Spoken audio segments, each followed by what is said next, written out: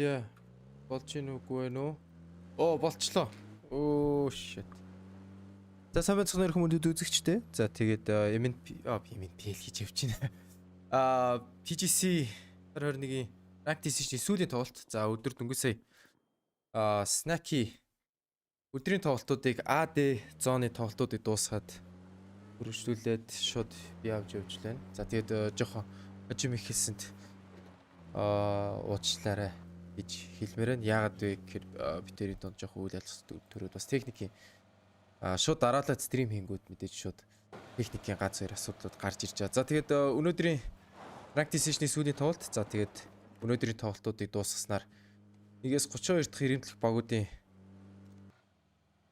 ранкууд гарна юм уу да. За Баярот дондог.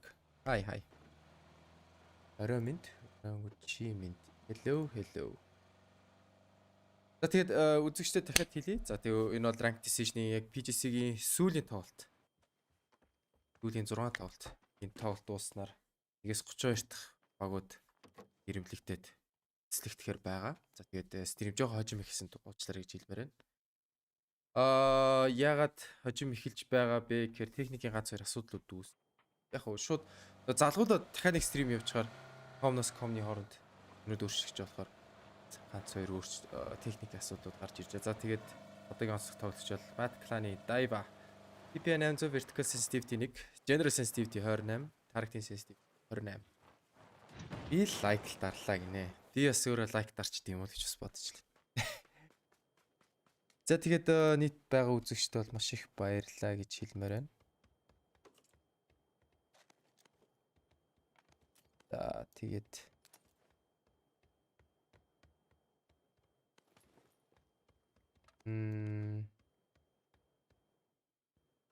Кастер өөрийгөө тайлбарлаад өөрийгөө танилцуулж. За Кастер би Кастер гэж бас хэлж болохгүй маа. Ерхийдээ MNPL-ийн зохион байгуулагч нар явдаг бор гэдэг. Тэгээд ерхий ЗБ-гийн ерхий бас юмнуудыг базж яваад шууд амжилт нь яаж явах уу, багийн тэмцээн яаж явах уу гэмээр MNPL дээр ерхийдээ нэлээд төлхөө анхаарч ажилтیں۔ Сторкууд энэ тэр ажлууд ер нь яаж явагдах уу гэдэг. За тэгээд мэдээч Snacky-ийн хувьд бол 12 тоглолтыг зэрэг тайлбарлалт шууд дараалал тайлбарлалт хийхэд бол нэлээд хэцүү. Тийм болохоор би ерхийдээ ажлын хуваалцж авч ажиллаж байгаамаа. За зөвхөн Ranked Decision дээр өдөрт 16 тоглолт дараалдаг гэж явж байгаа болохоор 2 дахоос эхлүүлээд яг Weekly Survival-ын тоглолтууд явагдангууд 5 6 5 гэсэн тоглолтууд явагдаад эхлэх юм. Тийм болохоор та бүхэн 2 дахоос ахуулаад Snacky-тай банк явчихна. Миний хэрэг бол байхгүй байх болно. За. Тэрээ та бүхэн яг Snacky-г үнэхээр хүсээд Snacky-г санаад бол өнөөдөртөө бүрийчих. Тэгээд Snacky цаад бүрээд ирнэ. За AD зооны багууд бол тоглоод дууссан. Тэгэж тоглохгүй. Тэгэхээр одоо үлдсэн BC-гийн зооны багууд бол тоглолтууд өргөжлүүлээд авч явахаар. За тэгээд Ranked Decision-ийн тоглолтууд дуусангууд яг PUBG PGC 2021-ийн яг үндсэн тэмцээн маань шууд эхлэхээр байгаа. За Ranked Decision-ийн тоглолтууд мэдээж маш чухал үүрэг гүйцэтгэж байгаа. Багууд 1-16-гийн хооронд хэн тоглох уу, хэн тоглохгүй байх уу гэдэг нэлээд шийдэгдээд явчихж байгаа.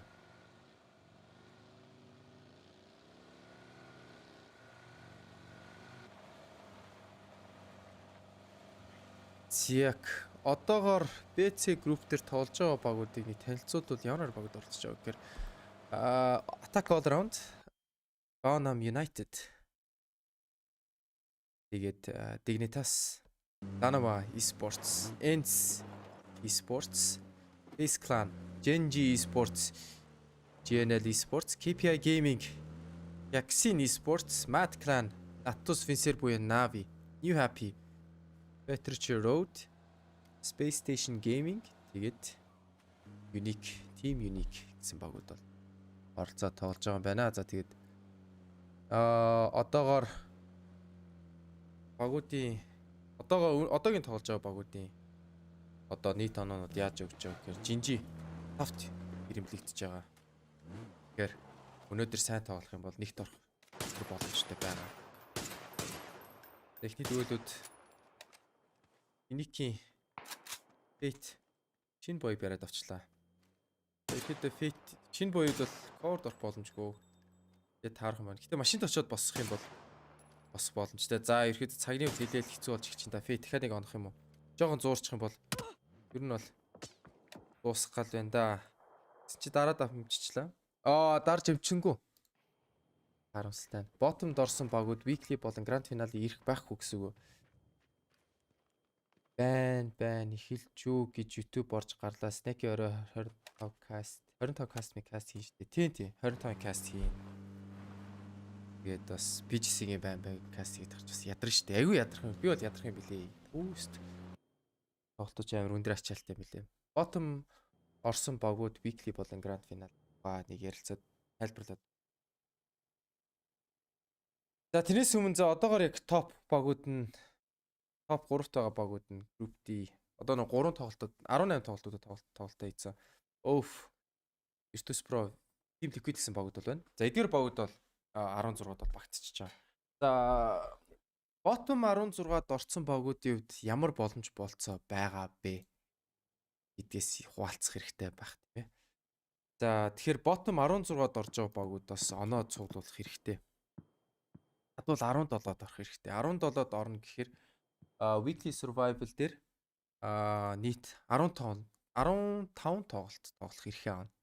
Ягаад 15 бэ гэхээр топ 16 багаас нэг chicken-дэд аль нэг ихний тоглолт chicken-дэд 16-аас нэг баг шууд weekly final руу орох юм бол 17 дахь баг шууд нөхөд орж ирж байгаа гэсэн үг. Тэгэж явцаар хамгийн сүүлийн тоглолтын дээр 31-т орсон баг нөхөд орно гэсэн үг болж байна. 31-т орсон баг weekly survival-ийн нэг л тоглолт тоглоно. Тэгэхээр нэг тоглолтоос шууд chicken dinner-т chance нэлээд бага. За түнгүүд окей ингээд chicken dinner-тэйгүү bottom 16-д орчлоо. Дараагийн 7 хоногийн bottom 16-д орчлоо. Эдгээр багууд дотроо дахиж тоглоно bottom 16-ийнх нь. Гэтэ rank decision-ийн дараа биш. Эхний weekly survival, weekly final-ийн дараах болно гэсэн. Тэгээ тэндээс гарч ирсэн шинээр үүссэн bottom 10 dotлийн 16 багууд дахиж хоорондоо үзээд 17-оос 32 гэсэн ирэмблээ дахиж гаргах юм.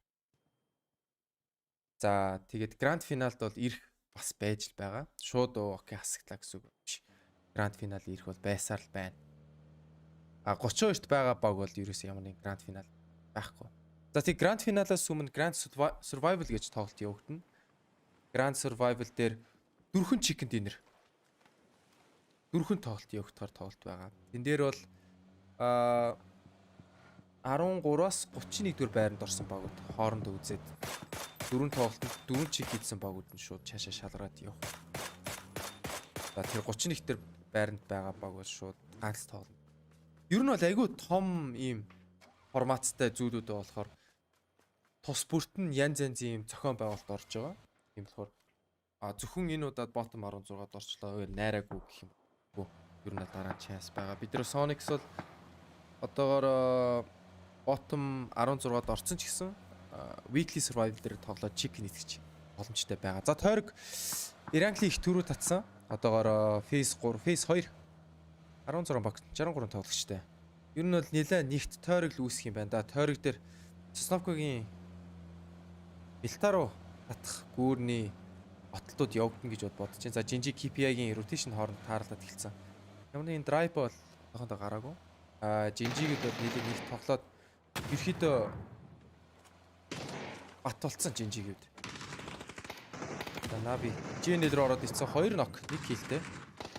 3 нок хийсэн. За ямар clean, ямар цэвэрхэн.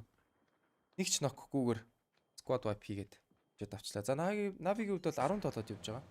Энэ байдлаар ийм статистиктэй тоглоод байх юм бол ер нь бол топ 16-д авах нь бол мэдээд өндөр боломжтой болчихж байгаа. За Данава Soul стил зэнийг бариад авсан.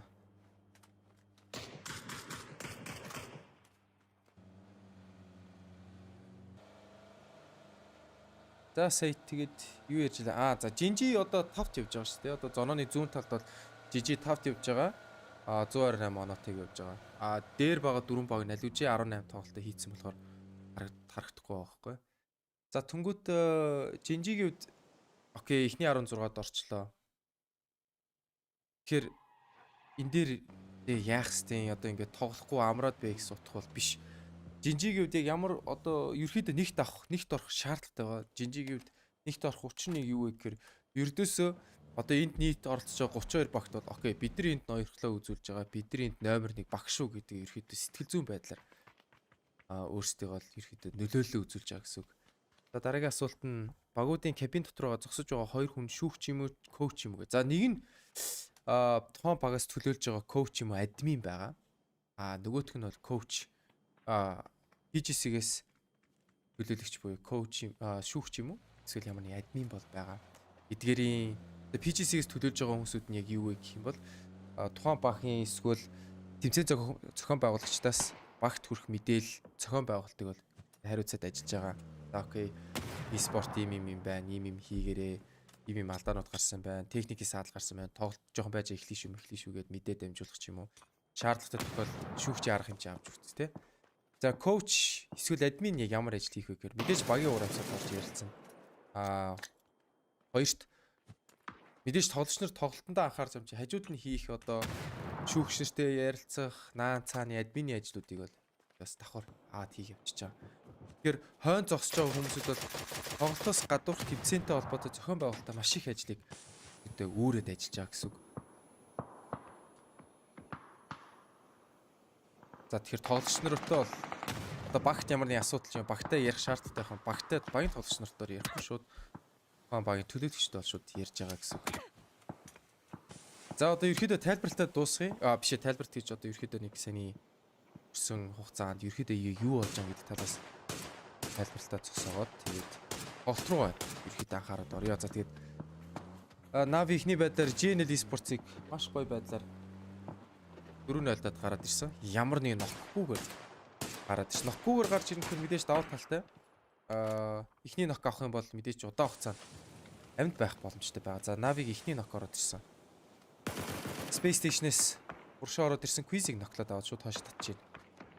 Энэ нилээ сейф тоглолт хийгээд энэ ерөөхдөө нилээ давуу талтай гараад ирчлээ. 2-2 сплит дээр 2 байгаа тоглолцын салгаад авсан. Кякшинээс цаанаас нь килийн авчи гэсэн бол строф килинг гүйцээд авцсан. Зя. Ерөөхдөө Аали хувьд бол босох юм боломж бол байхгүй. Навигаас бол тусамжаар очих юмны боломж бол нилээ таарах. Пүнэж Face Clan руу нилээ төхөд ирсэн. Face Clan-аас машиныг сонссон баха.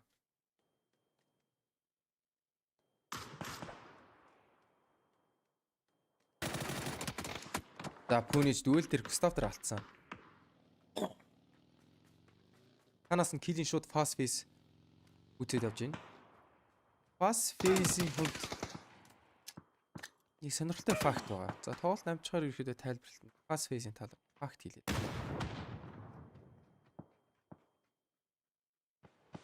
Sparking. Хэдэвт цаа ямар нэг utility бол байхгүй. Sparking лөө нээд ороод ирсэн. Густав яг 90 damage үзүүлсэн. Ямар гоё нээд орж ирээ. Sparking гэдэг ихээр найраг болсон. Бас спрей байна. Аглаад авсан. Ерөөдөө 20 гэж бид таныг олчих юм бол ерөөдөө алчих гээд байна да. Фланкнаас аны байжир буудаад эхэлсэн. Бас бейс үед бол босох боломжтой гэхэд бас нэлээд хэцүүхэл байна да. Яасан. Динжи бас буудаад эхэлсэн байна. За fast face-ийг ямар ерөөдөө fast face-ийг яагаад сонирхолтой тоглож вэ гэх юм бол fast face Шведийн одооч мөнтөнчлөө миний ойлгосноор SAS буюу Английн албаа хаалтыг бол хаасан хүн байгаа. Тэр ерөөдөө дайнд яваад үз. Багийн тактикал байдлаас ерөөдөө орох байх уу? Ийм стресс, ийм дарамтанд ороход биегээ хэрхэн авч явах уу гэдгийг өөр юм бие махбод төр үзсэн хүн болохоос онцлогтой болгож байгаа. За, New Happy-гаас S-трийг бариад авсан rotation дээр. Динжигээс гуруула. Кякшинээс бид урагшаа пүшлээд орж ирж байна. Кякшины хувьд бол нилээд оноо зулгах хэрэгтэй л байгаа. Чадвал 20-д орчвол бид боломжтой. Үгүй юм чи мутант драфтс rotation. Бид нилээл муутай явж байна да. Rex унаад авц. Rex-ийг босох боломжгүй. Никээс бол Rex-ийг бол угаачих юм байна. Нэг бол чиж байгаа юм байна. За phase 4 гарахад 5 секунд.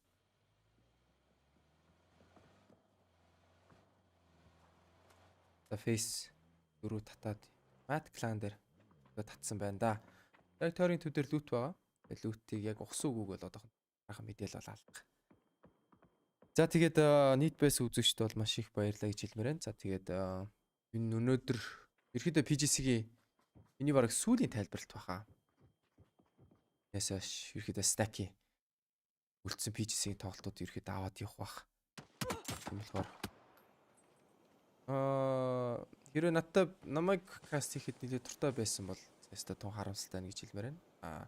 Stack-ийг сансан хүмүүст бол stack-ийг санаж байгаа хүмүүс бол чих баяртай мэдээл гэж хэлээ да тий. Энэс хойш PGC-ийн тайлбарлалтыг snack яваад явахаар snack гэдэг дэлхийн ороо үзнэ л гэсэн үг болж байгаа. Тиа. Тэро wheel. Roth-ыг бариад авцсан. За Space Station Gaming-ээс бол мэдээд авцсан. Одоо өнгийн мэдээж хариу тоглох шаардлага байгаа. Scar Spirit ямар нэгэн damage үзүүлсэн боловч нок байхгүй. Хүндгээс Action damage үзүүлсэн болсоос боловч Mamo нокаут. Ер нь бол 3 талын дан эхэлсэн. Тэгэл Space Station Gaming дээр нэлээд даваа талтай байгаа. Яг бол тойрог дотор байгаа. Тэгээ мөн түвшлэн өндөрлөг талаасаа байлтаж болохоор Space Station Gaming дээр нэлээд даваа талтай байгаа. Тэгээ Action хүнлэнгөөс орж исэн боловч так колороо бас флагд ороод Дооросоо так кол Теротос баялаад эхэлсэн. Өөрөөр нэлээд хэцүү болж эхэлж байна да. UP Таны класс тоглолт байгаа болов уу да. Үгүй л юм шиг байна да. Тэр нэлээд цахлаа гүйцэн. Oddless Excel-ийг ногтоод авсан. Oddless UP юм байна. Мамо гүйцснээр. Тэрогийнх нь эхний тоглолт өнчгөр болж байна. За Action-ыг бас Space Station-аас маш амжилттай хамгаалж авлаа. За тэгээд 12-т баг үлдснээр. Одоо оноо зулгаалт нийлээ хэрэгтэй болж эхэлж байгаа. За модны цаана ороод нийтийн дамжаас өөрийгөө хамгаалаад авчлаа. За тэгээд асуух асуултууд бол нээлттэй байгаа шүү. Асуух асуултууд байвал хариулаад гор байгаа шүү. За тэгээд Jace Наваас бид кил түүх гээд орж иж гэнэ үгүй юу?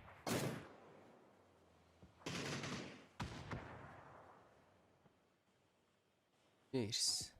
Ер нь бол Jace ч бол Апактай бол бас нэлээд нэр хүндтэй тоглогч шүү дээ. Апакийн All-Star.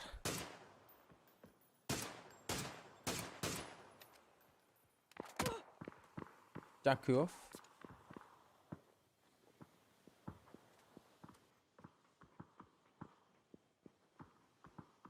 Одоо Mad Clan-ийн хувьд бол ерөөсөө явах ямар шаардлага байхгүй шүү дээ. Батны placement point авчи. За тэгээд тоглолтоо хаачих гэсэн байдалд бол тоглож байгаа. За тэгээд тойрын захаар байгаа багууд бол ерөөдөө тойрын захаар тоглож байгаа багууд бол нэлээх байлах шаардлага гарч ирж байгаа. За Anova Esports-ос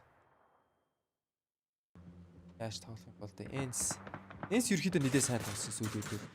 Өчигдрийн тоглолтнор бол нэлээд сайн тоглосон. Тэр сүүлийн chicken mic нь бол зөв гоё тоглосон. Zest капитаныг бариад авсан. Капитан. За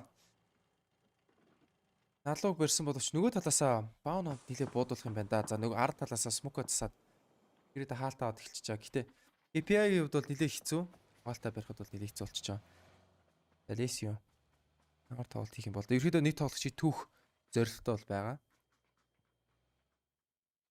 За Зипиан ерөөдөө миччихлээ Лекло.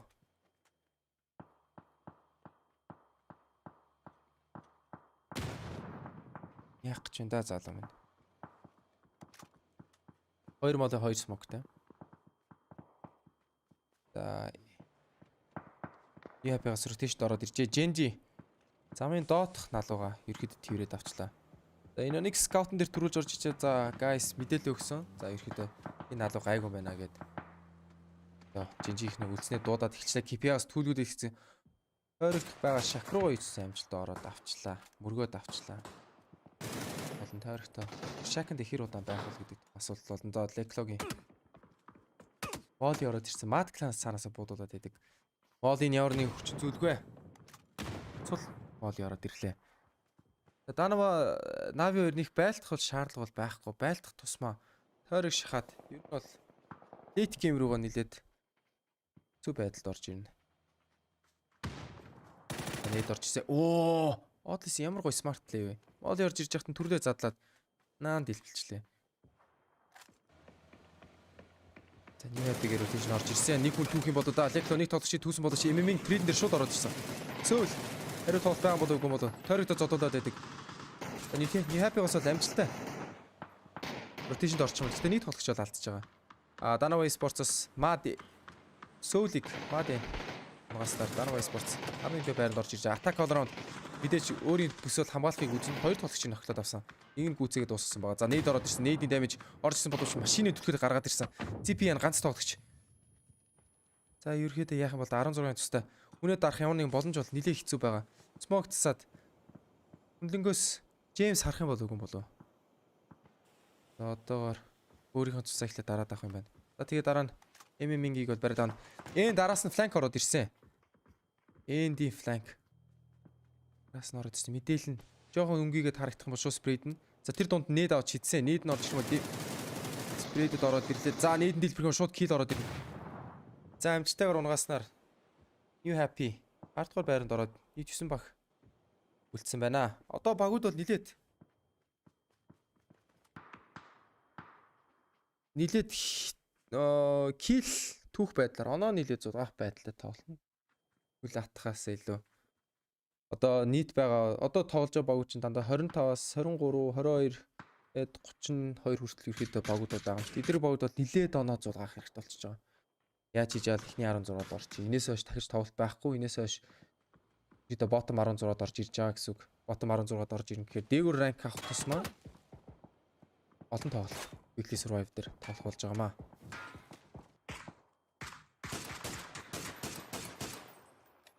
За attack all round MNPL season 3 дээр өөрөөдөө тоглосон байгаа. Маш гайхалтай тоглолтыг бол өөртөөс нь үзүүлсэн байгаа. Бас гайхалтай тоглогч нар бол байлаа. Джеймс хоёр бол ихэр тоглогч гэдэг бол мэдээг бол хэлээд үе. Яг хоёр ихэр тоглогч. Тэгээд Таначит хэм бэлээ, нөгөөх нь Таначот гээд хоёр ихэр агаас хамтдаа төссөн байгаа хоёр хүн байгаа. За Навигас XMPL байрлалыг хамгаалж чаддаг фланкнаас Бэлмэн унаад авсан. Таны унаах боломжтой болов нээд ороод ирсэн. Атлан руу ороод ирсэн боловч флаш модод хүрээд авсан. Сөрүүлээд нээд шидэж чинь харагдаж байна. Наач харамстайгаар Бэлмэн флашийн нээдэнд дунснаар Нави 8 дугаар байранд ороод топ 7 баг үлдээд ерөөдөө placement point-ууд аваад эхэлж байна. За ямар тоглолт вэ гэж хэлвэл PGC 2021-ийн rank decision буюу ирэмбэлийн тоглолтууд багуудын rank тогтоох тоглолтууд бол байгаа. Cheers. Нэг киллийг түүгээд авсан. Mad Clan 7 киллтэй. Нилээ сайн явж штэ. Одоо play 7-д орж ирэхэд нэг placement point-тэй. Тэгээ 7 киллтэй 8 он авч байгаа. Араасаа буудуулаад эхэлсэн. Attack all round сенсорын дай нэлээ хурцсаад эхэлсэн. Тойрогдоо шахтад орж ирнэ. За ямар гоё нээд орж ирв. 2 нок ороод ирсэн. Glooms Cheers хоёр ямар нэг хариу тоглолт байгаа болов уу? За нөгөө талаас нь Face third party-дад ерөөдөө AC-г сэндвич кофтэй тоолж байгаа юм байна. Лаш ороод ирсэн. Энэ авсан. Гүцээгээд авсан. Даанч харамстайгаар унснаар. Mad Clan 7 дугаар байранд Жинжигийн ноёрхол хүн утгуу гарч ирнэ. Энэ дээр Young Big ноктод авсан. 3-3 кейс дээр байгаа. За нээд ороод ирсэн. Зэстиг damage нь гэхдээ хил бол авахгүй. Нокол авахгүй. За дараагийн нээд цусаа дараа дамжицсан. NSS Jersey-г гүцээгээд авсан. За Glooms ганцаар амдуулж чинь. Glooms-д одоо ердөөс бол placement point-д авах хэрэгтэй. Тойрог дотор байгаа юм чи ямар нэг асуудал байхгүй. За Draft King одоо Shackness гарах цаг нь бол эхэлж байгаа. Jersey Glooms баригдаад авсан. Одоо тойрогтой хинч байхгүй. Attack all round 6 дугаар байранд орж ирснээр топ 5 баг бэс 7 дээр үлдчихээн да. За бид зам гатлаад Жинжигээс ирэхэд урагшаа тойрог руу аших үйлдэл хийж эхэлж байна. За Zest-ийн байрлалыг мэдж байхаа да. Zest багасаа ганцаараа байгаа юм байна. Zest-ийг унгаад авах юм бол ерөөдөө давуу талт болоод ирнэ. Map control-оо нэлээх бариад авчиж байгаа. Жинжигүүд бол мэдээлэлтэй байгаа гэж бодож байна. Сура. Одоогоор ямар нэг кил хийгээгүй байна.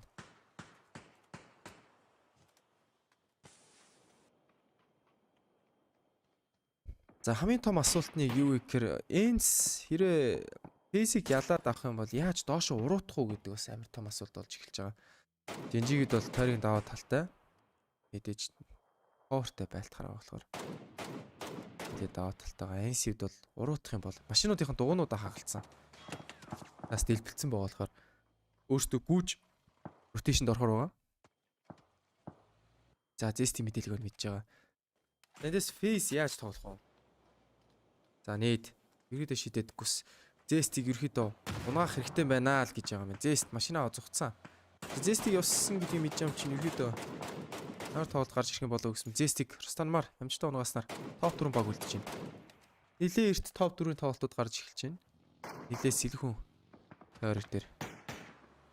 За фейс тойрог руугаа яаж урах вэ? За хонхорлогоороо бариад налуугаа барих юм бол жинжид бодвол өндөрлөгөө барих юм бол энс барилах гаддаг. Жинжи яалчгүй налуугийн байдал нь бол тойрогоос адуур байгаа болохоор ротейшнд орж эхэлж байна. За дигрээс пиог бариад басан. Юусэн гүзгээд пио сунаад асуураа сунцсан. За одоо Иноникс ганцаараа. Инониксийн клатч тоглолт байх юм болов уу юм болов. Ерөөдөө хөлөө атгаас сун. За нэлээ хэцүүхэн болж эхэлж байна. За цусаа дараад авна. Энс дээрээс нь буутах. Үнгийвэл буутах чанстай байгаа. Ерөөдөө энсүүд нэлээ даваа талтаа гараад ирчлээ. Хүмүүсийн тоглолшин тоо болон тэгээд байрлалууд бол нэлээ даваа талтаа. За Draft Kings бил өгөхгүй ер нь тойрогтой зодуулаад унаа гэсэн кол гаргаснаа. KPI Gaming 4-р байранд орчихснээр Face Gaming урагшаа аажмаар шахаал машина барайл тойргийн цахаа барайл. За ерөөдөө шинэ дараа cover хийх гэсэн колтой тоглож байгаа юм байна. Энэ нэг цаг төвөө бариад хөвцсөн. NC-д бол нэлээд даваа талтай байгаа. 3-1 сплиттэй болж байгаа. Их зөө. Бид налуугийн доод хэсэг дээр байрлаад эхэлсэн. Үлдсэн 3 тоглогч нь бол дээрээс нь харна гэсэн. Колтой тоглож байгаа. За тик зөө ерөөдөө байлдах шаардлагагүй. Ерөөдөө амьд байх шаардлагатай.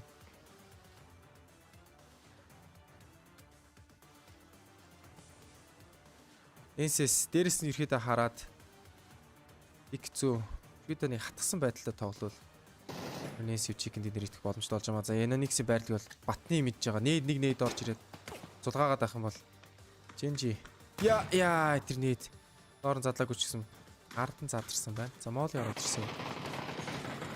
Давсан боловч дигэр Селараар тоншоод Enonix-ийг унагааснаар топ 2 баг Европын чикен динер гарч ирэх юм байна да. За тэгээд тойргийн даваа байдалд одоо хүний даваа байдалд Энс байгаад байгаа. Эзэн дээр явны хариулт байгаа юм да 58. Йоо эцэг ямар амар. Хөөе эцэг фекс хой пүү. Тоглолтыг эргүүлээд авчлаа. За. Эзэн чикен динер гарах чанс маш өндөр болоод эхэлж байна. Эцэг хөвтөд трейдер тэг зү маш гоё. Лок авсан трейдэн дээр 2-2. Болгочгоо босгоод дигрэс ирэхэд урагшаа шахаад ороод ирсэн. Тэг зүү араас нь ерөөдөө скаутсан байдлаа тоглож эхэлж байгаа. Густав ерөөдөө гүйлэхгүй гэж үзэн.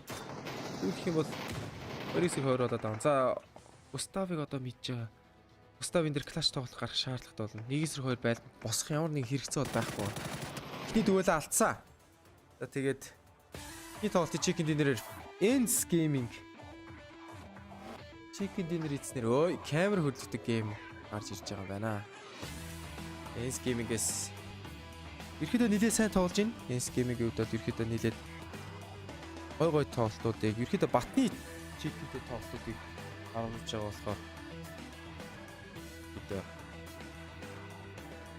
нэлээд тууштай тоглолтыг бол өөрсдөөс нь харуулж өгч байна. За тэгээд Ends Gaming-д бол баяр хүргэе. За тэгээд үлдсэн 5 тоглолтууд байгаа. Тэгээд Ends-д бол амрах цаг арай болоогүй байгаа. Тэгээд 22-оос 32 байгаа баг бол нэлээд өсөлтөд орж ирж байгаа. Нэлээд өсөглөө орж ирж байгаа болохоор тэгээд амрах цаг нь бол болоогүй байгаа шүү. За тэгээд хэсэг хугацааны дараа аналистуудын тайлбаралтай танилцаад за тэгээд хоёр дахь гейм руугаа эрен уулзлаа түр баяртай. За тэгээд нийт байс үзэгчд бол маш их баярлалаа гэж хэлмээр байна. За тэгээд бидний дэмжихийг хүсэж байгаа бол за MNPL-ийн арын албан дээр ерөөдөө ажиллаж байгаа Анар гэх залуугийн дансыг бол тавьсан байгаа. Хөдөлгөөн хөгжлийн банк 421 031 623 гэсэн данс руу хийгээд MNPL-ийн Арын албаны хэмжээд өөрөө эндээс бол би эндээс бол нэг ч төгрөг авахгүй. За тэгээ анар маань ирэхэд мөнгө авах байгаамаа. За тэгээ та бүхэндээ маш их баярлалаа. За хэсэг хугацааны дараа хэрэн уулзлаа түр баяртай. The chicken dinner. They had a relatively quiet mid-game with the exception of Rustenmar as well. I mean, Michael, he was doing work, just quietly chugging away 5 kills with the MK, setting them up for the end game. They weren't really involved in the West in that big free-for-all fight. They sort of came in at the end of that. I mean, Ents in a quiet mid-game, name a more iconic duo, right? But at this point, I mean, as their biggest critic so far, even though they've been very successful playing their game, you could see here it was just a total contrast. They were so much more proactive. They were actually deciding who was making it into those final circles. You can see here Rustin Marv obviously moving over with his MK to shut down one of these rotations. This is very, very different to what we've seen Ents do previously, where they've had numbers, they've been in a position of, I guess you could call it a power position, but this time actually putting it to good use, asserting their dominance, making sure that nobody else can set up comfortably here. This is fantastic to see, and this is ultimately what I've wanted to see. Of all the times we've seen them with numbers in the late game, this is the sort of game I want to see them play, and the question I asked the other day was actually how deadly to Ents look if, you know, even if a 40% time they can convert these late games positions into wins. I think this is a byproduct of that. It certainly is. Yeah. Still enjoying themselves clearly. Absolutely delightful chicken dinner for Ents there to begin with. And I think Martin touched on something really quite important earlier. We mentioned that Ents just staying alive into the late game. I mean, Avenger, that it can't go understated. They had level 3 vests. Members of FaZe had no vests at all. They probably had more utility as well. There is something to be said for the quiet approach because you then get an unfair advantage later on. Yeah, in that regard, like you obviously have full durability on your vest, and even if you get to take a few crates as well, the vest and the crate that Tixu took was greedy. Like that was not needed, but it put him in a position where he could get a few knocks and have like an angle, because there were one more guy alive than FaZeland. They could have an angle and the pressure that they could put on them on FaZeland. But yeah, I think FaZe played it super well in the regard of them not having as much utility, only being 3 guys alive, and the position that they had, like Ents just had so much more position than them in late game. And with how, I think they said it best themselves, right? Because sometimes you just gotta get lucky and you gotta get into a good position. But them also playing the slow play style and playing it safe, and everything that, you know, the winner chicken dinner format, MC format, has given them, that is actually setting themselves up for success in the late game conversions. That really reflects in, I think, the stats that we're seeing on screen now. We just saw Rustin compared to Jays from attack all around, virtually doing the same amount of damage in that game, but 2 kills to 6. Knowing when to open fire and making sure you have the cover available so that you can safely flush and confirm those kills is something that Ents are able to do so well, Michael. They pick their moments, and when they knock you, you know you haven't got long for this world because they've already planned the next 10 seconds in advance. Yeah, and the good thing here is I think you can see that moment the switch is flipped, right, from Ents, where they feel comfortable enough, they have good enough information on exactly where every team is positioned, and that's why we see that kind of focus on the west side of that circle. They sweep around, and again, just to come back to what Martin was talking about, you could say FaZe were in a similar position to, I guess, achieve the same thing on the east side, but being a man down, it certainly feels a lot more uncomfortable, so to say, to overextend or to maybe force the issue onto certain teams. But Ents' setup there through the mid game ultimately is what gave them the time and the space to pick which fights to take. And speaking of picking your fights as well, they weren't the only team who did quite well. I think it's worth mentioning that by Phase 4, Space Station Gaming, who do need a decent day today, they had 5 kills by Phase 4. They've started the day positively, Martin, which is really good to see. We now want, hopefully, for them to follow that up with a little bit more momentum through games 2 and 3. Yeah, I really hope that they're able to continue that, because that's going to make the whole difference if they're playing 1 or 2 games, 3 games, or if they're playing potentially 2 whole days in the weekly survival 11. Like if you're able to have 11 or more games, then you're somewhat decently comfortable, but still you're fighting to get into that top 16. They could potentially do it, because again, now ends, they're swallowing a lot of the points in the top. They are already safe. Those 23 points there in the top didn't go to any one of the kind of one-to-ones that they don't want them to get to. FaZe Clan, sure, they got some points from it, but they didn't get that many kills. They only got the second place, and they're still sitting at, I think, 65 points. So Space Station Games almost 10 points behind them, and a lot of the other teams that were slowly getting into it, Petrica Road didn't have a good game, and some of the teams that we would expect to do well, that are in the bottom currently, didn't do well this game. And if that continues throughout today, yeah, Space Station Gaming could salvage themselves some more games, or potentially contest to get into the top 16. I doubt it, because they're only 55 points. It's very far. They need they need 2 big wins to be able to get close to the top 16. I guess the point is, even just putting yourself in the position where that's possible has got to be such a big psychological boost, right? And knowing when to take your fights during the games is also quite critical. A team we haven't mentioned yet, Michael, we were talking about them during the game, was Bao Nam. We had such a massively stacked west side of, I think it was phase 6. We had Na'Vi, we had AAA, we had MAD, we had Space Station Gaming. Bao Nam was watching all of this, listening out for it, and they decided, you know what? Let's just come in last here and push in from north. And okay, they didn't make the top 3, but it looked like a really good play. It did, yeah. And I think there was certainly kind of considering the push onto Gen Z. I'm not sure if the kill feed knowledge was there or not. You got to question the next move ultimately after they push up to kind of secure those kills onto Mad Clan. But again, they're in a really, really good spot to ultimately get themselves to a good position for endgame. Again, I just come back to that questioning. Do they push that direction just because they know who it was to the east, right? That's the question you got to ask, because Gen Z ultimately were in the stronger of the north positions. Again, I love the use of time and utility to kind of close the distance on Mad Clan. Again, they didn't want to wait for the circle to close, and you got to respect being decisive and proactive in that respect. But I can't help but feeling at some point it's almost like, yeah, regardless of who it is, the better option is to take this fight, and I think Gen G was the correct decision there. They ended up getting a decent number of kills because of it, and I think Martin, you mentioned it earlier. FaZe Clan, yes, they've got second place, they've got the position, and valuable points on the board are always welcome. But if you go out, for example, one position earlier, but you've got an extra 4 to 6 kills for it, that obviously is a feel-good moment and nets you a higher position on the leaderboard as well. So even though they finished strongly, are you looking for them to maybe be a bit more aggressive moving on to Erangel games 2 and 3?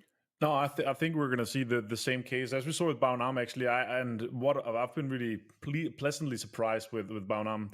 They've been kind of silently consistent, and I think that's what we're going to see from FaZe Clan as well today. Like, they're going to try to get into set themselves up for late game for a potential, like, a third party where they don't have to force the fight if they're down 1 or 2 guys. But smart rotation, smart decision making, and what we also saw, what I was looking at on the map stream as well from FaZe Clan, is that they're extremely coherent on they want to make sure nobody's coming in behind them, and then they want to be able to set themselves up for a good spot for late game. The scout from 8C from shelter over towards the maple tree, the timing that they took it's they're super aware of.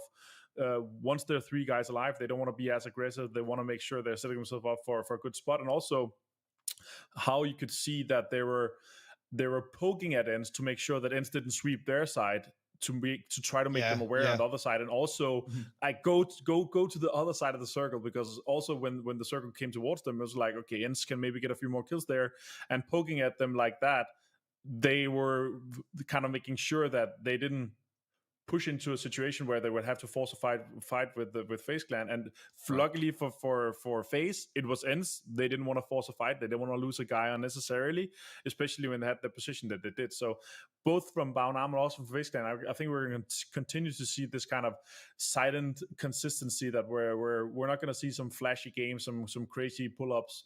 I think they just want to secure themselves as many games as they can, or for Bao Nam, cement their position in the top 16.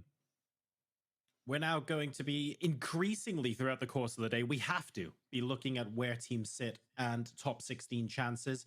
A PCS winner in Petrichor Road going out early that game, Michael. They need a big day today. They're currently sat overall in something like 24th place. They want to make their way at least so that they're in the top 20, if not the top 16, so that they have a decent number of games. We know they can pop off when the time is right, but they haven't had a great start to the day so far. No, they haven't. I think their day one sits at the. And again, you think back at, I think it was game 5 on day one. They had a 14 kill win, and it looked so comfortable for them. And the problem is we've just seen nothing else really outside of that.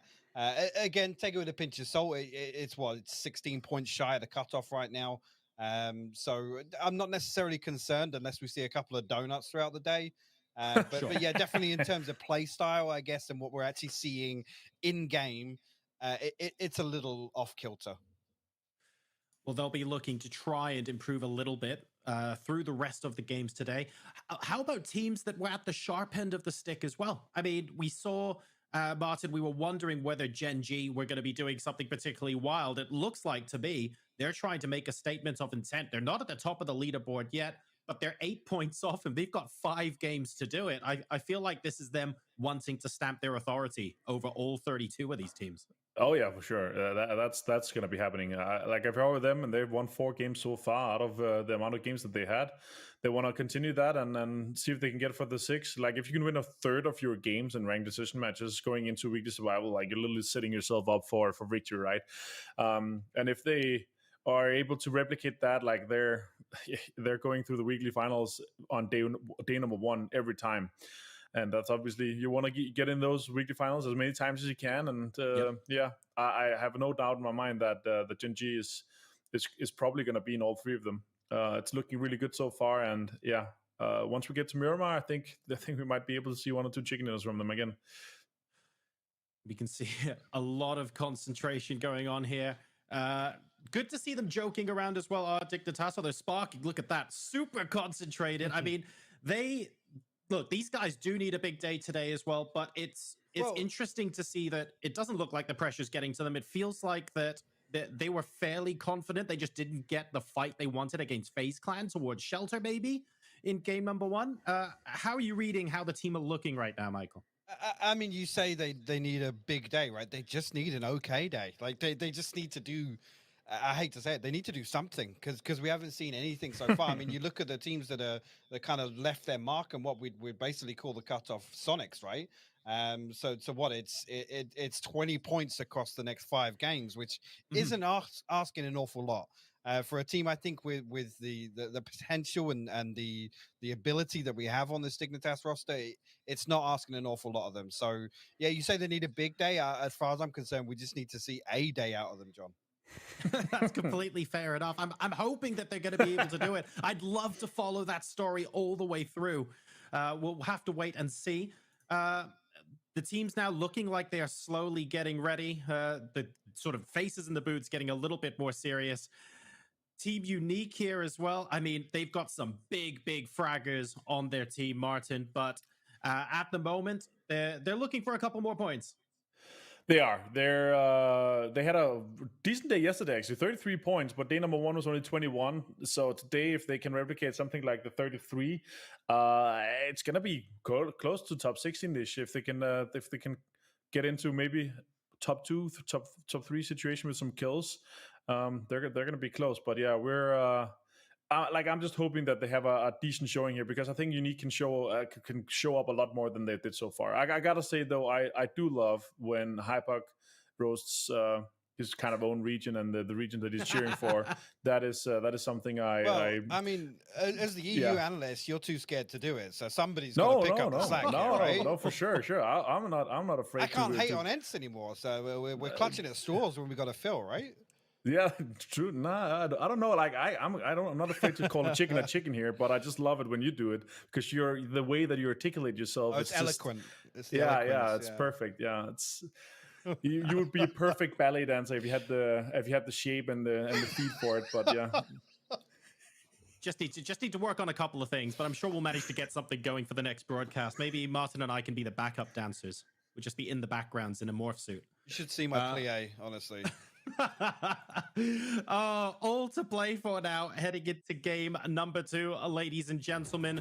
Are we going to see some hot drops? Which teams are going to come out on top? Let's find out with 5 games left to go before our first weekly survival.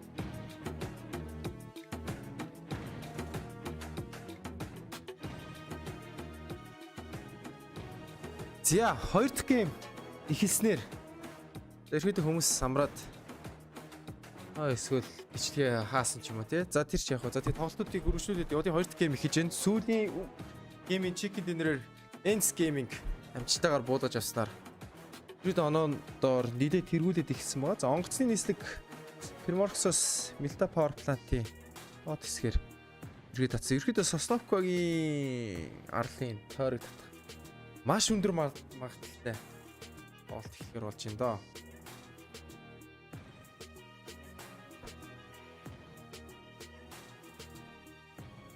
Ерөөдөө багууд яаж тоглох вэ? Жинжи хараад байхад ерөөдөө нэг хот дроплохгүй ерөөдөө захалж л тоглоод байна тийм үү?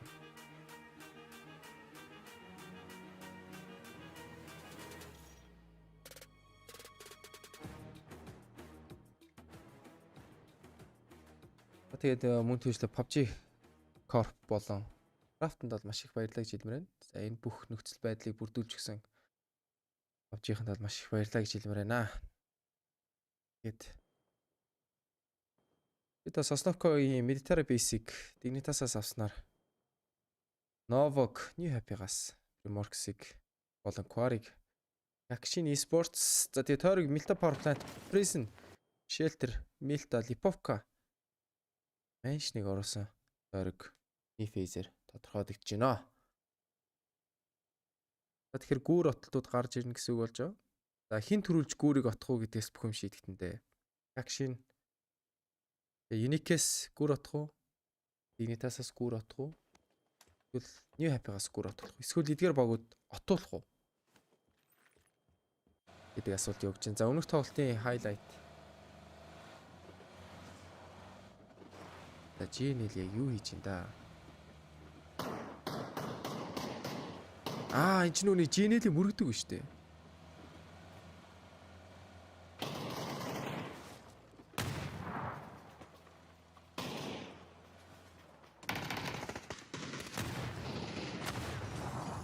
Маш гоё хамгаалж юм.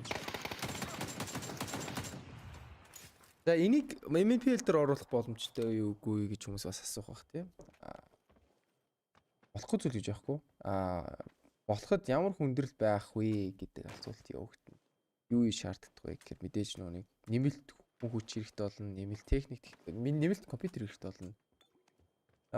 MNPL-ийн шууд дамжуулалт нэлээд төвшөртэй 6 цаг явагддаг байгаа.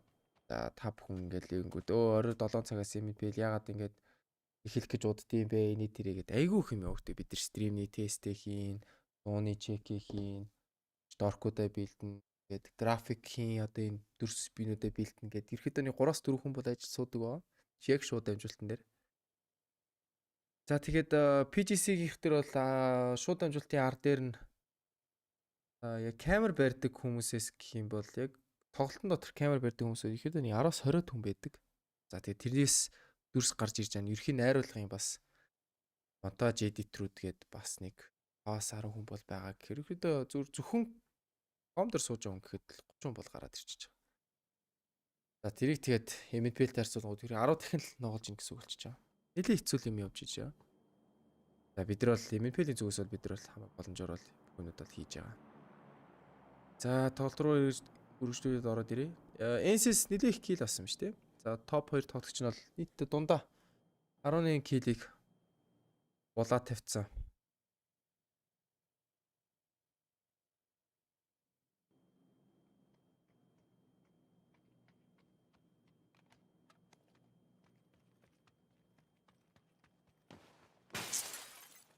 X2 одоогоор онцлог тоглогч байна. DPI 800 vertical sensitivity multiplier 1.2, general sensitivity 43, targeting sensitivity 42 гэдэг програм дээр тоглолтыг юм байна. Тэгээд X2 шиг тоглох эсвэл мөнгө тоглох таалагдсан бол settings-ийг оролдоод үзээрэй гэж хэлмээр байна.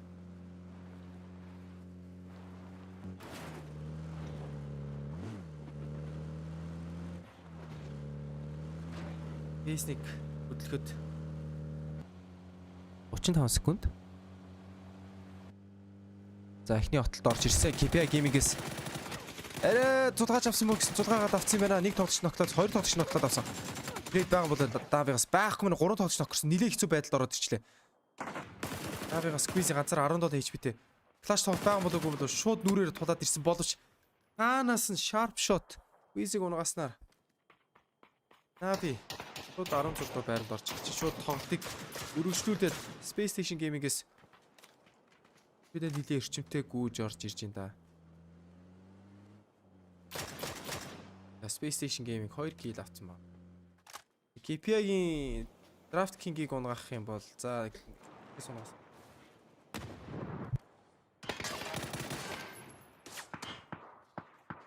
Тэснэр Navi-ийн kill үс орж ирж байгаа. Шууд байлдаад хэлж штэ. Энд чи ерөөхдөө MNPL тоглолт болоод байна үгүй.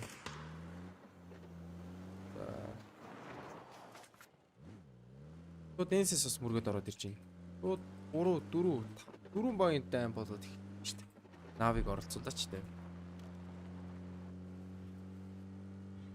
За Space Station Gaming-ээс за бид нар kill авсан одоо гарын залуучуудаа л гэж эхэлж байгаа юм. За Space Station Gaming-ээс яасан юм. Ёо!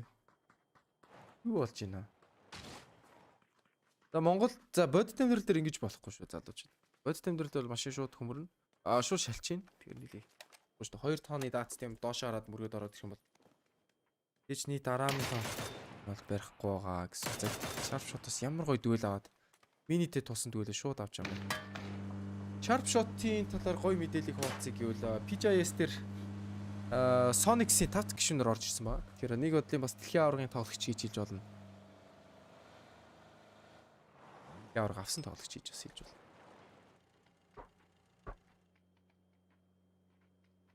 You happy? Тойрог руу ч ороод ирсэн пирогийг урд руу явуулж чинь. За тэгээ араасаа дигний тасыг хэд отолтонд аавна гэсэн бодолт бол байгаа. За Жинжи тэр дээгүр ямар юм сейфтэй болтоо тоолж байна.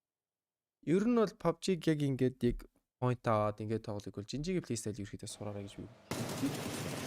За бидний Zipiang Punij-ийг бариад авсан.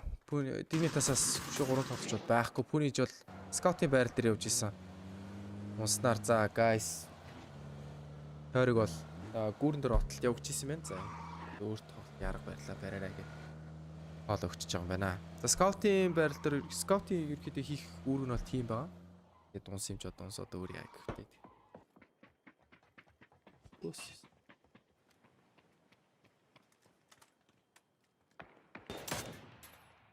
Sparking. За килээ гүйцээж авч чадахгүй хаа. Энэ бол босох нь бол ам боломжтой. Тэгэж поwerтэй.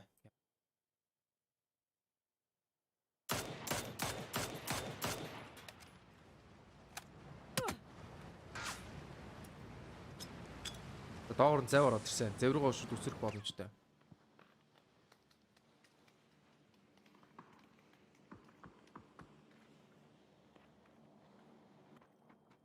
Өнөөдөр бүтэнсэ өдөр хоб хүмүүс сайхан амарч явж байгаа те маргааш ажилдаа байгаа. Мэдээж бас ороод ирсэн. Гадаа нэлээд хүүтэн болсон байлээ. Тэгээ гадаа гарч явж ирснээс PGC-г үзээд эсвэл PUBG тоглоод бүр аяа өнгөрүүлвэл гоё хаа гэж бодож байна. Мэдээж ковид явагдаж байгаа. Бас нэг талаас эрсдэл.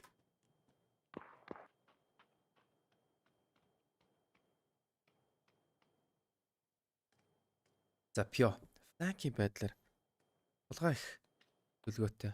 Ер нь бол Баунамаас хүн байгаа гэдгийг бол мэдж байгаа.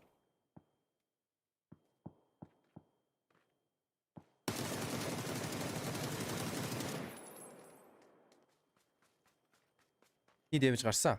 Одоохондоо хил асанг шууд наллаасан.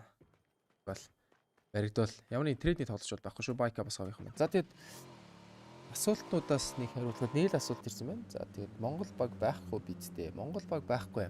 PGC дээр 21 онд бол Монгол баг одоохондоо оролцоогүй. 22 онд бол ерөнхийдөө MNPL зүгээс Монгол багийг оруулах тал дээр нилээд ажиллаж байгаамаа.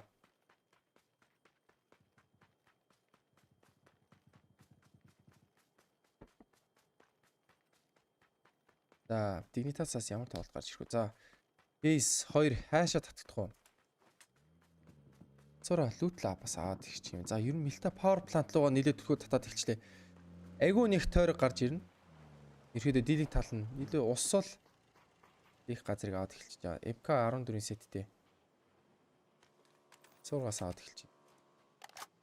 За, нэг сонирхолтой факт хэлэхэд бол Abdi-гийн MK-гийн спрейг бол бүгд мэдж байгаа. Assocation бас MK-гийн тончлуудыг үзүүлж санаж байгаа юм тийм.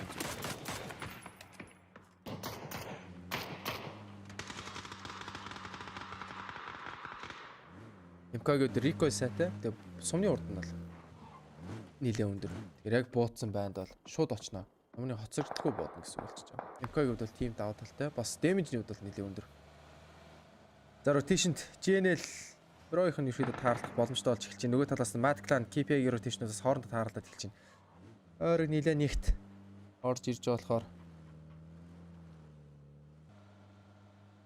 багийн rotation-ууд нилээ хэцүү болж ирнэ. Мөн rotation гэхээс илүү яг ямар байр л эзлэх үү гэдэг нь айгүй том асуудал бол баг.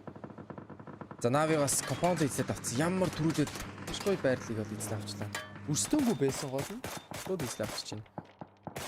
Лид зөрөгтэй өөртөөх нь хоёрлоо шууд харж иж Genji 136 оноотой 3-т ороод ирчихлээ нэр.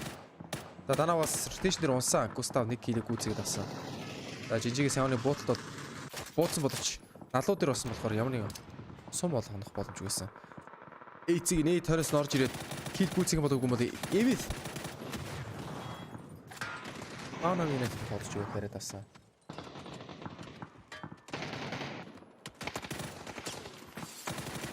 За, KPI-с ерөөдөө гүгэд ороод ирсэн. BN United-ыг үүцээгээд авсан.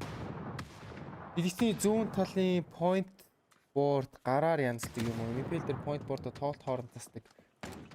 За, би нэг дуусгачаад тайлбарлаад өгье. За, ерөөдөө New Happy-гаас Heroгийн довтлогонод ороод ирсэн. Хоёр хятад багуудаас хэн номер 1 баг вэ гэдэг шийдэл гарч ирж байна. За, ерөөдөө төвлөд аваад ирсэн.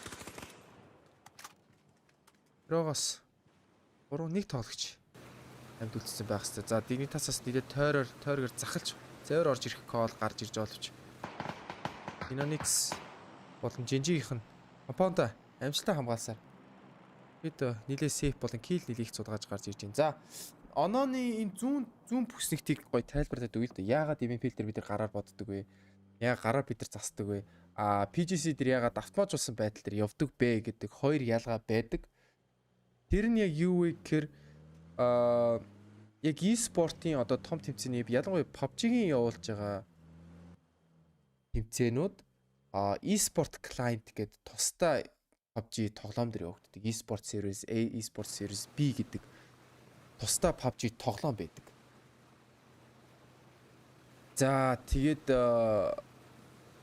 эдгээр одоо юунууд те клиентаас тоглоомоос хамаарат point өгөх одоо бидэрт API системийн одоо хандлт өгдөг гэж байгаа. Яагаад live server дээр тийм байж болдоггүй гэхээр нэгт энэ API системээр бүх мэдээлэлүүд явж байгаа. Одоо ямар тоглогч хэдэн километр гүйсэн бэ, хаана явж байгаа гэдэг мэдээлэлд гарч ирдэг болохоор яг энэ хандлтаар хүмүүс айгүй чит хийх боломж байдаг. Читийг гаргах мөн түүчлэн яг үндсэн PUBG дээр нэлээх ачаал гаргахаас сэргийлдэг учраас шууд тоглолтын дур оноо бодоод автоматар бодох тийм автоматжуулалтын системийг хийдэггүй. E-sport сервер дээр сэргээрээ байдаг. Ерөөдөө PUBG-гаас өөртөө хандлтууд аваад дуудаад за жишээ нь наан ингээд нэг кил ирэх юм шууд кил бодогдоод ороод ирдэг. Програм хангалтын дээр. За тэрнгүү тэр нь дүрс дээр гарч ирэнгүүтээ зүүн болон дээр шууд оноо нь орж ирээд тэдүүн ингээд гарч ирдэг гэдэг гарч ирж байгаа.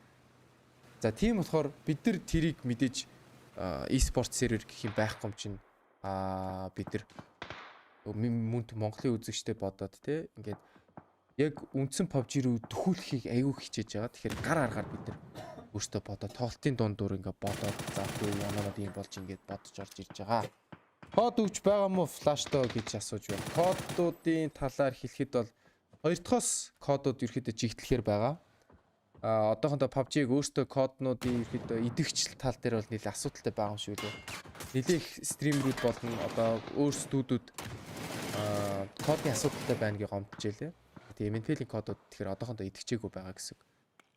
Тэгээ хоёр дахоос ерөөхдөө код идэвхжингүүт та бүгдэд зарлаа та бүхэн кодуудаа хэрэгжүүлээд тэгээд PUBG-гаас авч байгаа билгүүдээ аваарай гэж хэлж байгаа. За ерөөдөө нилээх юм тайлбарлаад явчлаа. За тэгээд тоглолтуудаа нилээ үнж явуулч та тий.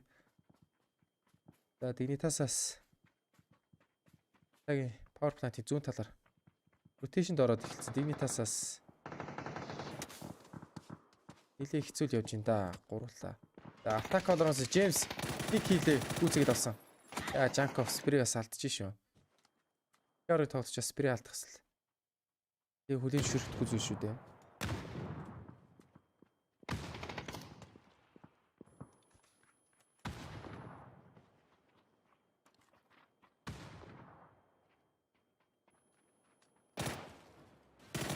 За мил энэ нэлийн тоглогчийг тийш дээр бариад авсан. Американо ямар нэг трейдинг тоглолт байгаа болов уу? Мил нээж ицсэн боловч анимашн дээр баригдаад Американод баригдаад унжи Перогийнх нь 13 дугаар байранд ороод тоглолтыг үргэлжлүүлэх боломжгүй болж байна. За Перогийнх нь бол 22-т бичих гэж байгаа маань. Хятадын номер 1 багштай бас Перо чинь. Гэсэн мөртлөө ийм тарах үзүүлэлт үзүүлж ин гэж үгтэй Хятадын Esports-ууд бол нэлээд муу нэр хүнд барьж байна гэсэн үг болчихж байгаа. Эсрээр New Happy PCL-ийн аваргаар орж ирсэн баг бол нэлээд сайн үзэлтэй явж штэ.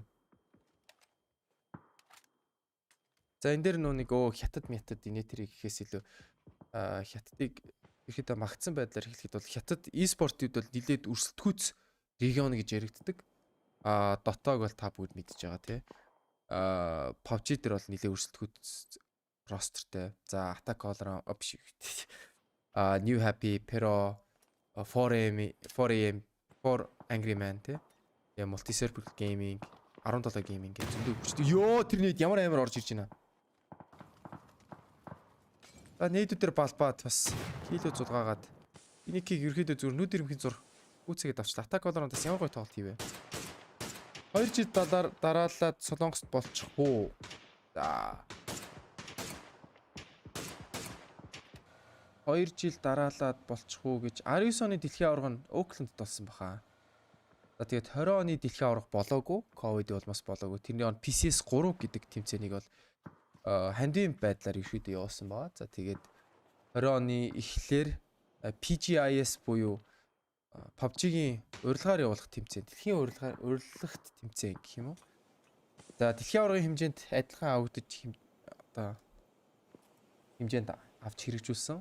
Дэлхийн аваргад адилхан тэмцээн болж явсан байгаа. За тэгээд 21 онд за ковид за одоо болно өгшөө гээд дэлхийн аварга явуулах шаардлагатай байна гэд. Карантины арга хэмжээ авч хийсэн. Ковидын эсрэг арга хэмжээнүүд аваад яварга карантинлээтэд тэгээд тэмцээний авч явж байгаамаа. За PGIS нь бол Солонгост болсон. Одоо PGC 2021 нь бол бас Солонгост явж байгаа. За PGC 2019 он нь бол Окленд буюу Америк нэгдсэн улсын Калифорни мужийн Окленд гэх хотод болсон байна. Окленд айгүйх монголчууд байдаг ш нэрээ. Окленд бол Сан Францискотой ерөн зэрэгэлдээ байдаг хотууд. Гүүрний наан цаанд байдаг хотууд. Окленд айгүйх монголчууд байдаг. Тэгэхээр миний бодлоор Оклендийн дэлхийн аварга дээр монголчууд очиж үзсэн байна.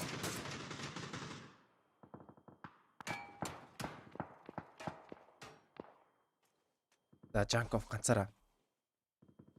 Ихэд Jankovид бол 20 оноотой ихэд гендагаа placement point авах хэрэгтэй. За Milta Power Plant-ийн үндсэн үйлдвэрийн байрал руу ихэд SWAT стилээр хоёулаа шифтэлсэн.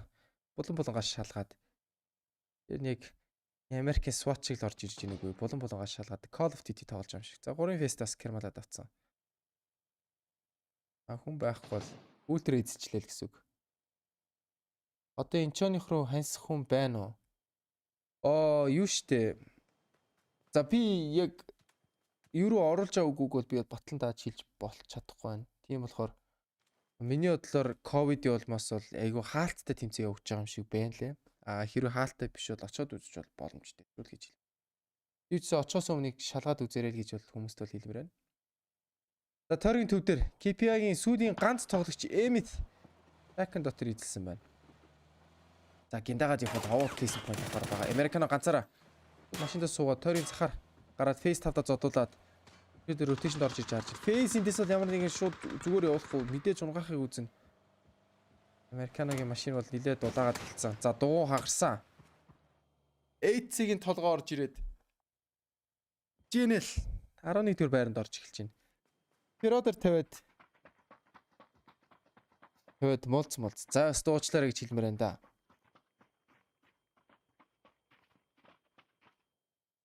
PUBG-гийн бетийг бол яг хэлж мэдэхгүй байна. PUBG-гийн бет амар сонирхолтой юм шиг үлээ. Яг яаж явагдтыг. Чи нөө нэгээс хэрэг биш болохоор бас. Яа, Мадин. Станмар дээр нэг трейдэд ороод ирсэн. Цаанаас нь Растанмар фаз фейс. Цаанаас нь унгааж авснаар. Хоёр дайны цаанаас фаз фейсийн ерөөдөө буудаж эхлээд идэг. Энэ нэг нийлээ дав байдалтай. Ойр хавьд нэгч баг тоглож байхгүй. Дэнс сэндвичэнд орсноор 10 дугаар байранд орж ирээд өмнөх тоглолтын чикэд динер гэсэн баг. Болтыг өргөжлөх боломжгүй болж байна. За эндик босоход коортай. Жанков бол өнгөх зориг бол байхгүй байх гэж бодож байна. Одоохондоо ч болохгүй байх. Яг финал дээр нээлттэй байхаа. За нээлттэй байх гэж байгаасаа гэж би бол хүсэж байна. Нэгч болтохгүй Монгол хүн бас тий. Гой финалийн тоглолтуудыг үзээд бас гоё experience туршлагыг хуваалцаа цаг завыг сайхан өнгөрүүлээсэй гэж би бол хувьдаа л хүсэж байна. Жанков бид үл авсан. Дараагийн тоглолтод үл авахгүй. За нийлээл Онд бодуулаад их харагдаа орж ичээ лаши нийт маш гоо орж ирснээр так all round 9 байранд орж ирв. За үлдсэн топ 8 багууд үлдсэн. Одоогоос ерөөдөө point аваад эхэлж байна. New хатагаас ороод ирсэн. Face руу. За fast face нилээ хойшоо татаад эхэлсэн. Багийнхныгаа ерөөдөө босох боломжгүй гэдэг мэдээ урагшаа нээд. Эхний тоглолтод дүүлтэн. Дүүлснийхаа дараа шууд залгуудаа дараагийн тоглолт шиг трейдтэй шууд байлц шаардлагатай. За баруун дараа зүүн дараа шууд трейдэн дээр нь New Happy орж ирсэн. За Dignitas цус сүнэрлээд юуч гүйж орж ирж байна. Эхний нок авсан. Хидийг гүйцээгээд авсан бас. За Mongolian-аас залгуулаад шийдсэн. За эхний ноктой тоглолчийг бол шууд онхол юм бол нэгч дэмэж өсөнгөө. New Happy-гаас хоёлоо. Араас нь Mad Clan-аас буудаад идэг. Тойрийнхан бас зах дээр. Тулаад байлдаад байдагс. Одоогор дав байлтаа бол Spark байгаа. Таред орж ирсэн. Тойрыг эргүүлээд API стил тойрог дотроо. Ямар гоё тоглож байна. API-гаас бол. Shin boy knock. Эд нуусаа. За техник дүүл дээр. Ахуугүй багийн тоглогч CP-наас амжилттай унааснаар 6 баг үлдэж байна да. Mad Clan руу буудаад тэгсэн. Mad Clan шонгийн мод. Шонгийн мод гэж хэлдэггүй. Юу гэдүүлээ? Цамхаг гэж ярьдэн штэ. Юу гэдүүлээ?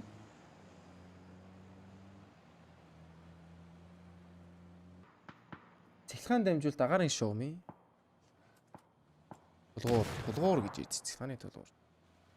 Цэцлэгааны гэж чээс юм уу марцчихмартаа тасл эвгүй шүү. За Пёгос маш цэвэрхэн нэгээс 2 килийг шууд зулгааж авснаар Жинжигээс маш цэвэрхэн 2 кил шууд зулгаагаад авчлаа. EAP-гаас 12 килтэй явж байна. Тэгээд Русалкад нэг захиж хэлэхэд юм бол тэмцээн ямар болсон бэ? Хэрэг очиж үзвэл сэтгэлээ нэг хуваалцаад өгөөрэй. MNPL рүү бичдэг ч юм уу эсвэл өндөр хүчтэй. За өндөр хүчтэй гэж бас хэлдэггүй юм да. Өндөр хүчтэйний тулгуур гэж бас хэлдэг л дээ. Ер нь циташийн тулгуур гэж хэлдэг л дээ. Циташ гэдэг нь цэцлэгаан дамжуулах агаарын шугам гэдэг. За мэрэгчлэр ядж яах вэ тийм ээ. Анар жоохон PUBG муухан мэддэг юм уу? Тоглодгүй юм уу? Би тоглохоос илүү аналитик тал руу их суудаг юм. Ерөөдөө PUBG ерөөдөө тоглохоос илүү яг зохион байгуулалт тал руу нэлээх хандаад явдаг байгаа. Тэгээд ерөөдөө аналитик талаас авдаг хүмүүс заавал сайн болох шаардлага байхгүй. New Happy 14 килтэй. Ерөөдөө яг тоглолтын байдлаас авч хэрэгжүүлэх юм бол EAP-гаас нэлээд хит авах байдлаар тоглож байгаа юм байна. Жинжигээс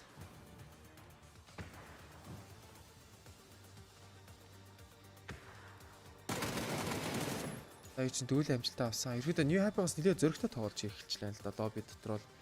За Matt Clan дөрүүлээ. Ерөөдөө нэлээд их даваа байдалтай. За Zipian. Ерөөдөө хятадууд урт зүгийн найзууд бол нэлээд зөрөгтэй л тоглож байна да. Нэлээд ууртай тоглож байна. За Dive-ыг босоход нэлээд хэцүү. Кросс дээр гүгээд босохын тулд тийж баригдана шатан дээр.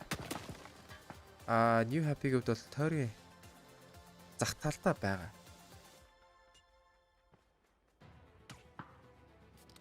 За фейс доо гарахад 7 секунд 1 секунд төвлөгөө татна. За Matt Clan ялчгүй төвлөөд авчлаа. За New Happy-гаас бол Милтагийн шаг тврээд cover авч болно. Гэтэ тэгэх юм бол шахагдаад байлтч хайсгүй. Зүүнд баруун дараа гүйх юм бол мал дээр, зүүн дараа гүйх юм бол бас мал дээр. Модны нааш тврээд line of sight-ийг идэж тоглож болно. Smoke засаж бас line of sight идэж тоглох боломжтой байгаа. New Happy-гууд л нэлээд хэцүү. Matt Clan өчөөд тэлэх тусам гарах үнцг нь ихсэх байгаа.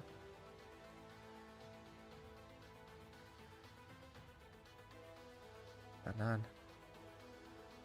Нэлээд килтэй яваад байдаг. 17 килтэй шүү дээ. Амар шүү дээ. Килид бол бас амар тоглож байна.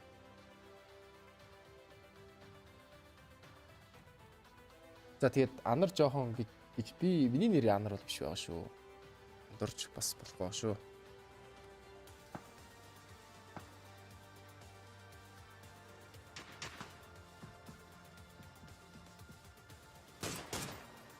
Санаа. Ердөө мэдээллийг мэдээд авцсан. Одоо ерөөдөө New Happy-гаас яаж тоглох вэ гэвэл одоо Matt Clan-аас ямар арга хэмжээ авах вэ гэхээр ерөөдөө тэлж тоглох шаардлага гаргана. Мэдээж New Happy-г гүйлэх гэс сэргийлээд тэлж тоглох юм бол New Happy-гийн гүөх гарцыг ерөөдөө боож эхлэн гэсэн үг болчихж байгаа. Тэр ерөөдөө тойрогд нь шахаж тоглоё л гэсэн кол гарч ирж байгаа. Лашийн үед л ерөөсөө нокорч болохгүй, дуэл хийж шаардлага байхгүй. Ерөнхийдөө зүгээр гендагаал хөвтөх. Ганц хоёр пиклэл хойшоо татах. Нокорч болохгүй. Хэрэг лаш нокрох юм бол Matt Clan-ы chicken dinner нилээл асуудал болж эхэлнэ. Тэгээ тойргийн даваа байдалтай.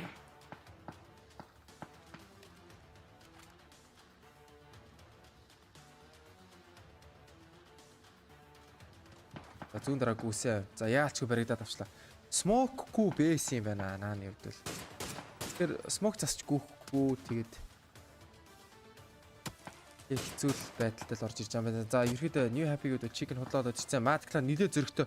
Урагшаа chicken ойлгомжтой ч 4-9-ийн харьцаатай гэж шууд utility шидэд орж эхэлж байна. Бас солонгосын ноёрхол ороод ирчлээ. Яалчгүй барж авахгүй дээ. За тэгээд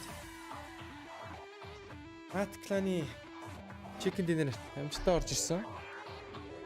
За тэгээд эргүүлээд энэ комментууд нэг уншаад авъя те. Хараал ицсэн New Happy. Яг нэг хараал ицсэн гэж хэлэх бас муухай шүү дээ. Бас дэлхийн аваргын багш байсан. Олон улсад ерөөхдөө бас гарч ирж байгаа нэр төлөөлөл болж байгаа баг болохоор бас муухаар доромж цаарч бас муухай гэж бодож байна. Нилээд том өрсөлдөөс багуудын нэг.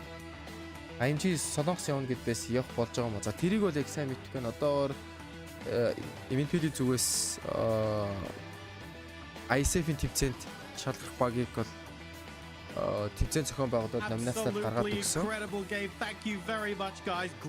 За тэгээд бид нар хийх зүйлийг хийсэн. Тэгээд цаашаа өргөжлүүлээд Мисагийнханд бол хүлээлгээд ажиллаа хүлээлгээд өгсөн байгаамаа. За окей guys, MNPL-ийн шалгуураас IMG буюу Их Монгол гейминг гэж баг ийм ростертэй хүмүүсүүд бол ялаад гараад ирсэн байна. Эдгээр баг бол одоо юу руу явах юм бол байгаа шүү гэд номинацлаад гаргаад өгсөн. За одоо тэгээд үргэлжлүүлээд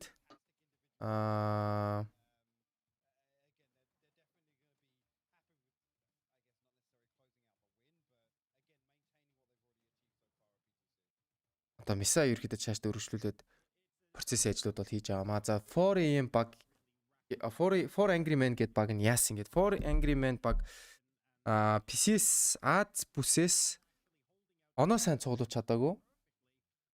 Тэгээд оноо авч чадаагүй болохоор PGC-гийн слот бол алдсан байгаамаа. За тэгээд хэсэг хугацааны дараа урд гейм буюу сүүлийн Английн тоглолт руу хэрэн уулзлаад түр баяртай. Тэгээд New Happy Жинжигээс нэлээд их сайн оноо зулгаагаад гараад ирлээ. Ер нь бол эхний топ 16-д бол багт хангалттай орчиж байгаа. За эдгээр хоёр багаас бол ерхэд ямар зорилготой тоглож байгаа вэ гэхээр топ 16 нь бол сонирхол биш. Тэр нэгдүгээр байраа rank decision дээрээ ч авчий гэсэн call-той тоглож байгаа. За тэгээ хэсэг хугацааны дараа уулзъя. За тэгээ дөрвөлтлээ баяртай. Especially with Gen G. Gen G was 4 guys alive. New Happy took them on with 2. That was super impressive how both Shan and Nan they were the one perfect one to punch to clear them out, and the open push that Gen G had. I don't know, they didn't smoke. I don't think they expected them to be able to expected New Happy to be able to take them down that fast. So here, McClan obviously winning. Very much a no fear level of play, but maybe you need that, Michael. Maybe you need to when the rotations are this crazy and you have so much water. I mean, look at that. New Happy first place with 23 points from that game, stealing the spotlight from McClan, who, to be fair, they have a very respectable 18 points. And considering where they are in the table, actually, Michael, this is a super important game for McClan. It is, yeah. I think they've only had one other game placing inside the top 5, and that was their Game 2 win on day 1. So a huge performance here for McClan. And actually, consider what was their Game 1 was 7th place, 8 kills. Again, looking much better in terms of the trajectory across this final day. I think they... битгий уншилтаа брейк авц үед уншвал зүгээр байна. Хээ. За би брейкийн дундор бас жоохон бас брейк авмаар шүү дээ. Би чинь бас хүн шүү дээ, тийм үстэй. 6 цаг 6 тоглолт мөн түүжлэн тоглолтын дундор авах брейкийн дундор бас яриад бол би бас ядарсан тийм ээ. За тэгээд чадвал тоглолт ингээд жоохон амжаад интенсгүй үед бол ирэхэд комент уншаад явчих гэж бодоод байгаа.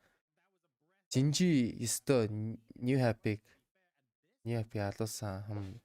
New Happy нэлээд зөрөгтэй тоглосон яалчгүй. Айгүй зөрөгтэй тоглосон. Happy-г бол. За guys, одоо сүүлийн өдөр угаасаа бид нар топ 16-д орцсон. Тийм болохоор зүгээр сайхан зөрөгтэй зүгээр солиотой тоглол сул тавья гэл.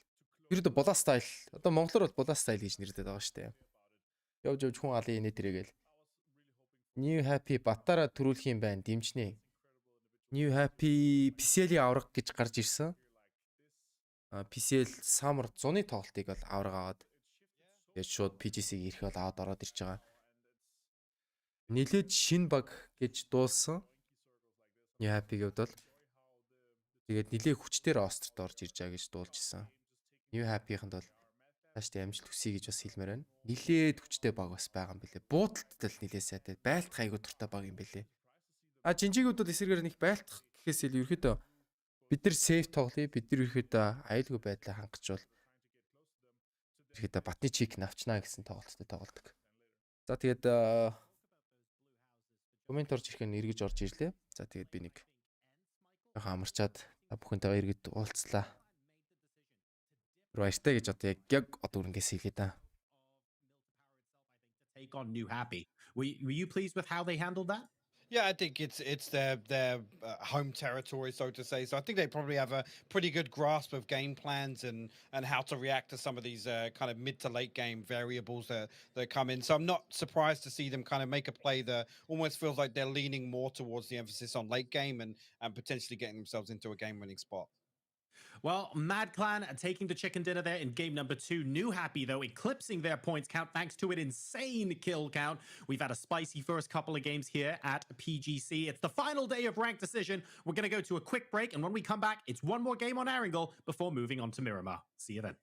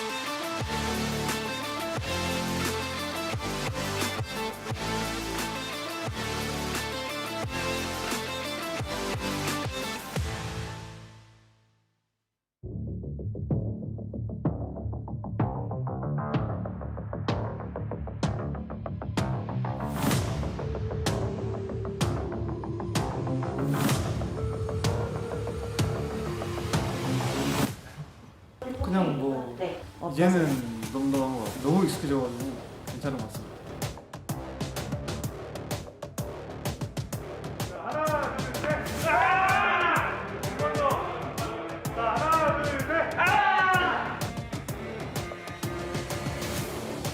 에스더 선수가 깔끔하게 담당하고 있지 않나. 거만한 이런 걸 좀 잘해가지고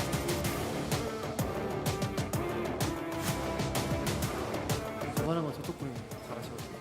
저는 감당이 안 돼요. 안녕하세요. 저는 거만하진 않은데 이제 PD님들 하라는 대로 하는 성격이기 때문에 좀 거만해 보이는 것 같습니다.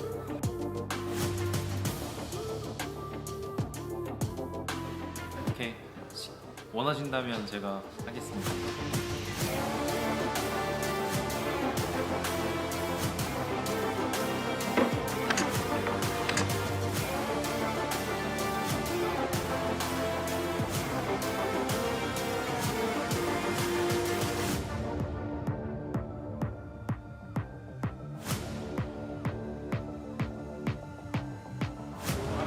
Today's media day was pretty smooth.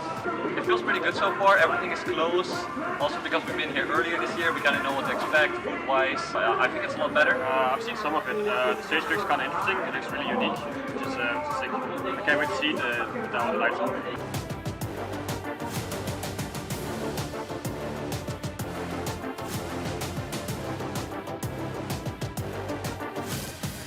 Hai cái nó hoàn toàn khác nhau nhưng mà nó đều cho mình cảm giác kiểu có một chút áp lực này. Có thể là do mình chưa quen nữa. Mình nghĩ là như vậy. YouTube xem Victoria's Secret thôi. Đánh giá ok mà. Cái này là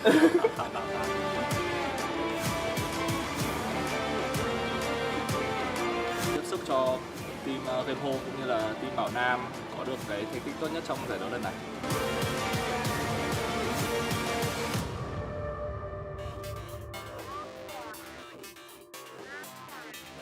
Jan Vlog. Jan Vlog. นี่คือแสดงต่อ ให้เพื่อนผมโชว์ดีกว่า ให้โชว์เป็นการแสดงดีกว่า Let him show. Go I have magic one magic Zero. One finger.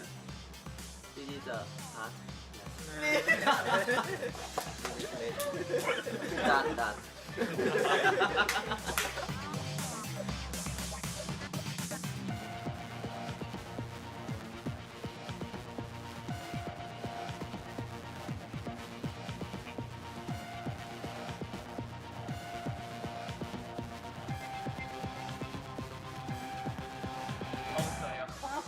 因为知道过来的时候会是从前，所以我们衣服带的比较多一点，一起加油吧。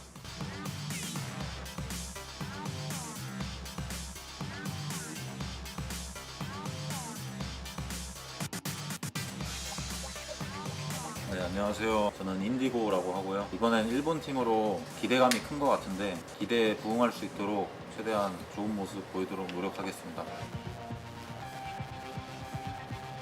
まあこの1年でねすごいいろいろ変わったことがあるんですけどすごいパワーアップしたと思うので世界大会絶対に優勝します。エンターホース36ファイティングファイティング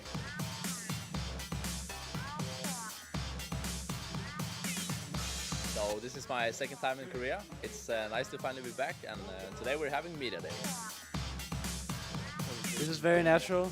Did you like the pictures you took? I just wanted to look cute, but he wanted me to look like an angry man, and I'm not an angry man. He wanted me to flex my arms, but I don't really have any arms, so. Or like this one? This one? Yeah.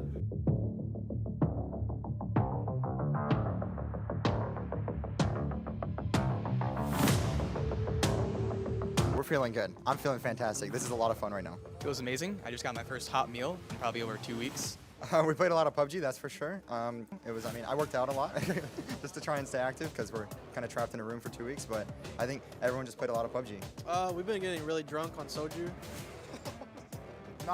Not me. I don't drink. My mom's gonna see that, bro.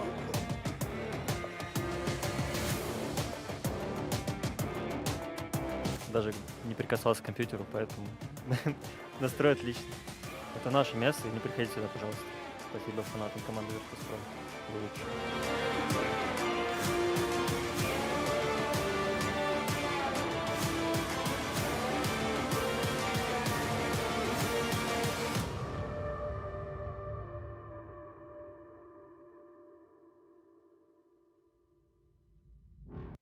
Thunder 1, this is Zeus. Solovia is under attack. We need your squad, Thunder 1. Get the job done.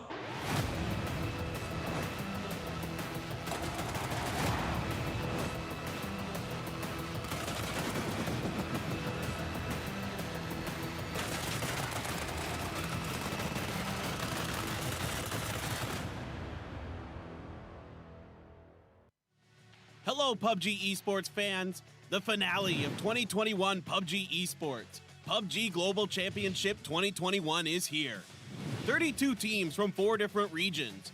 Europe, APAC, Asia, and Americas will have a fierce competition during PGC 2021. Starting with ranked decision from November 19th, 3 weeks of weekly series, grand survival, and the grand finals.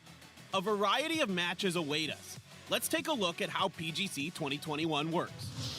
First, it's the weekly survival. Weekly survival will run with winner-winner chicken dinner rule from Tuesday to Thursday with a total of 16 matches in 3 days. The team with the chicken dinner will proceed from the week's survival matches and advance to the weekly final. The 16 teams that advance to the weekly finals will play 10 weekend matches with the Super Rule.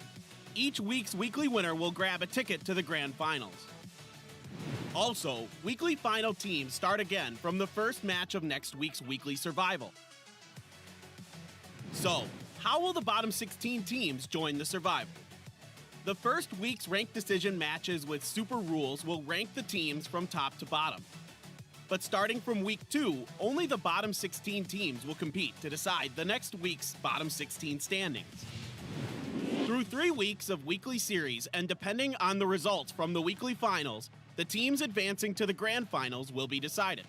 3 weekly finals winners and the top 9 teams during the 3 weekly finals will advance to the grand finals. Excluding the 12 teams that already advanced, the last 4 remaining spots for the grand finals will be decided through grand survival. In a single day, teams that grab the 4 chicken dinners will fill up the missing spots for the grand finals. The final 16 teams will go through a 15-match grand finals over 3 days. The team with the highest point total in the grand finals will be the PUBG Global Championship 2021 champion. The PGC 2021 champion will have the honor of being the winner and earn a ton of prize money. And that's not all. Your crowd-funded prize money will be added to the total prize pool depending on the team's placement. On top of that, we have special prizes for the teams and players who played astonishing matches during PGC 2021. So this is the format for PGC 2021. What do you think? We hope this resolves some of your questions. And now we are moments away from PGC 2021. Which team will stand on top of the world? Are you ready to witness the new champion of 2021 PUBG Esports?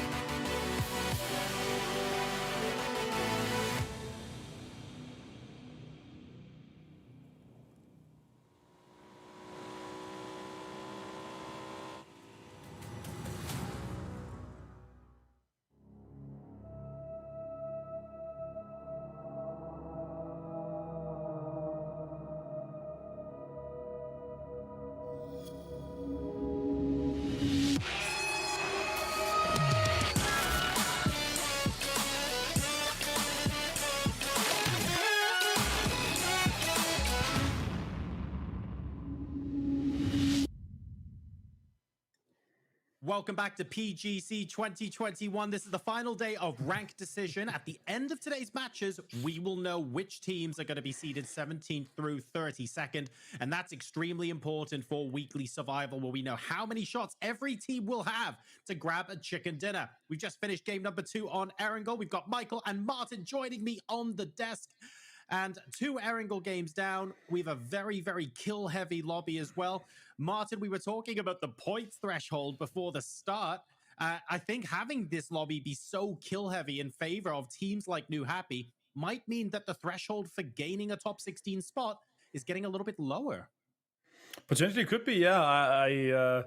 I think we will still be around the 105 mark with a little fluctuation, of course, but even if New Happy and GNG continues, because there's obviously plenty of points to be around here, and the bottom teams, they are not doing too well, so the mid pack is still fighting to get those points on the board, the few kills here and there, and it's going to be close. Like, and as you said in a few segments ago here, like the 10 points could be literally 10 matches more that you're going to be getting in the weekly survival. So yeah, I'm nervous for the teams playing, because it's going to be rough, honestly.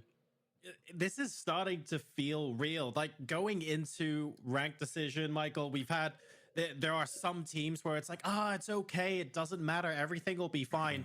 If you're in the mid pack right now, it feels anything but. This feels like sort of finals kind of nervous atmosphere, because the teams know that this isn't even about getting the most number of points. It's about having your finger in the pie. And if you can't even do that, you can't win those chicken dinners.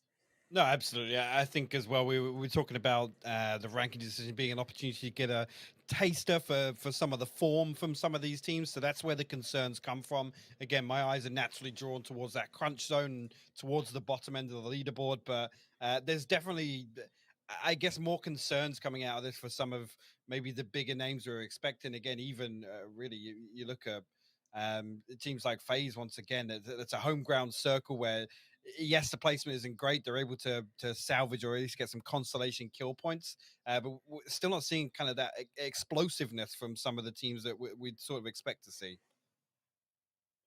We're going to have to start seeing some of that from the teams at the bottom, but we have also seen some flashes of brilliance so far. Maybe not yet, Martin, the amount of like kills and sort of explosiveness that we want to see from them, but Dignitas have had a couple of good engagements, for example.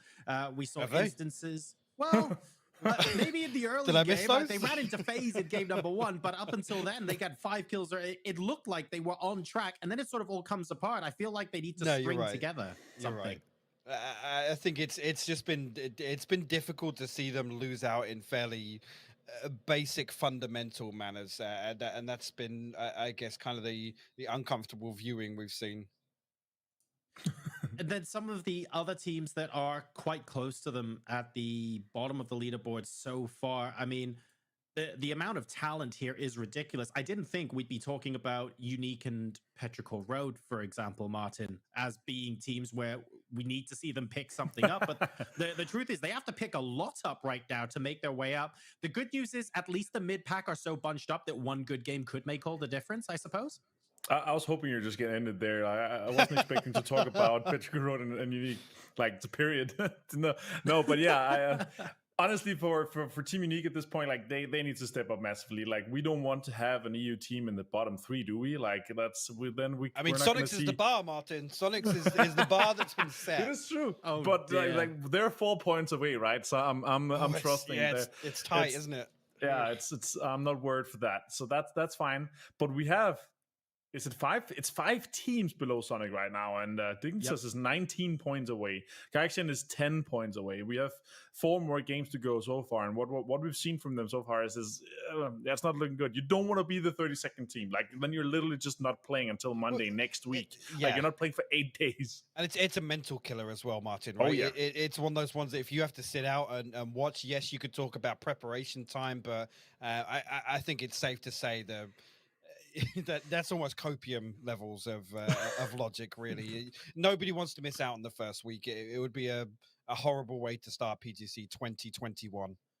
It's one of those interesting scenarios as well, where almost playing second has a little bit less pressure, if you will. Like, Sonics aren't playing now. They played earlier this morning, so their fate is out of their hands, and everybody else is trying to play catch up. They know exactly what that target is.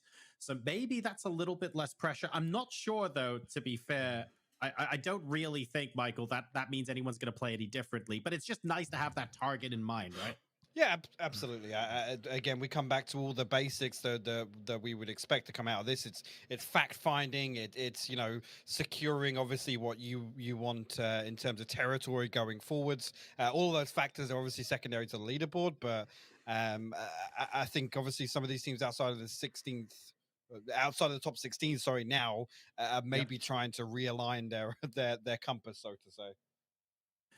And the bar that we're setting is increasing all the time. We still have 4 games to go, of course. Provisionally, at least after that last game, Martin, Mad Clan now in 16th place, 82 points.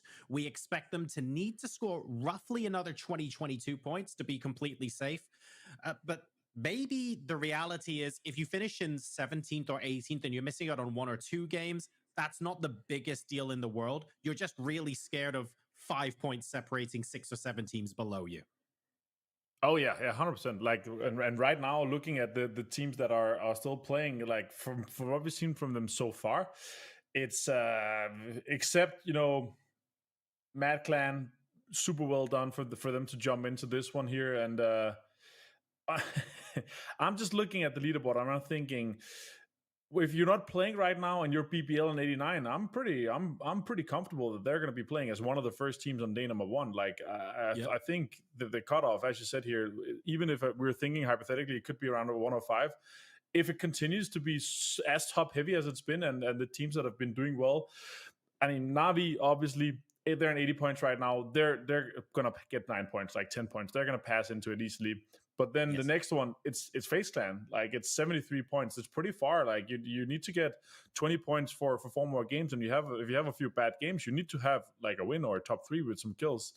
So I'm just hoping Petrico Road steps up. Ixlef have a lot of fans and have a lot of pressure on him, I feel like, because he's been one of the kind of mainstay talking points, because he looks to be, and what we've seen so far from PCS throughout, he looks to be as one of the best and most individually skilled players out there. And I really want to see him show that in the grand finals and potentially the weekly finals as well, of course. It's so important to have everything gel together, as well as that individual skill, for sure. And fingers crossed we will get to see him play some fantastic games.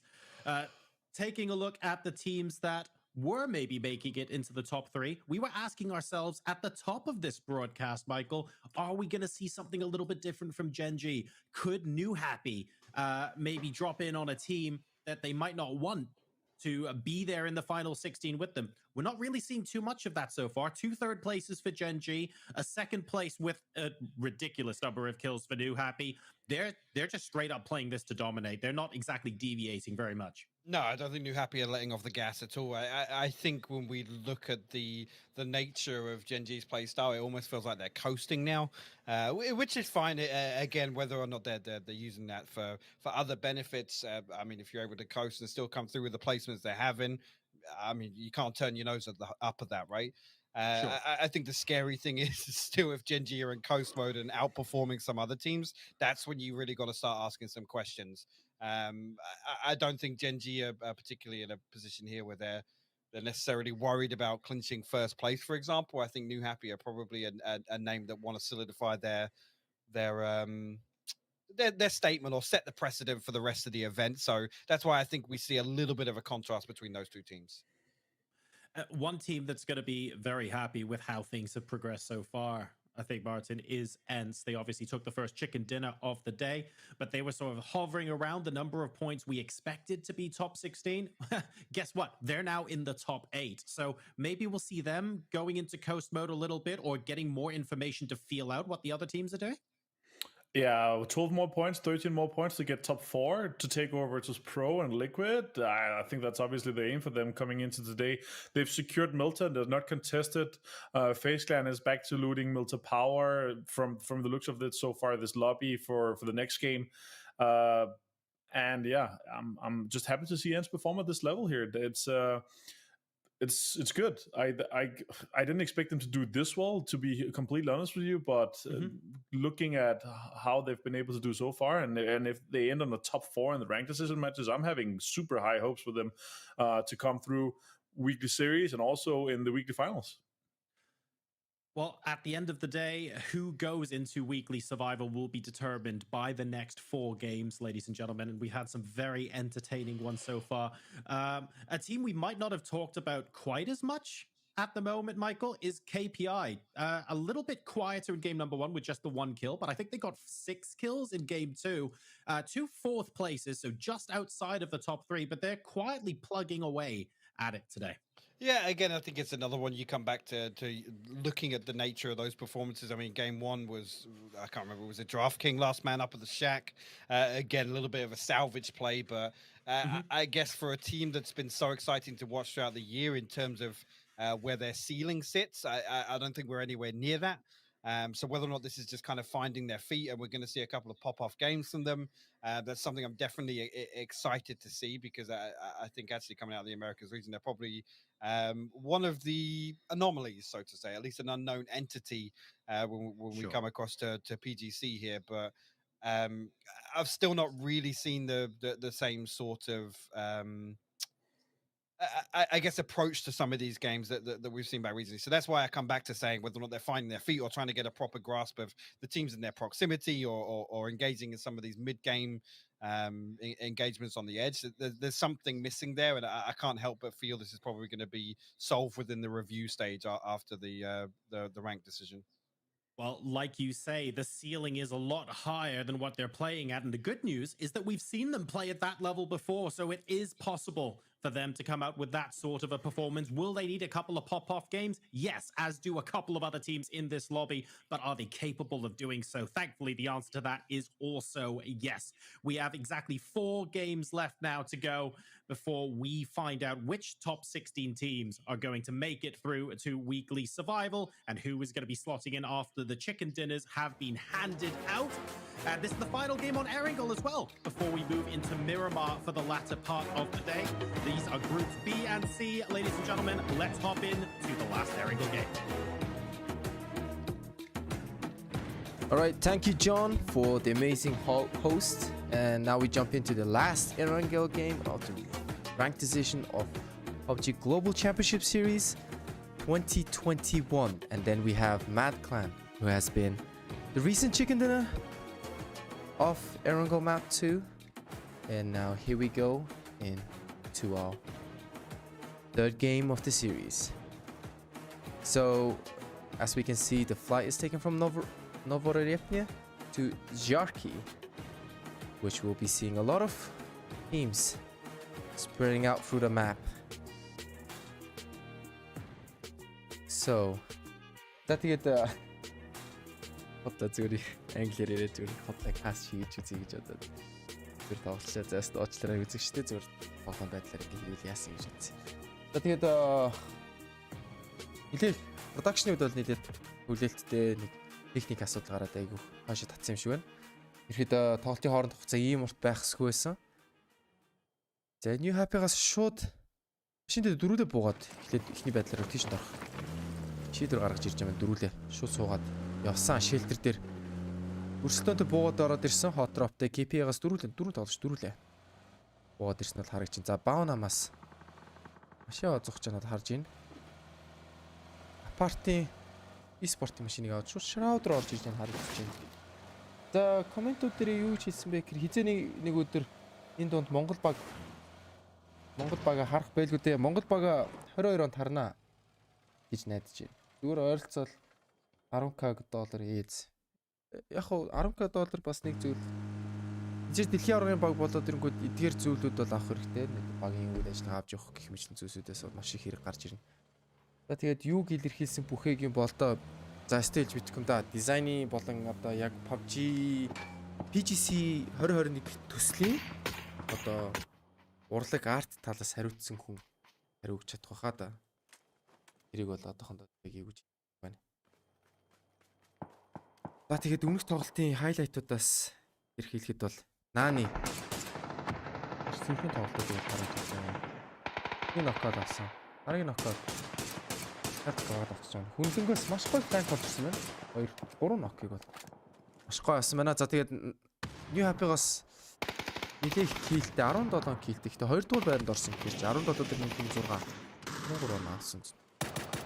Мат кланаас бол сэргээрээ нэг тийм олон кил бол аваагүй. Тэгээ чикен динер авснаар бол бас даваа тал авч байгаа маа. За тэгээд агууд ерөөхдөө дөрөв тоглолт үлдсэн гэдгээрээ нэлээх хоноо зулгах тал руугаа ороод ирнэ. Доогоор жоо багууд бол нэлээх хот троплох гэж нэлээх эрсдэлтэй тоглох гэж үзэн. Дээгүүрөө жоо багууд тэр тусмаа байлтахгүй зүхтхийг илүүд гаргалзаж үзэх баха. Тэгээ энэ донд хамгийн эрсдэлд орж иж байгаа багууд нь юу гэхээр 14-өөс 20 хүртэл багууд бол одоо хамгийн эрсдэлтэй хамгийн аюултай зоонд орцсон гэсэн үг болчихж байгаа. Эдгээр багууд бол нэлээ сейф тоглох гэж үзнэ. Хамаагүй иш дунтахыг бол хүсэхгүй байх. За өмнөх тоглолтын чикен динерээр Mad Clan 20 smoke, 10 nade, 1 molly, 8 killтэй 1576 damage үзүүлсэн. За тэгээ нийт туус нь метр нь бол 11521 метр туусан байна. За тийм бүхнийг бол Alienware-ээс танилцуулж үзүүлсэн юм байна. За Alienware нь PGC-тэй хамтарч ажиллаж байгаа боловч MNPL-тэй одоо хамтарч ажиллааг байгаамаа. Урд нь бол BenQ байсан те. Айгүйх BenQ-гийн 240 дэлгэц ашигладаг багт одоо бол Alienware-ийн 240 дэлгэцийг ашиглахаар болсон байна. За тэгээд асуултанд бол нээлттэй байгаа шүү. За тэгээд мөн төжлөө энэ бүхнийг зохион байгуулах болон энэ бүхнийг одоо бодит болгож өгсөн Крафтанд маш их баярлаа гэж хэлмээр байна. Биднэрт ингээд шууд амжилт эрхийг өгч байгаа энэ бүхний хойно ингээд хамаг эрхийг олж өгж байгаа биднэрт итгэж байгаад маш их баярлаа гэж хэлмээр байна. За тэгээд нааны тоглолт бол Содотоос 9 килтэй 1028 дэмж үзүүлсэн. Энэ хүн бол өнөөдөр бол нэлээ ууртай л орж ирж. Тэгэхээр Хятад гэдэг зоон бол номер 1 регион шүү гэдэг бол ихэд харуулна гэсэн байдалд бол зөрөгтэй орж ирж байна. За тэгээд тоглолт маань ингээ эхэлж байна. За тэгээд асуултанд бол нээлттэй байгаа. Би боломжоор бол асуултууданд бол хариулаад явахаар байгаа шүү. За тэгээд Лүтний онгоц яг хажуугаар явж ирж байгаа сонсогдож байна. Яснаа Подиана дээр New Happy боод ирсэн. Voucher код өгч байна уу? Voucher код 2 дахь бэлэн болно. Нэгд өдөр тэгээд эхний өдөр нэг PUBG тоглоомтойгоо систем дээр холбоогүй байсан мөлий. Тэгэхээр мэдээж мэрсэр техник асуудал үүссэн мөлий. Тэгээд тухайн кодны холболтын идэвхжлэлтийн асуудлыг 2 өдөр шийдвэрлэнэ гэд PUBG-ийн төлөөлөгч бас хариу өгсөн байнамаа.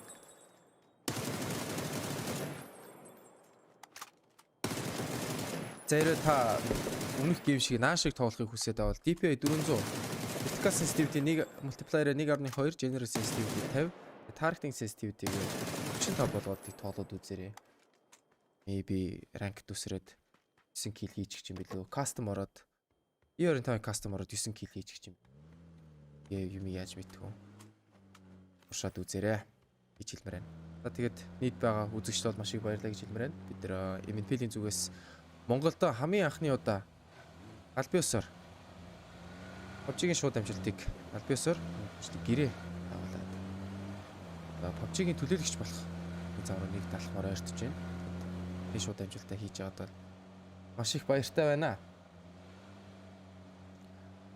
Ерхэд ихний ротейшнд ороод ирсэн. KPI дээр баригдахгүй хаа. Ерхэд лайна сайтууд нэлээд хэцүү. Яа, за энэ бол баригч магадгүй шүү. За гайгүй байна. Зүүн дараа явсан.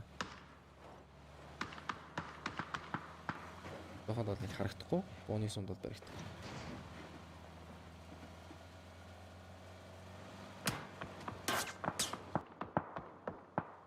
Энэс баригдахгүй байх. Иймнээс онож тархитаж унгаана гэх юм бол нилээд сайн бодолтой байх хэрэгтэй. Бүр сайн гэс баг чийддэг хүн байж баг таарах юм да.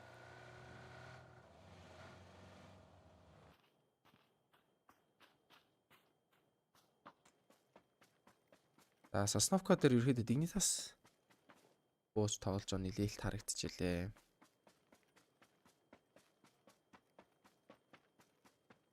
Яг. Одоо rank decision-ы сүүлийн Miramar-ын тоглолт. Тэсэш Miramar их тоглолт бол rank decision дээр дахиж явагдахгүй. Өнөөдөр энэ тоглолтыг оролцуулаад өчигд нийлээд энэ тоглолтыг нийлээд 4 гейм байгаа. Нэг Англ буюу энэ map тэгээд дараагаар 3 Miramar яваад rank decision-ы тоглолт явагдаад дуусгаар байгаамаа. За тэгээд тойрог Сосновког оруулсан. Мөн түүжлээ. Ирангли ихарлыг оролцуулсан тойрог гарч иж байна. Приморс Ферпир. Починки. Тэгээд савх. Энийгээр бас савх гэж ирд юм лээ. Chopsticks, sticks гэж ирд. Эсгийг л оролцсон. Тойрог татж байна. За ихэд тойргийн за Сосноко дээр арал дээр байгаа unique дигний тасын хооронд бол бүр отолтой арга хэмжээ авагдах байх. За тэгээд Починкигийн хаваар ротейшнуд хийх юм орж ирдэг гэсэн. За эхний байдлаар Коси Саймонтиг ротейшнтэй түүгээд авсан. BN United-аас ганц тоглож явагдана. За машинистол хоос өнгөрч ин доо.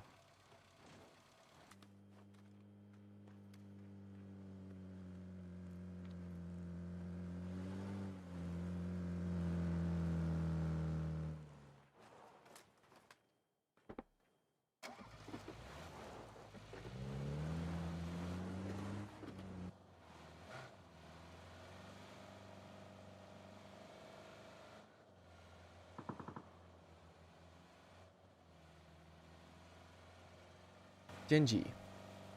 Дор фери дээр нэг байдлаар буугаад Quarry-лоо асуура явж байгаа харагдаж байна. За завь хуухгүй л гэдэг Genji-гээс ерөөдөө завьныг баталгаажуулчих гэсэн колтол явж байгаа юм байна. Починкигийн урд таваар байрлах хуулууд дээр attack all round BN United-аас эзлээд авцсан байна. BN United-аас rotation ороод дас хийгээд Починки рүү ирэхэд хойш татж байна. За одоогоор яг нэг тийм байдлаад ах зүйл алга. За New Happy Space Station Games-тэй хэлээд таарч эхэлж байгаа харагдаж байна. Одоогоор ямар нэг үлт бол байсангүй. Аим бол гарч ирсэнгүй. За тойрог Починкиг оролцоод төмсөө бол Починки урд байрлах жижиг компаниуд дээр тойрог төвлөд татж байна. Энэ Тоси чинь V7-од байлуу. За Тоси V7 GNL яг ямар холбоотой юм бэ гэдэг тайлбарлаад үгүй. Veronica 7 PGC-д шалгарсан. Тэгэд багаас солиод GNL болгож өөрчилсөн байгаамаа.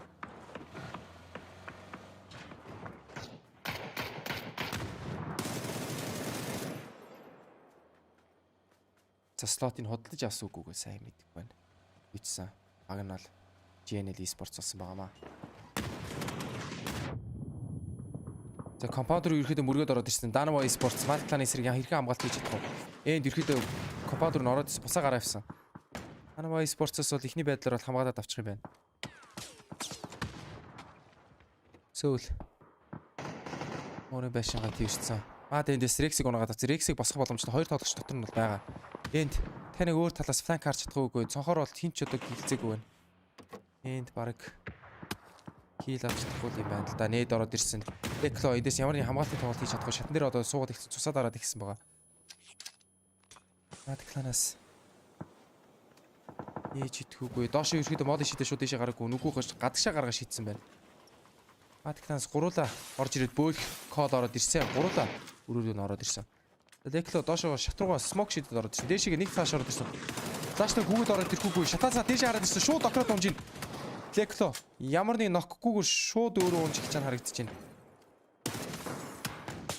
Тэгээд энэ ямар нэг хариу тоглолт хийж чадахгүй 1-3 ямар нэг нок хийж чаддгүй шууд нокрод унжаад харагдаж байна. Эргүүлээд сөрсөн тоглолт. Батканс гарч ирэх хэвээр. Dynamo Esports 16 байранд орж унснаар болтыг өргөжлүүлэх боломжгүй болж ирж байна. Matic Clan-аас эндийг алдснаар гуруула тоглолтыг цааш нь өргөжлүүлэхээр болж байна. За тэгээд хариалын талбай хажуудах байх. Оргууд дээр BN United New Happy-ийн таарад гисэн. New Happy нэлээ ууртаа орж ирж байгаа. New Happy бүр нэгдүгээр байрыг зарсан шүү дээ. Ranking Decision дээр. За тэрний даймар орж ирсэн хийчихсэн юм. Тестинг аваад байна. Зекстэйгээ босгоод авчих нэг бинээс. Бодис харууд төр байгаа. Фронтлайныг бол хараад авна. Хоёр дахь нэд орж ирж байгаа. Зөрсөн. Тооны дэмж үзүүлэх боломжгүй. Моли орж ирсэн. Моли зөрсөн бас. Хоёр дахь нэд. Таун дэмж үзүүлсэн.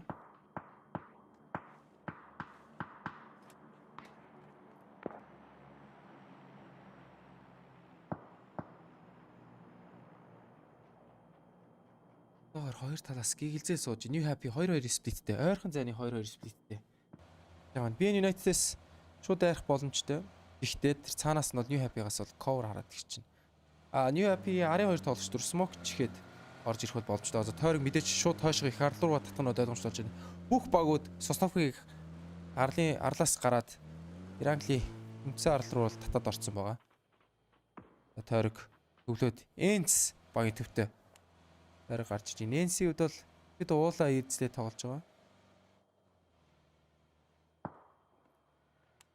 Энц BN United төр бол их байлдааны хурцтгаас илүү ерөөдөө цаг хугацаа аллаар байх байдалтай. За Жинжи хүмсүүлээр rotation тийг ороод компаундад нэг нэгээр шалгаад нилээ сейф орж ирж байна.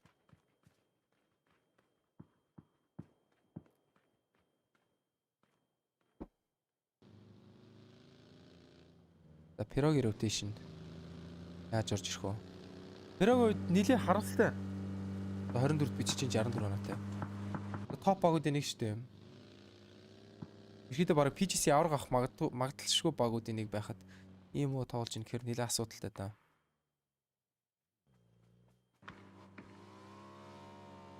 За Unique Space Station Gaming-тэй rotation таарад хэлсэн. Unique шууд дундуур төсөөд rotation-д орсон. Хонхоргоо байдал. Уулын оны доогоор ороод ирсэн. Юу н Сараар Мигзи нэгийг ноклоод авсан. Action Esports-ос урагшаа өнгөсөн боловч Jers killing гүйцээж яна харагдаж байна. За мили мэдцэн. Дүүл авч чадахгүй нэг онсон.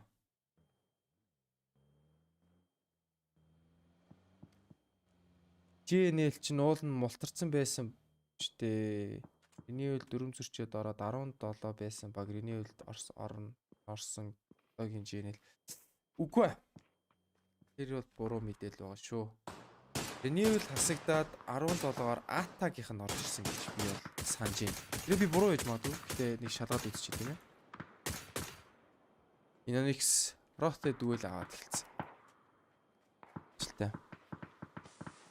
Rote үед босох боломж бол маш 50-50. За юу ч сан шалгаад үзье.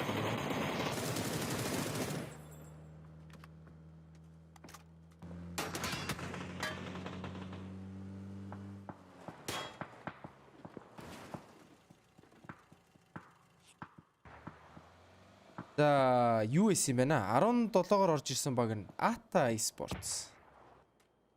ATA гэх багууд орж ирсэн юм байна.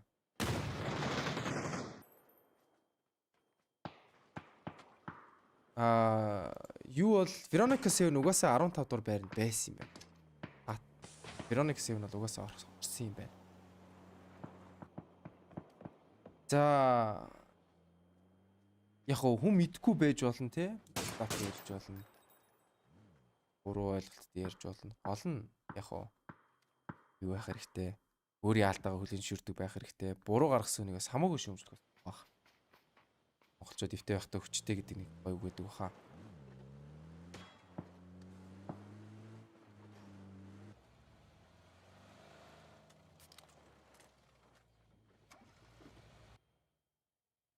За Veronica 7 Renewal-ийн оронд ороогүй шүү. Veronica 7-ийн оронд ороогүй байгаа шүү. ATA гэх баг бол оронд нь орсон байгаа шүү.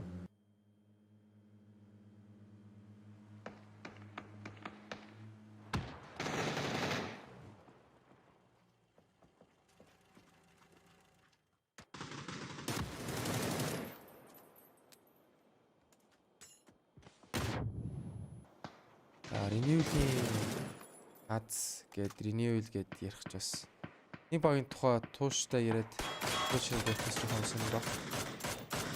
Мэдээж Монгол улсын баг. Юу тараас ярих нь бас зүйтэй. Нэмли дөрөв зөрчин өөртөө мэдчихсэн. Тэгэд энэ өөртөө PGC-ийн qualifier-д оролцож байхдаа өөртөө дөрвөө мэдчихсэн. Тэгээд өөртөө ийм асуудал гаргаснаар мэдж болохоор тэгээд яг юу гэх вүтэй.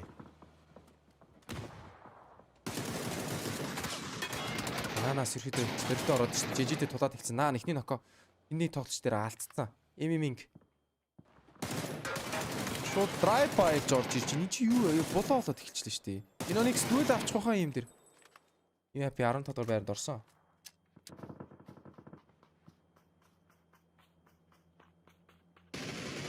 За энэ 14 дугаар байранд ороод ирсэн. Ерөөдөө багууд нэлээд өсгөлөө орж ирэх чинь. Space Station Gaming-ээс бол нэлээд point зулгах шаардлагатай болж эхэлнэ.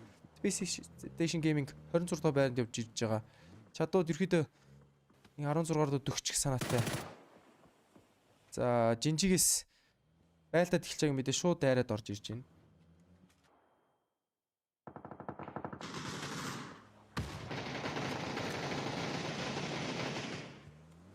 За тэгээд так all round Assocation Esports-ийн тулаанууд гараад ирсэн. Тойрын зах дээр гарч ирээд дуунууд Жанку.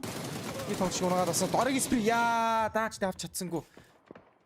Так all round Assocation-тэй 4-4 дээр squad wipe тулснаар 13 дугаар байранд сүүлийн ганц тоглогч амьд байгаа дэр нь Тооси гүүж орж ирээд хилийг гүйцээснээр Assocation 11 дугаар байранд ер нь бол нэлээд сэлүүхэн тоглолт гараад эхэлчлээ. Айгүйх байлдаан гарч ирээд. Гэтэ би байлдаан гарч ирж байгаа юм их үгүйсэхгүй. Яагаад вэ гэвэл сүүлийн тоглолт руу нэмэхгүй хэлсэн. Одоо ерөөдөө багууд хис байлдаад поинтууд зулгаая. Нэг kill point зулгаая гэсэн байдалд бол нэлээд эрчимтэй тоглож эхэлж байгаа. Тэгээ тойрог against стил тойрог дотроо Жинжи Пё ганцаар үлдсэн байгаа. Жинжигийн хувьд бол нэлээд сейф тоглоод нэг топ 8-д орчих чадахгүй гэж бодож байна Пёгийн хувьд бол. Нэлээд survive сатан штэ. За нийд ороод ирсэн. Яг доор задлсан. Гэхдээ 48 дэмжд ороод ирсэн. Мамо Тутапигийн унгааснаар наадтаа 10 дугаар байранд орж иж нэгүрээ дүэл дээр хоорн унгааснаар топ 6 баг 9 баг гэж байна.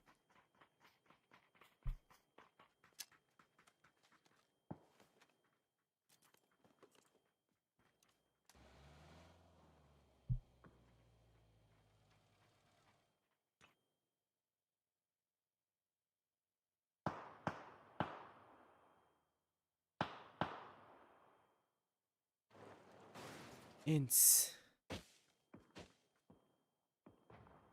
Нави ерөөдөө яг хамаагүй бүшилж болохгүй. Нави хамаагүй бүшлэх юм бол сэндвич болох. Визэд дүүл ороод эхэлсэн. Корн. Тэсэн дүүлээд ямар амар дүүл аваад эхэлчихэ. Цаанаас нь 3 тоглогч бол босгоод боломжгүй. Гэтэ визиг бол унгаах нь бол ойлгомжтой болчихж байгаа. Алия нэг толгоодсан. Урагшаа. Мэлманас ороод ирсэн. Үгүй. Rotation руугаар нилээ ороод ирсэн. Багийнх руугаа идэвхтэй болж сейф байдлаар орж ирж байна. Тойрогтоос шахуулцаа Навиг бол Алия цаанаас дигэр дунаад хэлсэн. Навиг сэндвичэнд ороод ихэлжлээ. MNPL дүүл авнаагаад тавьсан. Лаг дээрээс Тоси MNPL-ийг унгааснаар Навиг 9 дугаар байранд орж ирээд 8 баг үлдсэн байна. Squeaky нилээ эрчимтэй тоглож эхэлж байна да. Чи нэлээс 7 киллтэй. Ер нь бол багууд нилээ их килл зулгаагаал эхэлж байна да яалч юм.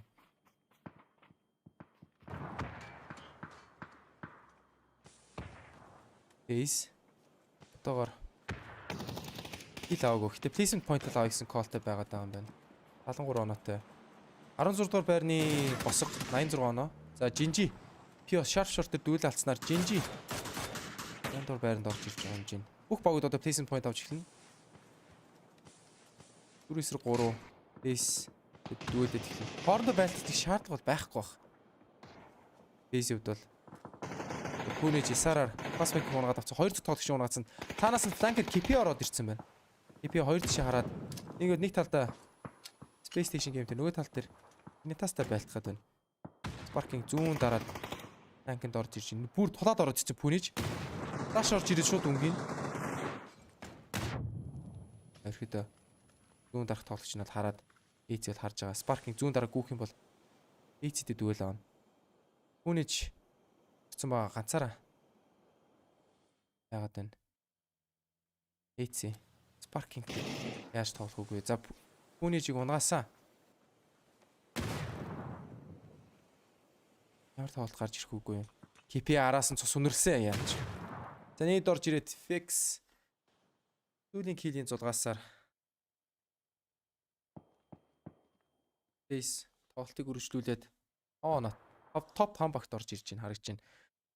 Base clan энэ байдлаар топ 16-д баг орж ирэх юм байна да. Өш 11 онооны зөрүүтэй байгаа.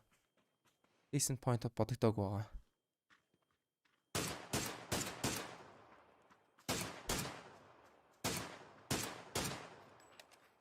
Ихэд тойрог нилээ сэлэхэн болчлоо. Phase 6. Агт ч эхлэх жахт 5 баг 16 тоглогчтой байна гэдэг бол нилээ сэлэхэн. Draft King нилээ багаас урагшлаа скаутын байралтай ороод ирсэн. AMG харин жаахан муухад болторцыг хийхий 2 чикен идэж явж баригдцсан. Тэгэхээр AMG дараа нь баригдсан л да. Ер нь бол яг нэг өөр улсын лобби тоглох ондоо л доо. Ер нь бол яриа ондоо л доо. Freestyle ямар гэдэг lead game руугаар өөр стилээр тоглож байгаа. Draft King 1-2 duel дээр алдсан. Арай л урагшаа ганцаараа үл алдсан юм а. За нээдэн дээр мэдээж Draft King бол унгаа чинь KP-ээс Draft King бол босох боломжгүй. Баяртайгаа таяа явцсан баа. Бис килийг үүсгээд авсан. 15 тоглогч. Сүүлийн англ дээр амьд үлдсэн. Гүйж юм да.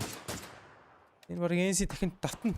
Дахин chicken dinner орж ирэх юм шиг л болоод тахын ганцаараа дөрүүлээ. Биш ээ. Space Station Gaming-ийнхэн бас дөрүүлээ.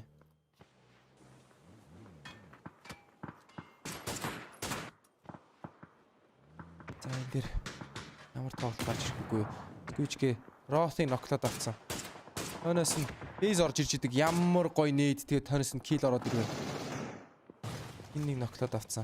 Fix дүүл авч чадахгүй Odyssey-г ноклоод авцсан. За Space Station Gaming-ийн удаа chicken dinner бол шууд мултууд чиглэж sharp short 4K. Эсэгтээ Sonics болон дэлхийн аваргын баг болж исэн. За sharp short 4K тач тоглолт гарч ирээд Basic бол одоо барьж гиснэ. Space Station Gaming-ийн sharp shot ганцаараа топ 4-т орж ирж байна. 4 3 2 1 гэсэн топ 4 баг бол амьд үлдэж байгаа харагдаж байна. За sharp shot 4K Olympic ноклоод дөрүүдээ дөрвөн топ 3 баг үлдсэн. Дигэр спрейлээ хит таагда тонс модыг залгаад ороод ирсэн. Силзэн нокрсон. За MF нэр явна клаш тоглолт байгаагүй. Дээрээс нь Дигэр фланкэн дээр орж ирсэн. Нэг л буудна. Ерөөдөө гүйцээж явснаар топ 2 баг үлдсэн. BN United нэг 2 тоглогчтой нэг ноктой. Young Big-үүд бол босох боломжгүй. Нилээ хол хоёрт бас зоондоо шахуулаад хэлж ин да яалч юу. За Дигэрүүд бол нилээ зөрөгтэй орж ирнэ. 7 тоглогч байна гэдгийг мэдээд 6 тоглогч байна гэдгийг мэдээд өөрсдөө дөрүүлээ гэдгийг мэдээд шууд шахаад орж иж. Рустан Мар шууд машинтай баруун талаас нь фланктад ороод ирсэн. Дигэр зестиг бариад авсан. Зээл бууцсан шууд ноксон. Гэтэ килийн нокийн Рустан Мар авсан юм байна. За сүүлийн тоглогчийн мэдээллийг авсан шахаад ороод ирнэ. Шууд модинууд бол utility-нууд шууд шахагдаж орж ирнэ. Дигэр зөрөгтэй орж ирсэн. Яа нэг цом моноогүй өөрөө нокрох үедээ. За килинг гүйцэж авснаар Энс өнөөдрийн 2 chicken dinner кермалж авснаар Энс нилээд сүүлийн моментод за циклопслот ихэлсэн. Багаараа циклопслот бид нар лазер шиг бууднаа л гэж хэлмээрсэн. Энс chicken dinner аваад ер нь барыг нэгдүгээр байрлал бас ер нь өрсөлдөд ороод ирж байгаа юм шүү. Тэгээд хэсэг зуртай хамтаас үзэгчтэй баярлалаа. Тэгээд ерөөдөө сүүлийн тоглолтууд руу орж ирж байгаа бол айгүй их байлтаатай тоглолтууд бол гарч ирж байна. За тэгээд хэсэг хугацааны дараа канадистуудын тайлбартай танилцаад тэгээд эхний Ярамарын тоглолт руу эргэн уулзлаа. Түр баяртай гэж хэлмээр байна. За тэгээд хостууд үргэлжлүүлээд авч явах баха.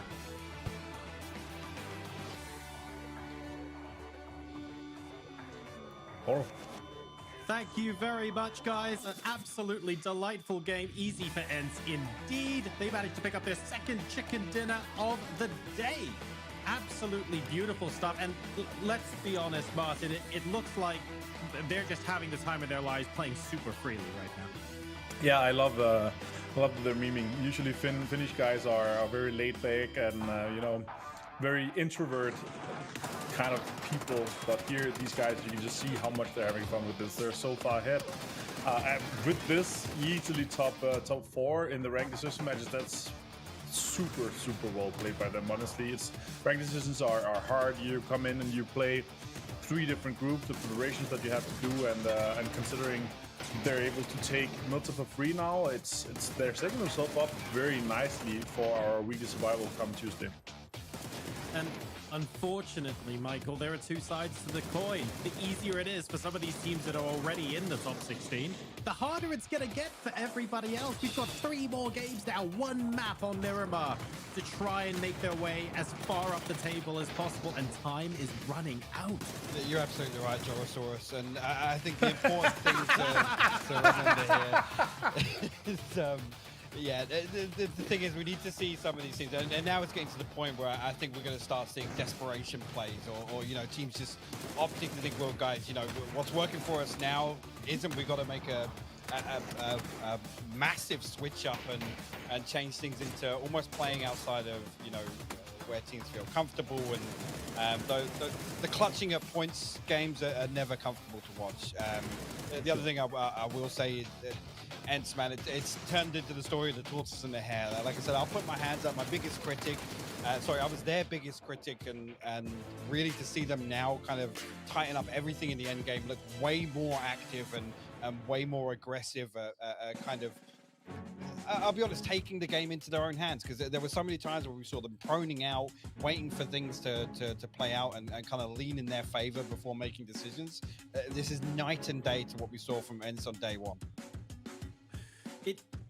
The way the games are playing out at the moment feel like they're suiting them so well. You can see them there, top of the leaderboard once again with 20 points. Space Station Gaming, though, in second place points-wise with 11. Right. Not too shabby from them as well, and that's going to be useful as far as their team is concerned. I want to talk about KPI. 2 4th places and a 3rd place. I don't know if it's going to be too little too late, but their consistency today, Martin, has been great. Yeah, it's been good to see. They needed it, obviously, but I want to hark a little bit on Space Station Game. Those 11 points here is actually going to put them quite far ahead. We had a big chunk of teams that finished their games earlier today. Heroic Interforce and Archangel, which was on 65 to 71 points.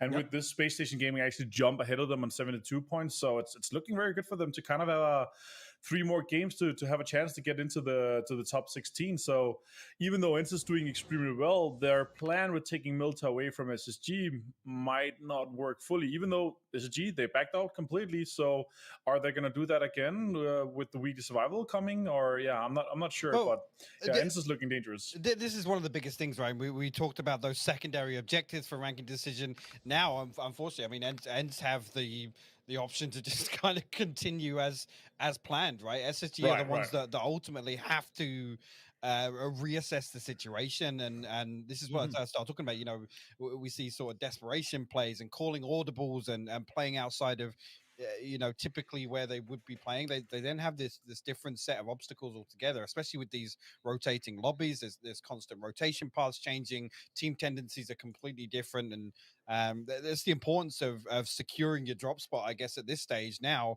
and so have a lot of breathing space, a lot of space to stretch their legs. And ultimately, if we do have to wait you know, a period of time before they find their win to obviously qualify through, there's that looming factor of SSG, you know, potentially can't get back to Milta until Ents are out of the weekly survival.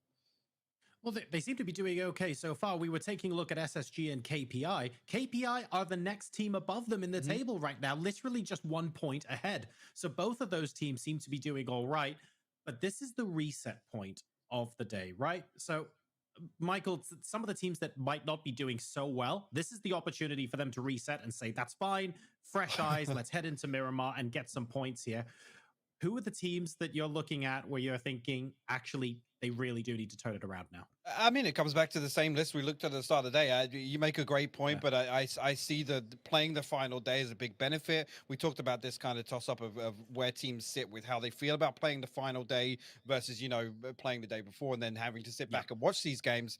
The time to switch up was before today started, honestly. It needed to come out Game one of today, especially the teams we're looking to make moves. At this point, it's almost like, yeah, we're switching the map over, but if you've had nothing to build upon in terms of momentum from Erangel, you're clutching at straws at this point, Jora. Unfortunately, the teams will have to clutch at something. The good news, though, Martin, is that even if some of the teams won't be able to make it back into the top 16, or it's just a little bit too far for them, they still have the opportunity to try and overtake some of those teams in the mid-pack and buy themselves more games in weekly survival. So there is still a decent amount to play for, even if you don't feel you can make it into the top half of the board, like we see here. Yeah, for sure. Like the chunk of three teams with Interforce, Heroic, and Archangel Predator is the ones that you want to get above, right? Because those three teams give you three more games in the weekly series of survival. And yeah, a few teams have already crossed it. SSG with the 72 so far. That gives them three more games. It's looking very good for them to also approach into the top 16, even though FaZe Clan is playing and Navi's playing and KPI is playing. Gex is the next inactive team, or what you can say, the team not playing that they're looking at to take over to get one more game, right? But yeah, it's stacking up quite nicely in the top 16. I'm kind of hoping to see we're going to see Danoa and MadClan continue their performance, because they want to put some distance in between these teams that we see currently on the left side of the bottom 16. And that is the bottom half of the board. You can see 45 points to 81 separate them at the moment. Na'Vi and FaZe Clan separated by just 1 point. They are just off the cusp of making it into the top half. And I'm looking forward to seeing what the teams are going to be able to do on Miramar. At the end of the day, New Happy, even though they haven't been as consistent as some of the other teams here, specifically today, the way they've been fragging out really scares me. And Martin, I get the feeling that if they even have one more of those games, they're going to take so many points away from the other teams that it really is going to turn into a bit of a scrap. Yeah, it's punching very, very much at the top. But what I'm kind of sad to see is actually just to come back to what we've seen on the bottom 16 is Na'Vi. Na'Vi had an amazing day, 148 points total. Yesterday was 24 only, and so far it's only 8 points. And if they continue this, they're I wasn't sure they're going to be top 16. Like, they're looking so good on day number one. All the EU bottom 5 memes on day number one, I was sweating, but now it's looking good, and that was our hope to be in the top 16. But now it's looking rough for them. So I hope on Miramar that they're going to be they're able to step it up and turn some of those points into to prizes as well.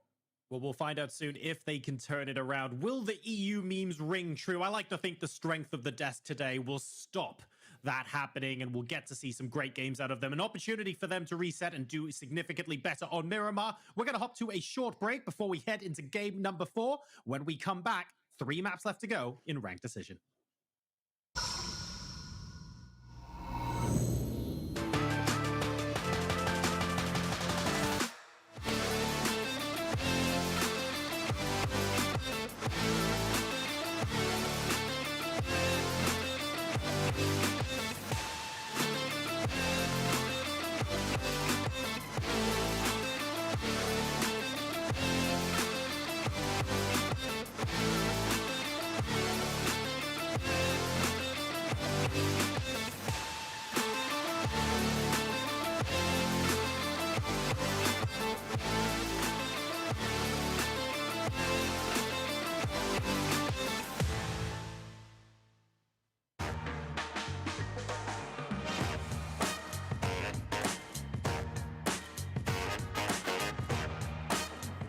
Very good. Yeah. So we're gonna practice a little bit. Now ready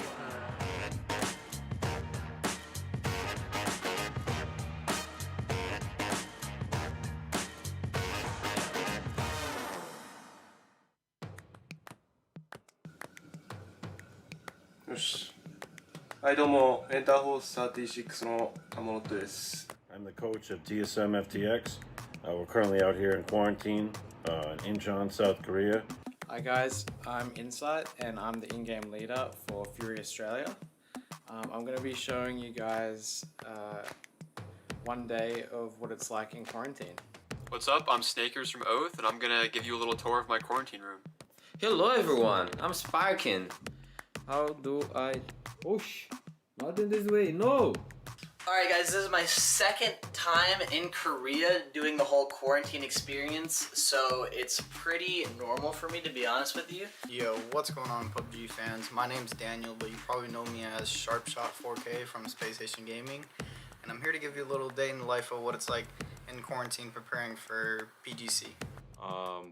Hello everyone, my name is Alexander Batulin.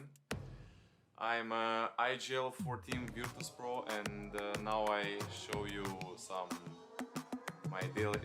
of my daily routine on quarantine, so have fun watching this. Alright, it's 10 a.m., which means our breakfast has just arrived, so I'm going to go show you guys what I got for breakfast. Outside your door, like this. Pick it up. I just woke up. Oh my gosh, that light is bright. I just woke up. I'm about to eat my breakfast, which is right here. I'm real excited for it. There's some waffles, some eggs. For a special meal. Ooh. We got some cheese balls and mozzarella sticks. And then we got chicken wings, fire. 隔離生活4日目。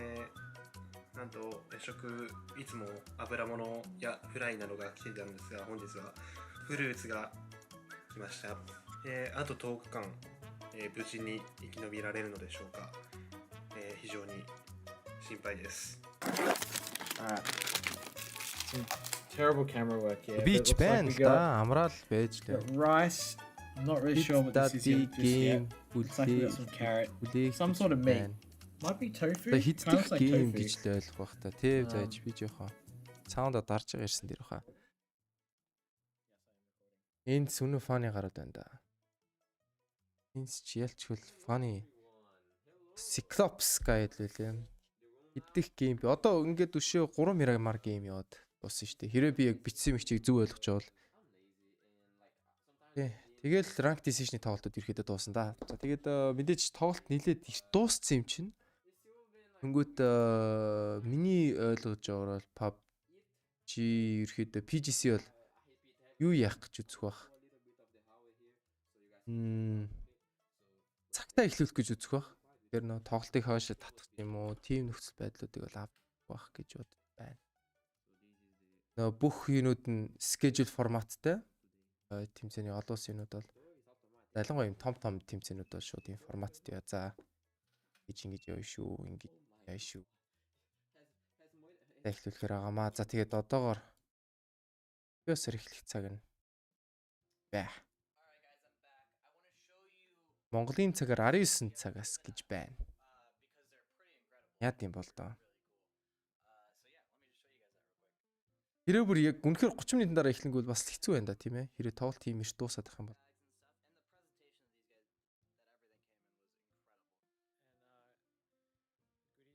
Received from PUBG, so we got this nice jumper here. It says PGC 2021 Incheon, Korea.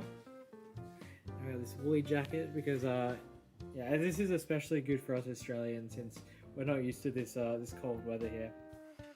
So here's the hoodie that PUBG gave me for PGC. Got the logo, big alpaca hoodie, and they also gave me this sweatshirt. Look at this, man! I got the drip, I got the sauce. Shoo! 今回のメインです3段階に分かれてます1、2、3って感じで And here's a sick backpack that they gave us thanks to me. Looking clean. Sheesh. We got some badges that I can probably put on my new backpack that PUBG have given us. It's a nice got a little PGC logo on it. Seems like it's like a really good quality backpack. I can open it up. I think this will be useful for all my gear and stuff since like it's got really nice padding, so my peripherals won't get damaged. Look at this. This is the backpack we won this year. This is the backpack we won this year, and this is the backpack I won last year. If you're gonna ask me what is the best thing, I will answer you Korean tasty thing. The last slice of it. It's super good and I like it a lot. この有名なお菓子をいただいたのでイカゲームにも出てくるダルゴナっていうらしいんですけど、10分以内にクリアしないとゲームオーバーなんで、僕も10分以内にやっていきたいと思います。削る順番とか削り方にコツがあると思うんですけど、一切分かりません。で主人公がやってた裏から舐めるっていう戦法、あれも考えたんですけど動画的に汚いんでやめます。まあこれ多分本当に現実だったら多分僕死んでますね、普通に。無理ですこれ。This is my setup, so this is the mic I brought from home. All that. I brought my own monitor, so I could have 2 monitors. It's super useful. Alright, I'm playing some scrims, so I'm gonna record this a little bit. I'm playing some PUBGs here. Look at this, look at this. Yeah, look my chara there. Awesome. Look my mustache. 大丈夫です。はい、やったー。やったー。いやいや、似合ってか。いや、触っていい。ゲロンくる、ゲロンくる。What's up, everybody? It is day 13 in quarantine. I'm super excited about my last day here in quarantine because that means tomorrow PGC is about to start. It's gonna be a lot of fun. Hope you guys enjoy the tournament and root for Space Station Gaming. Later, guys.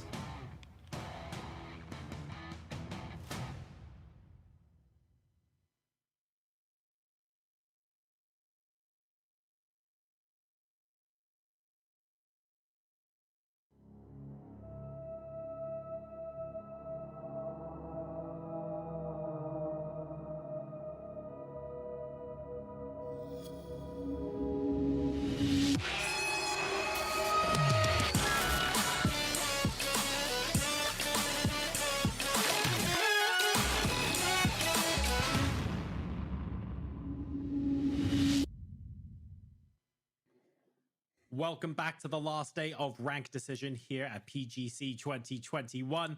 We've had Erangel so far. 3 games are now done and dusted. They're in the history books. That's it. Only 3 Miramar games are left between us and finding out which 16 teams will be starting the lobbies next week. Joining me are Michael and Martin on the desk. And we have a little bit, I suppose, to pick apart from game number 3. I think one of the things we spoke about a bit less, but that really warmed my heart when we saw it, was when we had Gen G versus New Happy and Space Station Gaming read the kill feed. Бас дарчмаар л энэ тий хост дарчаад дарья гэл. Тэгэл нэг нь хүлээгээл үгүй. Error 1 минут алдаа заачлаа. 1 минут төр wait гэл. За тэгээд түн утгагүй тоглолт эхлэх юм шиг нь одоо хост аналистууд хийсэн юмнууд яриад эхэлж байгаа юм чи тоглолт эхлэх цаг бол түн ойрхон болж байна л гэж бодож байна. Ерөөдөө хуваараас бол нилээд эрт явж гин, хурдан явж гин. Тэгэхээр түн утгагүй эхлэн гэж бодож байна. За тэгээд үнэхээр намайг каст хийлгэхээс илүү снэкийг хийх хүсэлтэй байвал маргааш снэкийг өрөөд ирнэ. Биш ээ. 2 дахь снэкийг өрөөд ирнэ. Хэрвээ надаар каст хийх сонирхолтой байх юм бол хэвээр минич каст гэж бас хааш ярьсан байх тийм ээ. Энд маш сайн тоглосон. Айгуу сайн тоглосон. Сая айгуу батны чигнүүд хийлээ. Миний бодлоор ерөөхдөө энс бол нэлээд сайн тоглоно гэсэн үл хүлээлт бол гараад ирчлээ. Зөвхөн өнөөдрийн болон өчигдрийн тоглолтуудаар дүүнэхэд бол ийм л байна. За тэгээ тоглолт эхлэхэд тун ойрхон болж байна. Энэд бол чилрээд юм яриад өстө. KPI Аргентины баг гэж аашт. Plumba гэж нэрээр явж байгаа. PGC шалгарсан чи шууд KPI гэдэг баг газар дээр худалдаад авсан байгаа. I guess getting in fresh and going in like that. Tixu lost a bit. That's why he's continued to kind of grow his hair like that. The other guys are looking really good though.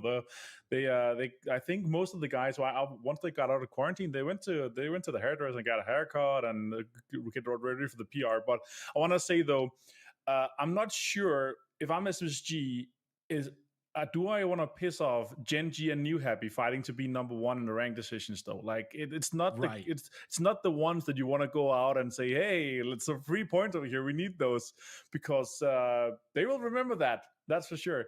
But that meant obviously for Ents to that now they are super close to. They are in the top 3 with New Happy. Аналистуудын хувьд бол мэдээж нөө энсийн талаар нэг их ярьж байгаа. Тэгээд мөн түүчтэн дунд байрал дээр явж байгаа багууд ерөөхдөө оноонууд зулгаах хэрэгтэй гэдэг ерөөхдөө талаар нэлээ ярьж эхэлж байгаа. NC-д бол мэдээж сая хоёр chicken dinner нь бол нэлээд их нөлөөдөд топ байрлууд руу ирсэн болохоор ерөөд бол 16 орлууд ямар нэг асуудалгүй орж байгаа гэдэг л ерөөд ярьж эхэлж байна. Wrapped around so far into Space Station Gaming to avoid them, it just goes to show that actually there is still a place for avoiding fights that you don't feel like you want, or maybe you want to take this fight, but you want to take it a bit later. That's a great point. I mean, I would counter that with how well does that sit with FaZe's legacy? Is that characteristically what we want to see out of FaZe? And for me, it's a definitive no. So there's still major concerns there. Again, I think back to game one and the possibilities of, yes, they're a man down, but FaZe are renowned for still playing games, as if they were four, right? That's kind of what we come to expect of them. So there's still something there. I don't know what's going to be the catalyst or what's going to kind of tip them over the edge of thinking a little differently. But it's still looking a little worrying. Again, I mean, currently, I think actually after last game, they're set 17th overall. So no real, burning concerns, but it's little things like that that it definitely makes me think they've not fully got online yet. They're not feeling as comfortable as maybe they would like to be, because the decision making isn't what I personally would be expecting. I don't know if Martin has any light to shed on that at all, but that's certainly how I felt watching some of the games. Martin, what do you think? I think they want to stay this kind of what we talked about, or what I talked about in the first after the first game. They want to stay this silently consistent, because those kind of, it's very uncommon for them to as you say, play a little bit more slow. And if they're only three, they like to kind of blow up and be as big as they can, and kind of shove everyone else away. But in a case like this, where we've seen them perform quite well on a Wrangled so far, which sometimes they don't have that good at Wrangled games, and now they've been kind of shoved over to a spot where they don't prioritize playing from. They know where to play and how to play it, because that's what they did for 2.5 years. Sure. But I expect them to do better on Miramar. Actually, a lot of their wins and a lot of their like a lot of the success has in PCS and some of the tournaments so far has come from Miramar. Obviously, they had some wins on Wrangled as well, but I'm hoping to see maybe a win come out of them here on Miramar from FaZe 10. Let's talk about Miramar and some of the teams that will be looking to pick up a bit from that. We've mentioned FaZe Clan. Na'Vi, 48 points day one, 24 points on day two, and only 8 so far from day 3. We know they're one of those teams who can have the worst day in the world and come out and get 2 chicken dinners from nowhere, but it's now getting to the point where to secure a spot in the final 16, Martin, they almost have to do that now. Yeah, and they won a game on Miramar on the first day where they had those 48 points. That could definitely be a stepping stone for them. But what we've seen from them so far today, I'm kind of having not too high hopes. Like I have high hopes, but I'm not having too high expectations from them. It's not good. Like it's not enough points. Like you're coming in 48 points on day number 1, looking really good, having their expectations set to that, and then you have half the next day, and then potentially if everything comes too close, they will end on 12, and it's going to be looking really good, and Illuminati will be starting soon. How about you, Michael? Can we get some Na'Vi optimism in from your camp, or do you also feel that maybe they're not firing on all cylinders today? No, I'm diverting my optimism towards 2 teams that had insane performances on Miramar previously, and who else? Gen.G and ENCE. I mean, Gen.G, it was back-to-back wins and then a 3rd place, and I think ENCE was second, first, if I'm not mistaken. So that's pretty terrifying again for these teams that are scrapping to try and salvage points now. We've got 2 teams potentially that were already at the top of show today. We were talking about this point sponging in this particular lobby overlap. It's even more concerning now because there were a lot of kills to boot alongside those placements. But look, let's be real. 148 points. That's what Gen.G and ENCE have right now. If they keep sponging up these points, this mad dash for top 16 is going to get crazy. We predicted 104, 105 points. 16th right now is 86. We need to see a lot of teams pick up some points to be safe. And the lower that bar goes, the more teams have a chance to almost, I don't want to say fluke their way in because everyone's fighting tooth and nail for this, but sort of last gasp pick up something in game number 6 and surprise everyone to make it in. That's now starting to be a real possibility, Martin. Yeah, for sure. And with the teams that are not playing, there's super far in between, Buriam on 108 and BPL on 89. So I think we're going to see BPL go out. But the question is, how many teams manage to take over BPL and the 89 points gap there? Obviously, Madfan, quite sure. FaceClan, quite sure. Navi, quite sure. But then comes KBI. Are they able to step up for the last 3 games? Space Station Gaming, are they able to step up? And Petrichor Road, honestly, 66 points in 15 games so far. Super disappointing. I think a lot of the guys that, especially with the people that have been looking at Ixlef for on their fantasy roster as well, is like, okay, the performance that we've seen from him throughout the year before PGC is like potentially one of the best fraggers in the world, right? And then he comes here, and the Petrichor Roach come here, and they've had 66 points, and they're potentially not playing at all on day number 1, maybe even not day number 2 if this continues. You're certainly making a fantastic point there. At the end of the day, Petrichor Road, they come into this tournament as PCS champions. They've won so much before, and there's just so much expectation on Ixlef and the rest of the squad. It's surprising to see them in the position that they're in. But the good news, I suppose, Michael, is that these teams have the experience and they have the skill set to be able to bounce back from that quickly. They don't need a day's run up. They can pop off on a moment's notice. You say that, though, but there's also the consideration to make it actually with these PCS victories and whatnot. How many of those are from playing from behind, right? It's very different to talk about, obviously, the format change and... But of course, we've got Navi up on screen. Sorry, I could not address what we're looking at on screen. Seems as if there might be a bit of a delay looking at how Navi are handling this. But again, it's very different. We talk about teams that are able to set the bar and then maintain versus teams that are very good at playing from behind. Now, obviously, with this format change, there are certain considerations to make. I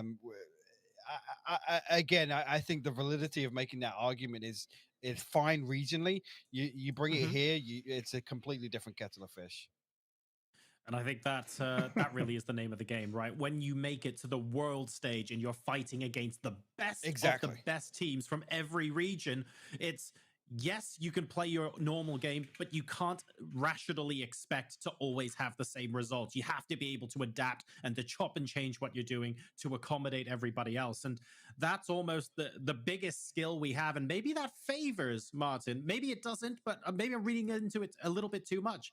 But the teams that sort of sit back, watch, adapt, come back and play aggressive a little bit later on, I'm thinking about the Ences of the world. Maybe that's playing into the way they prefer to approach the game just a little bit easier.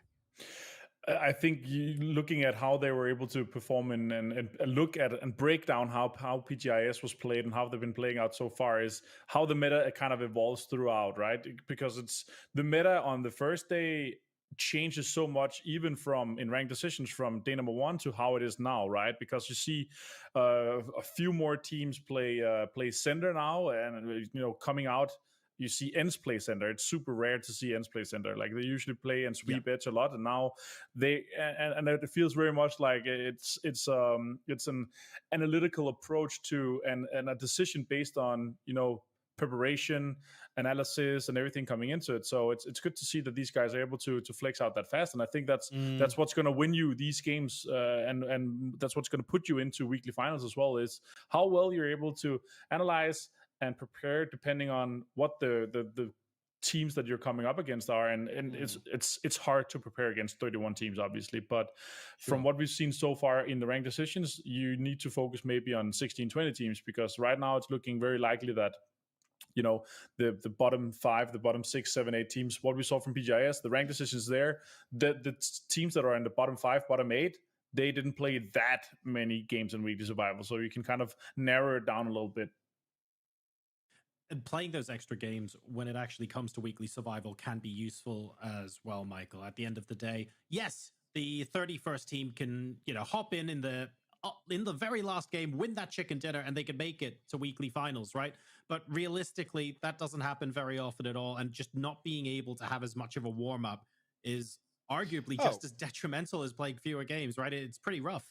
For sure, as well. And then we've got to take into account, I'm sure Martin will agree with me here, that there's going to be a kind of secondary meta shift here in terms of how teams are going to approach, obviously, the games that have a heavier emphasis on, obtaining that win. Obviously, we're looking at way less early to mid-game engagements and way more congested late games. So there is that consideration to make as well. Now, how well some teams fare, I mean, I hate to go back to it again. That's why I guess you could look at ENCE and say, actually, if they have a 70% success ratio of keeping 4 people alive until the end of phase 6, then actually, do you have that many concerns about them closing out a win? No, you don't at all. Whereas some of these other teams that aren't even coming close, Joe, that's a major concern, even if they place well outside of the top 16 and they still have a good amount of games to deal with. There's that adjustment period once again for them. The fact that we've not seen them make the most of this adjustment period in the ranking decision and achieve too much,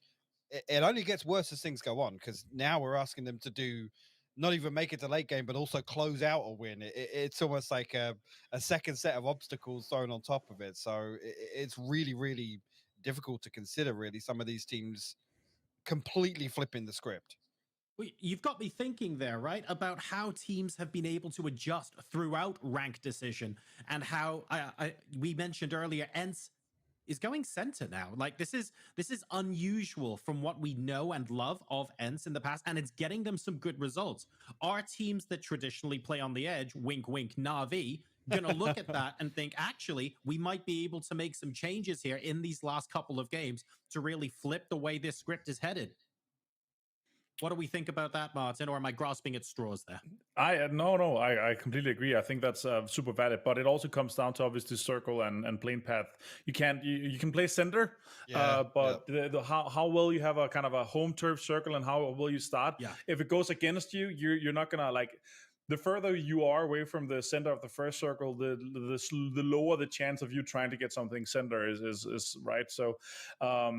We will see it depending on the circles and the more games that we kind of get, but I won't completely put it on the circles. But I think that once you realize that, okay, you're able to scout, you're able to put yourself in some situations where you might be able to get a center or compound or contest for a center compound if it's a team that is potentially in a split, because it's sometimes super obvious that you see somebody shooting out peacocking a lot from a compound because they're trying to swap in between guns, and there's only 1 or 2 guys there. Try to go for the breach. Like, if you're a 4-man Na'Vi, you're potentially going to be able to take it out as a 4-man, only lose 1 guy in a center compound in phase 2, but it's just a completely different ball game on Miramar. It looks, guys are getting ready, putting their headsets on. Nice. Martin, don't get excited. It's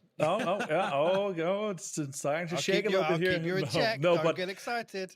Once we get on Miramar, I think we're going to see that a bit more, because obviously the long rotations and in some areas you don't need a compound to be able to play center. You can, like we've seen from BPL, you can scout quite well phase 1 and 3, and then you can try to get a center position that might not as a compound. It could be a dip, it could be somewhere you can play on foot from phase 4 and forward. Well, guys, as I'm sure you've seen, especially from the scenes in Korea, it looks like that we had a couple of PC issues, but Gen.G are giving us a little bit of hope that those are now being resolved, and we should be heading into the next game shortly. Erangel is now done. We're waiting to hop into our Miramar games. We're going to go to one last short break, and when we come back, we'll be moving into the final 3 games of Ranked Decision. See you then. Hi PUBG Esports fans, I'm your PUBG Esports guy, Annie, and I'm here with Paper Thin again for this PUBG Esports News Show. Hello. Hey guys, yeah, it's good to be back. We're really excited for PGC coming up here real soon, so we're gonna break it all down for you. So PUBG Global Championship 2021 will start off in November 19th with Ranked Decision. First, we start with a ranked decision to determine where the teams are gonna fall into the weekly survival, where they qualify for the weekly finals. You have to win games during the week to qualify for the weekly finals. And of course, there is going to be a bottom 16 for those teams that don't qualify for the weekly finals. So it really does feel a lot like a throwback to PGIS earlier this year. Yeah, but most importantly, there is this grand final for PGC 2021. This is the part where it's different from PGIS. I'm very excited for that. Oh yeah, definitely. Today in PUBG Esports News Show, we're going to talk about everything about PGC 2021, participating teams, 32 finest teams from all over the world, and things to watch for. So please stay tuned. All right, so let's take a look at all of the teams that are going to be participating in PGC 2021. Yeah, so we've always started with this region. Let's look through APAC first. I see some familiar names, but then there are some new names too. Fury is going to be the team that everybody knows, Buriram United, but then you've got BN United and Archangel Predator, some new ones that are going to be coming in to keep your eyes on. So next is Asia. We have 12 teams from here, 5 Korean teams, 5 Chinese teams, and 1 each from Japan and Chinese Taipei. Yeah, again, a lot of familiar names are going to be here, a lot of teams from all the regions and players from all the regions that you're going to know, but some new faces, of course, as well. So this is a region, of course, that you have to be watching out for. Next is Americas. Yeah, there are some teams that have performed well in PGIS, but I see some new teams, but then players all familiar. These are the superstars of Americas. Of course, you have the Sonics, the PGIS winners, but you have so many good teams in Americas now. It's actually pretty incredible. Last but not least, Europe. Most of the teams seem familiar to me. Yeah, there's a lot of the teams that we've come to expect to do well in PUBG Esports. They're very strong because they have players that have been around playing in PUBG Esports for some time. Do you remember that we have interviewed 2 teams from PGC 2019 Top 4 last year in the PUBG Esports News? Yeah, definitely. I remember some really good interviews coming out from all of these teams. I think Genji was very funny, and FaZe gave us a really interesting interview, actually. So I'm really excited for these teams to be back here at PGC again. I think Genji, you still have the PO factor. He's still just one of the best players, if not the best player in the world. Anonix has been a phenomenal fit for this team. Esther's still here to kind of play the support role to keep PO in check. Asura has been a really good kind of flex player for them. They put up a lot of kills recently. They may not have done as well in the chicken dinner format as some other teams, but they are still a force to be reckoned with. FaZe just always seems to find magic, when it matters the most. They come up big in high-stress situations. We saw it in the last PGC. We saw it again this year to qualify for this event. So let's see if these 2 teams can maintain their reputation in PGC 2021. And especially for Genji, let's see if they can win the back-to-back champion. So there have been a lot of teams that have been doing really, really well across all of the regions. Some of the teams that we absolutely have to look out for. So that has to be Sonics in Americas region. Sonics is the champion of PGIS 2021, and they have won 3 PCS events in their region. This team has to be one of the best teams in the Americas region. So the Sonics, they do everything that needs to be done to be successful in a format like PGC. So I found out that the Sonics won 8, 7, and 8 chicken dinner in each PCS 2, 3, and 4. They are very eligible for qualifying to weekly final. You, of course, talk about Tiggleton first as maybe the best fragger in the world right now. He's good at everything he does. Shrimzy right behind him is also excellent, always up there in the top of the kills and things like that. Mime is no slouch himself, and then Huynh is leading the way as the shot caller. These guys are just absolutely stacked. I think in Asia, that team should be Peril, Petrica Road. They've won all PCS Asia events in 2021. Particularly, Akesleft was putting up some impressive plays in the scrims and in the event. It's not just Akesleft, it's other players like Mill, like Mings, who are really stepping up to the plate and having big numbers as well. Asia's a very competitive region, so when you look at their numbers, maybe compared to some of the other teams like Sonics, yeah, they don't put up as many kills or as many wins, but I think that's probably because between Korea and China in particular, it is a very competitive region. There's another team that dominated their region. It's Virtus Pro from Europe. They've won PCS Charity Showdown and PCS 3 as Northern Lights, and won PCS 4 and 5 in a row as Virtus Pro. Yeah, for me, this is kind of like Peril, where they're a dominant team in a very, very competitive region. I think one of the best strengths of this team is that they know how to adapt to the different types of format very well. It all comes back to Batulin and his ability to really get them prepared for whatever situation they're going to be in Again, out of game, in game, he's always ready. We have to talk about Buriram United Esports, the PCS4 APAC winner. Imagine about the APAC teams, most of the fans would think of Buriram United Esports because they have shown such an aggressive play styles in PGIS, and a lot of fans love this team. How is this team doing in the current screens? They look okay. The problem for Buriram is, so for Buriram, a lot of contention on both Miramar and Erangel for their drop areas. And so a lot of it depends for Buriram on if they can secure their drop spots. If they can, I think they're going to find more and more success. But if they keep fighting for it, of course, that we've seen time and time again, that doesn't go well for teams. So we just talked about the teams that is kind of obvious to say that they're the best teams of each region. But still, there are a lot of teams that have good chance to compete in PGC 2021. What team would that be in America's region? I think Oath definitely has to be the first team you're looking at. They won PCS 5 Americas, so clearly they're in good form right now. They brought Kickstart over to the team from the old Zenith squad that got second at PGIS. So this is a very, very powerful team, top to bottom. The Oath is a very impressive team because they were one of the few teams that have made it to all weekly final in PGIS, but they didn't really end up in a high rank in PGIS. They have another shot at it, and they're better now in my opinion. So I think really Oath has a really good shot to make a splash. So in Asia, Chinese teams have won all the PCS events, which means that Chinese teams have been performing very well in Asia. Yeah, I think the first team that comes to mind is MCG, the pinnacles of consistency. They don't put up big kill numbers, but they're always there in their placements. They get enough chicken dinners to keep themselves in it. They're a very talented team in terms of their rotating, and that all goes to Summer, who's a very smart veteran shot caller, another player who was at PGC 2019. In Europe, there are so many familiar names. Which team should we watch for in Europe? The two that stand out in my mind, first, Team Liquid. They're at every event ever. These guys are just so smart, so strong. But a second place at PCS 4, a ninth at 5, but quite a few kills. I'm really confident in this Team Liquid squad. I mean, Clib has been absolutely nuts for them. So this is a team definitely to watch out for. The other one I'm looking at is Na'Vi. Na'Vi is a really, really talented roster. They picked up the old Tornado Energy squad here. This team looks to be one of the top 3, top 4 teams at this event potentially. They're really strong in terms of their fragging power.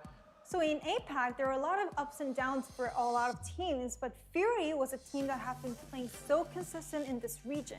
And I think this team would have a chance to compete with other global teams. They brought in Flood, a young player who's very, very, very talented as a fragger. And they have a lot of veterans on this team who've been doing it since back to the FACEIT Global Summit, of course. These guys, look, they're very good on Erangel. They're not so good on Miramar. So for me, what I'm looking for Fury is some improvement on Miramar and then just a little bit more consistency. I think they have a really good chance of getting to the grand finals. But you can see that out of 32 teams, there are a lot of unfamiliar new teams coming out. So we want to introduce some rookie teams from now on. I think the first one I'm going to mention is Danawa. Danawa Esports is a Korean team that has really exploded onto the scene this year after making a couple key acquisitions. Been absolutely lights out in Korea and at PCS. So this team, definitely got to watch out for them. They got third at PCS 5. I'm really excited about that. And there's this Chinese team, New Happy, who have won the PCL summer season. This team is really scary. They started to pick up steam during PCS 5, started out a little slow, but this has kind of been their MO. So watch for this team to maybe not do so good in the beginning, and then as the tournament goes on, get better and better and better. The guy to watch out for, Ming, one of the best players in China, period. He always puts up huge kill numbers, so this is a guy who will absolutely be someone that you are going to have your eyes on during PGC 2021. So for Europe, I want to take a quick look at Heroic coming in here, but they've had a very up and down season for the last couple years here. So this is a team that has very high highs, but also very low lows. And the real question for me is which version of them are we going to see here at PGC? Also, we have BN United in APAC, also a very hot rookie team. They won the PCS 5 APAC. Yeah, it's kind of interesting to see what happened in APAC as the Vietnamese teams really stepped up during 2021. Last year it was all about the Thai teams and Fury, and now we have a whole new region stepping up to the plate. They look great, they're consistent, they found chicken dinners very, I don't want to say comfortably, but they do a good job navigating the other teams in the map. So in America's region, I want to ask about KPI Gaming. I remember that Siljan was playing so well in PGIS, so I'm kind of expecting this team. So coming back to point rule, kill points are still very important in stacking up points, and this time in PGC 2021, we will be giving prize to individual kill leader players. So finding out which players would end up with the highest kill points will be one things to watch for in PGC 2021. Which players would be the candidates? First one's got to be Tiggleton, right? I mean, the top fragger in both PCS 4 and 5, right? He put up 87 kills in PCS 4 and 74 kills in PCS 5. That's really good. Next up, Navi's example in EU. Again, another player that dominated both PCSs this year in his region. He put up 72 kills in 4 and 55 kills in PCS 5. So these guys are definitely the two standouts for me. Then you start to look at some of the players like that we all know and love. PO, Akeslef, anybody on Buriram United, I feel like has a real chance to be up there. It's going to be up to kind of that final weekend where we find out who's going to put up that prize. So as always, we're having a Pick'em Challenge, so don't forget to check in-game Esports tab and participate in Pick'em Challenge to gather the Esports point and get the PGC exclusive items. Very exciting. And guys, make sure you tune in. We start November 19th. So stay tuned for 5 weeks of PGC 2021 and find out which teams were going to be the final champion of PUBG Esports 2021. We're going to be back again once more in PGC 2021, so be ready for us. And don't forget to like and subscribe. Bye-bye.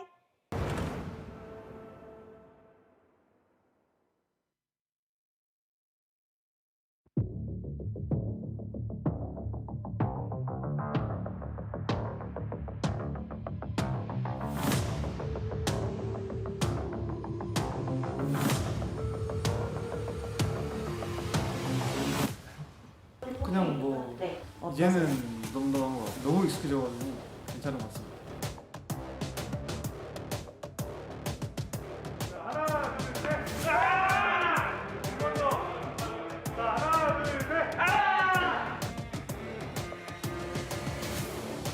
에스더 선수가 깔끔하게 담당하고 있지 않나. 거만한 이런 걸 좀 잘해가지고.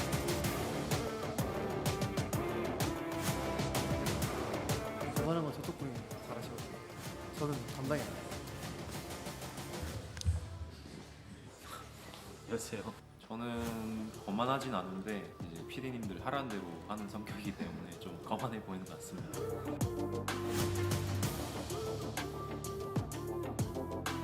이렇게 원하신다면 제가 하겠습니다.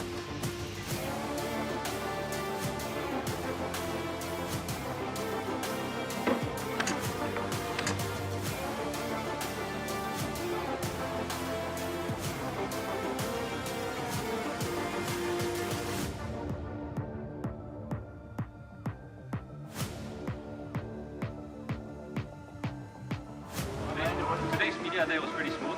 It feels pretty good so far. Everything is close. Also because we've been here earlier this year, we kind of know what to expect food-wise. I think it's a lot better. I've seen some of it. The stage looks kind of interesting. It looks really unique, which is sick. I can't wait to see how the lights on.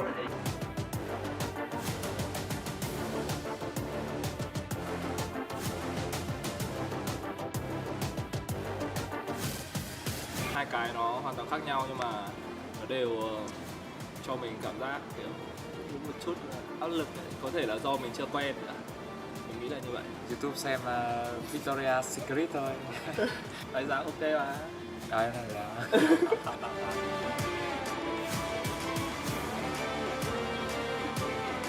tiếp sức cho team Game Home cũng như là team Bảo Nam có được cái thành tích tốt nhất trong giải đấu lần này.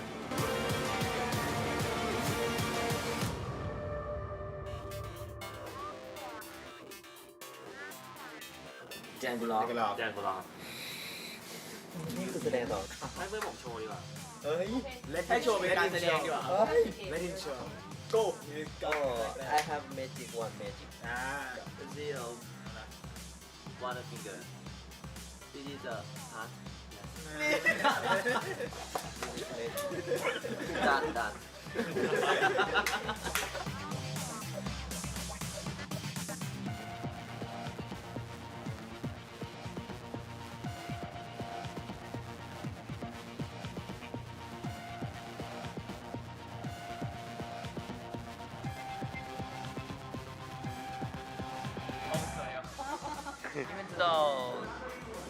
过来的时候会是冬天，所以我们衣服带的比较多，一起加油吧。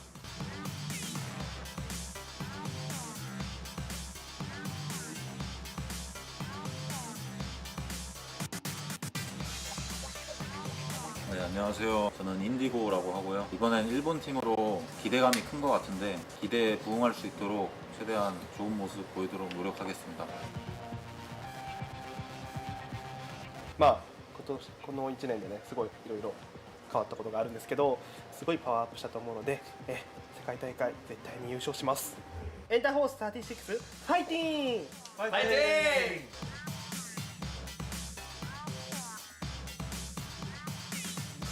So this is my second time in Korea. It's nice to finally be back, and today we're having media day.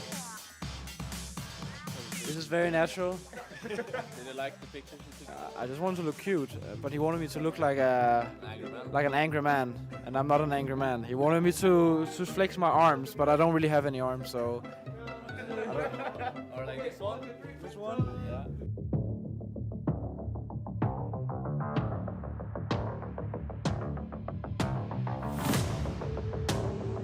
We're feeling good. I'm feeling fantastic. This is a lot of fun right now. It was amazing. I just got my first hot meal in probably over 2 weeks. We played a lot of PUBG, that's for sure. I worked out a lot just to try and stay active because we're kind of trapped in a room for 2 weeks, but I think everyone just played a lot of PUBG. We've been getting really drunk on soju. Not me. I don't drink. My mom's gonna see that, bro.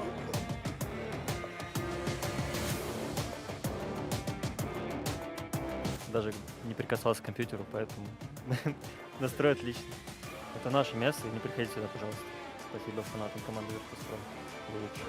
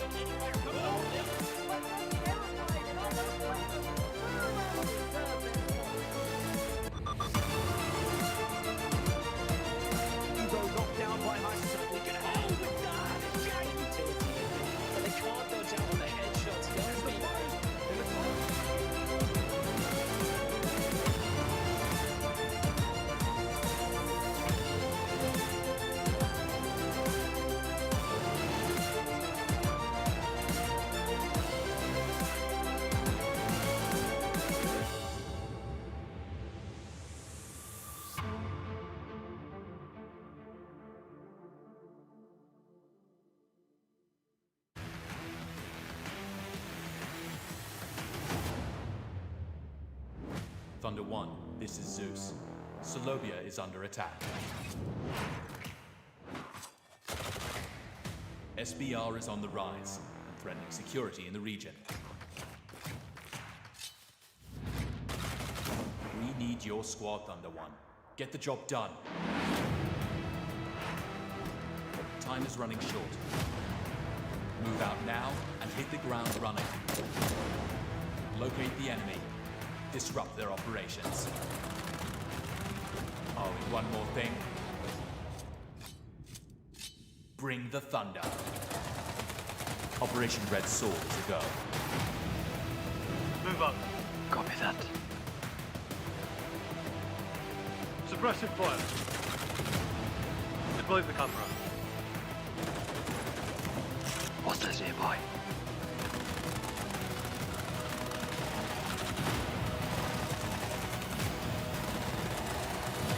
I hear something. They're on to us.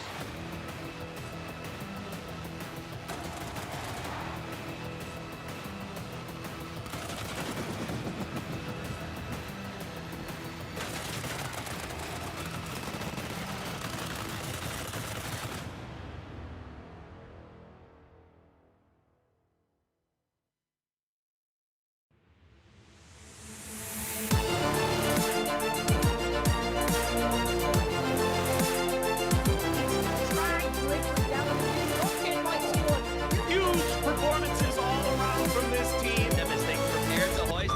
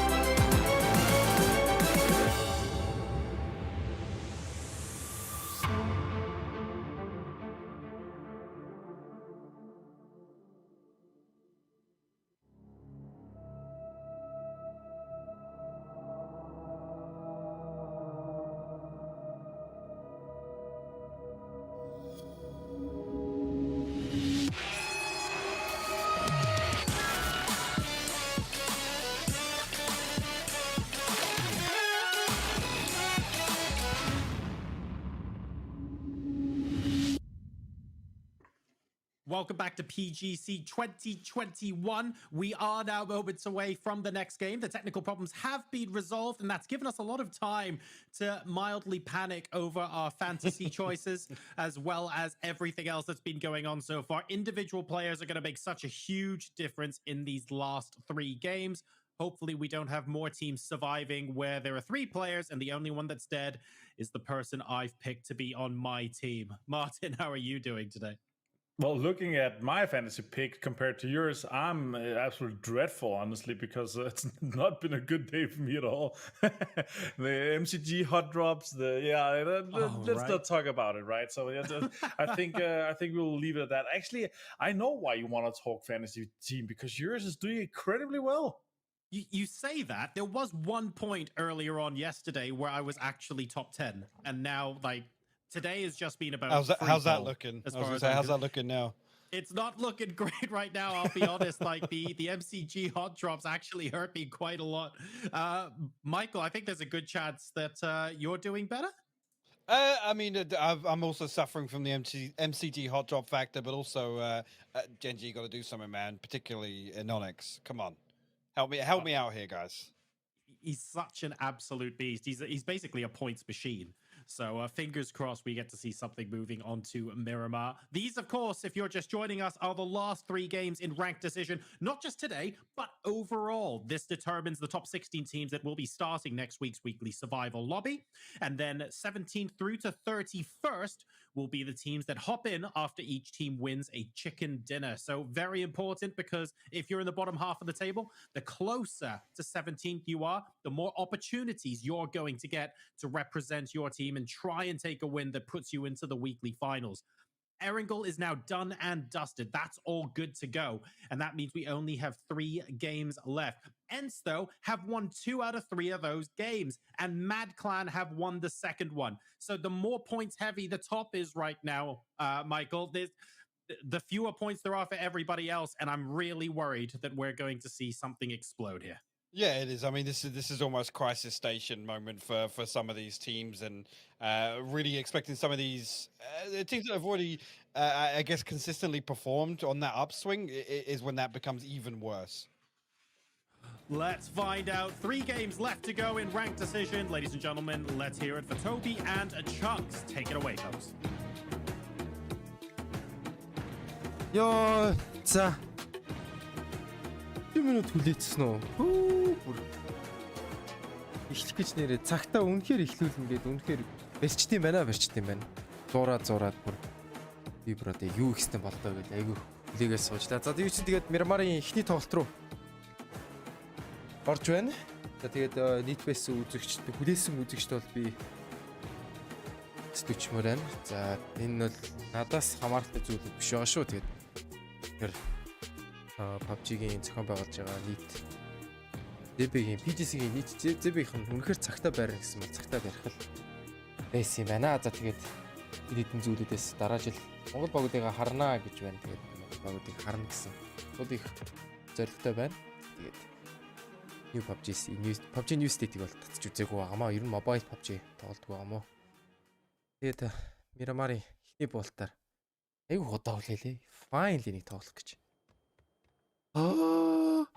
Тэгэд ер нь бол одоо нэг сүүлийн тоглолтууд болж байгаа айгүй их нүг hot drop-ууд буун early fight-ууд их гарна. Айгүй их эрт дуус тоглолтууд айгүй их гарах байх. Тэгэхээр таац тоглолт нэр бас их удаа хүлээд тоглоод яг юу их хэвээр.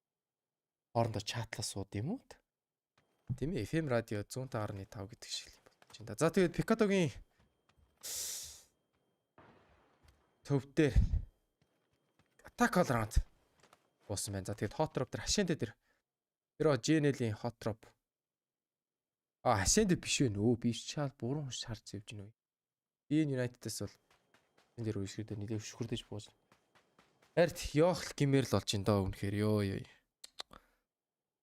Яа, би бүр сүултээ хүлээгээл дуу сонслоо, 0 орлоо, 0 дороо суунгаа.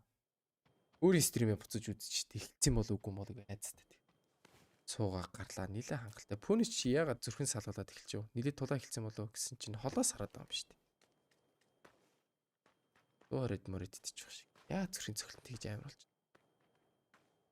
Тайвшир залуу минь. Нэг сайхан үтээцээ очлох гоё тайвширч байгаа шүү дээ.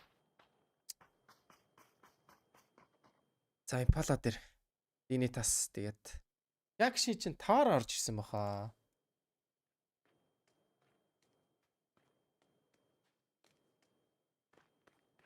Тас чинь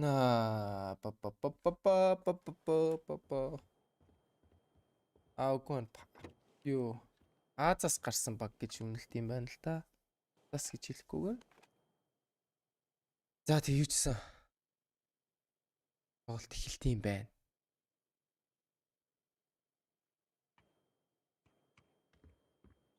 Эхлэхгүй байна гэж бодоод айгүйх санаа зовжлоо. Юучсан хүлээсэн та бүхэнд бол маш их баярлалаа гэж хэлмээр байна. За тэгэхэд Идвэлэр Палагийн эзэн хаан хэн болох вэ? Яг шин хятадын урд зүгийн найзуудын яг шин үү? Тэгвэл Учи X Zenit баг гэж нэрээр явдаг байсан. Дигний тас авраг болох уу? Дигний тас ч нэг хэсэг Quantum Pay гэдэг юутэй хамтраад санхүүгийн байгууллагатай хамтраад нэрээс олж харагдадсан. Тэгээд одоо байлжлаа юм шиг байна. Одоо нэр нь харагдахгүй юм шиг байна. Impala гэснээс Tame Impala гэж хамтлаг байдаг. Та Tame Impala-г сонсч үзвэл нэг хэлээр аягүй гоё дуучин байд. Ер нь дуут Kevin Parker гэдэг хүн Tame Impala гэдэг нэрээр явдаг гэх юм уу?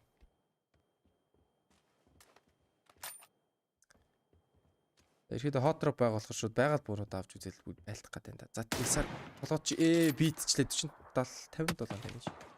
7 л гэж явж байна. Түүний шууд тусаад арна. Хөршийн цохилт салгалаад хэлсэн нэг буудалт шууд 130 руу. Би цохилт нүсрээд ёо маргаа би гэл.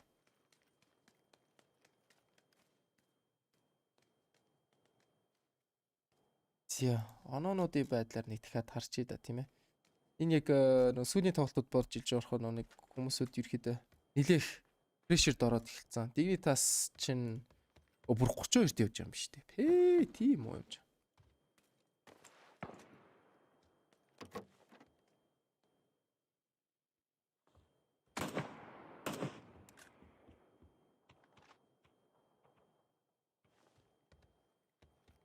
За энэ hot drop дээр ерөөдөө баг бүшлэхгүй юм байна да. Тэр цаана Action-ы тоглогч хамаг тоглолт хийндээ.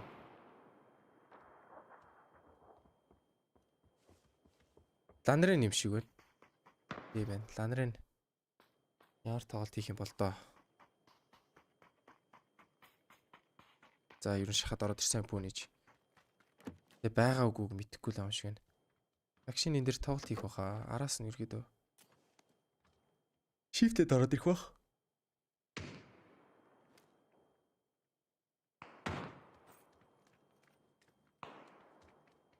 За 3 дахь чичээд 3 дахь читгээд ороод ирсэн.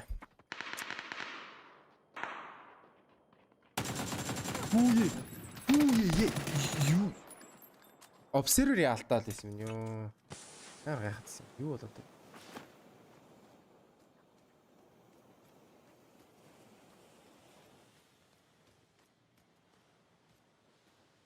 Эс болгоод манай Монгол багуудын ойрын том тэмцээн нь юу байна кор?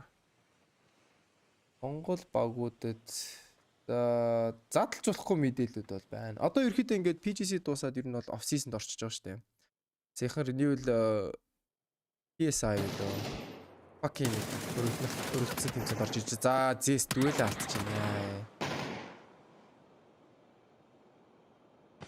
Чигээр нийлээд хэцүүлж. Одоо ерөөхдөө яг off season эхэлчихэж байгаа. Off season гэдэг нь юу гэсэн үг вэ? Сезон дуусаад өдөртийн ерөөхдөө тоглолтууд 21 онд ерөөдөө тэмцээнүүд дуусч болохоор багууд ерөөдөө амралтын байдлаар орж ирж байгаа. За нэгэн багаас нэгэн тэмцээний оролцож байгаа юм байлээ. Тэрийг яг official байдлаар зарлангуут тухайн баг хөөстэй зарлах баха. Renewal ерөөхдөө нэлээх контакт сэлбэтэй болсон байлээ. Бас тэмцээнд оролцож байгаа юм байлээ. 24К-аас Европын тэмцээр байх орхоо битээ бас оролцож байгаа юм байлээ. Өөр яг дөрөвтэй тэмцээ LVP season 3 эхэлж байгаа. За тэгээд нэгэн багаас нэгэн хэрэг тарснаас болоод Монгол багад оролцох боломжгүй болсон байгаа. Тун харамсалтай. Яг шууд хурам муруу чигчлээд тэрнээс интерний буруу муруу биш гээд нэг алдаа болсон өнгөрсөн одоо тэгээд цааш үргэлжлүүлэл амьдрах хэвээр ямар тэр тэмцээ бидний хувь цагийг шийдэх юм ч те. Цаана үшээ удаа дараалан зөндөө тэмцээнүүд гарч ирнэ. За тэгээд MNPL season 4 эхэлнэ. MNPL season 4 ер нь бол хэсэг зурдаа PGC-ийн дараа бол эхлэх нь бол ойлгомжтой. Гэхдээ PGC-ийн дараа хизээ эхлэх үү гэдэг нь асуулт бол. За сөө пиксэн төмсөд үйл авсан. Энэ бол өөрөө корт байсан болохоор нийлээд даваа талтай үйл авж ийн харагч байна. Жанковс бол босхгүй.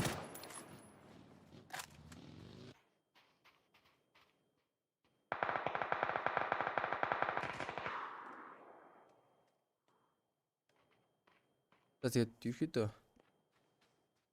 MNPL season 3 дээр qualifiers гэж юм зохиогоод хэлсэн чи айгүй гоё шин багууд бол төрж илээ.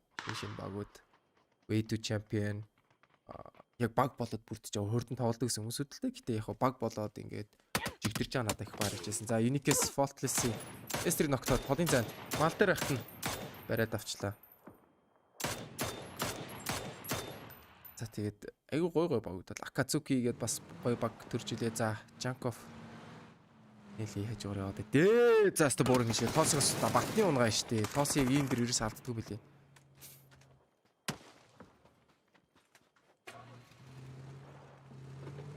Мөн түүчлээ Монгол багуудаас чинь за love to play гэж баг гарч ирлээ. Тэгээд Passer гээд баг буцаад иргэн эргэлт хийжсэн. Надад их гой санагдсан.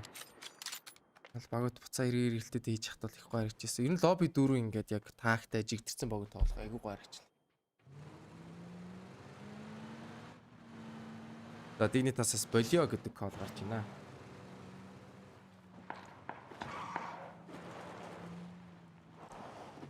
Манчестертэй. Ер нь бол нэг компаунд мөргөж лүүтлэх шаардлагатай л болж байгаа юм байна тийм тасаас. За Кякшин мэдээл авсан баха. Зүгээр явуулахгүй бах. Ямар нэгэн бол бодож таараа.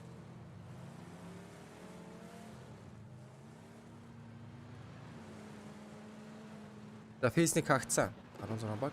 59 тогтогчтой. Энд тэнд агиух түүлгүүлчлээ хүмүүсүүд. Энд тэнд ороод Кякшинээс түүлгүүлчлээ. Baunamаас, Samsung, вообще Space Gaming-ээс, All-Around-аас бүр 2 шүү. Төрк Лабидин татвартай авчлаа. Лабидитагийн төрк бол ерөөхдөө багууд яаж тоглох юм бол доо.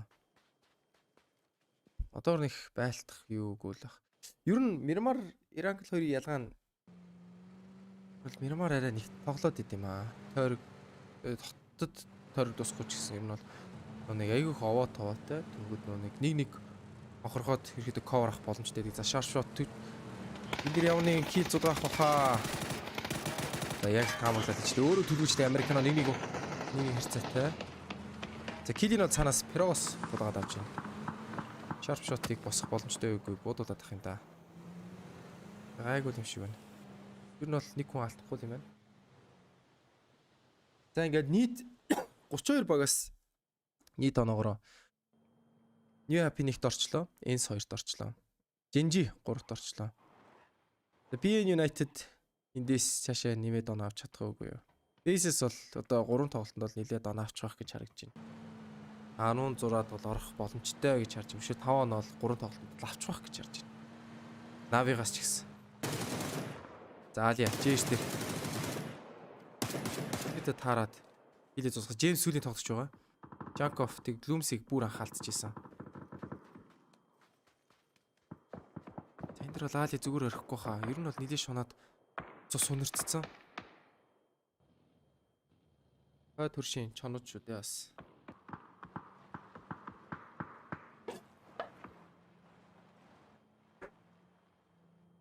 Яа.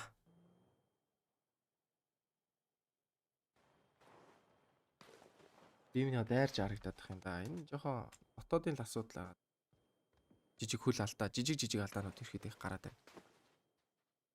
За эндээс ямар баг гэсэн бол ямар үлт хийх байсан бэ гэвэл New Happy-гаас бол тэргүүлээ хөрөжлүүлээд авч явахыг үзнэ. Ер нь бол эндээс нэгт хэд явж байгаа багууд бол ноёрхлол харуулах хэрэгтэй шүү дээ.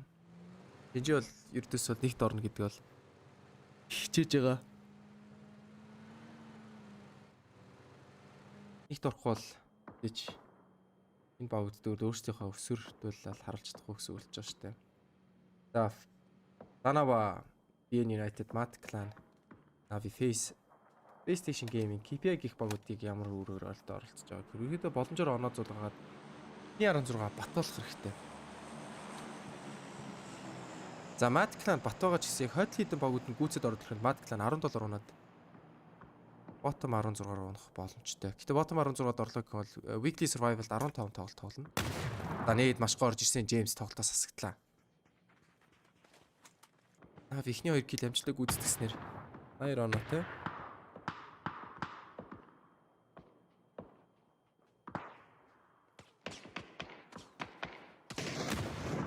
За нээдэд орж ирдээр BN United нэлээд хэцүү байдалд орж ирж байна да. Face 3 яаж татагдах вэ? Ер нь бол багууд нэг тийм байлах шаардлагагүй л төсөл байдал тоолоод байна л да. За одоо л урд тойрог дээр нэлээх rotation орж ирэх юм байна. Хойд зүгээс Минасаас орж ирж байгаа багууд бол Тэрээс орж ирж байгаа багууд бол нэлээх rotation-д орж ирээд хоорондоо тааралдаад байлтах төслүүд гарч ирэх юм байна. BN United-а Simon-ыг босох боломжтой юм байна. Энэ тэндээс энийг өнгөх бол Americano Лизэнийг гад авч байна.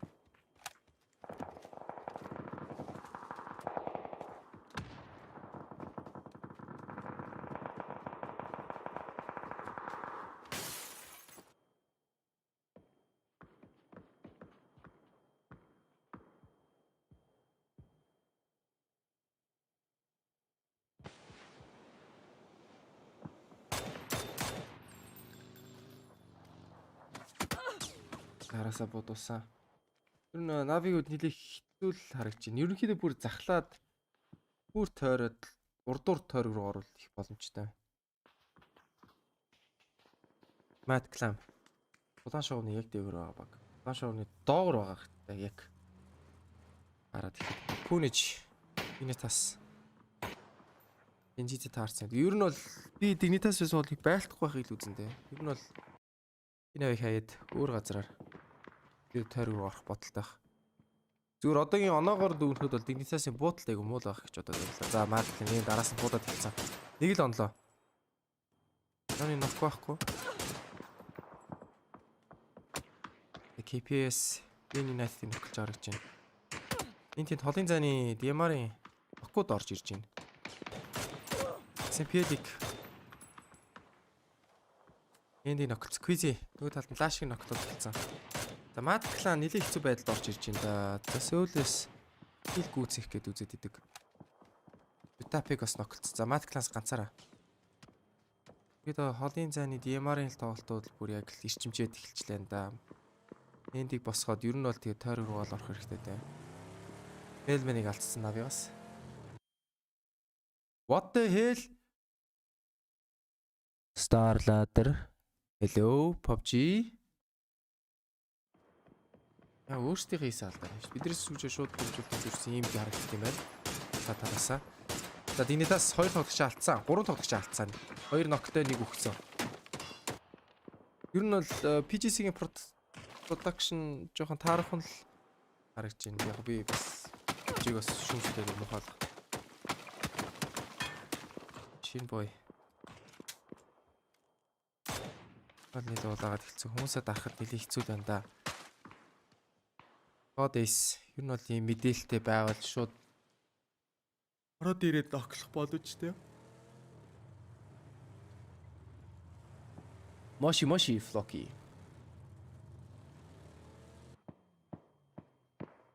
Мат. S4-дээр нэлээд зодуулаад эхэлсэн байна. Тэгээ ер нь бол орчин л доо тойролгоо асуудалгүй. Ай бол цусаа дараа дамжиж байна. X-Left XMPL-ийг бариад авсан. XMPL ихэд нокроо чааш явах боломжгүй. Навигас rotation хаашаа очихул гэдэг хамгийн том асуудал болж ирж байгаа. Тэгээд KPI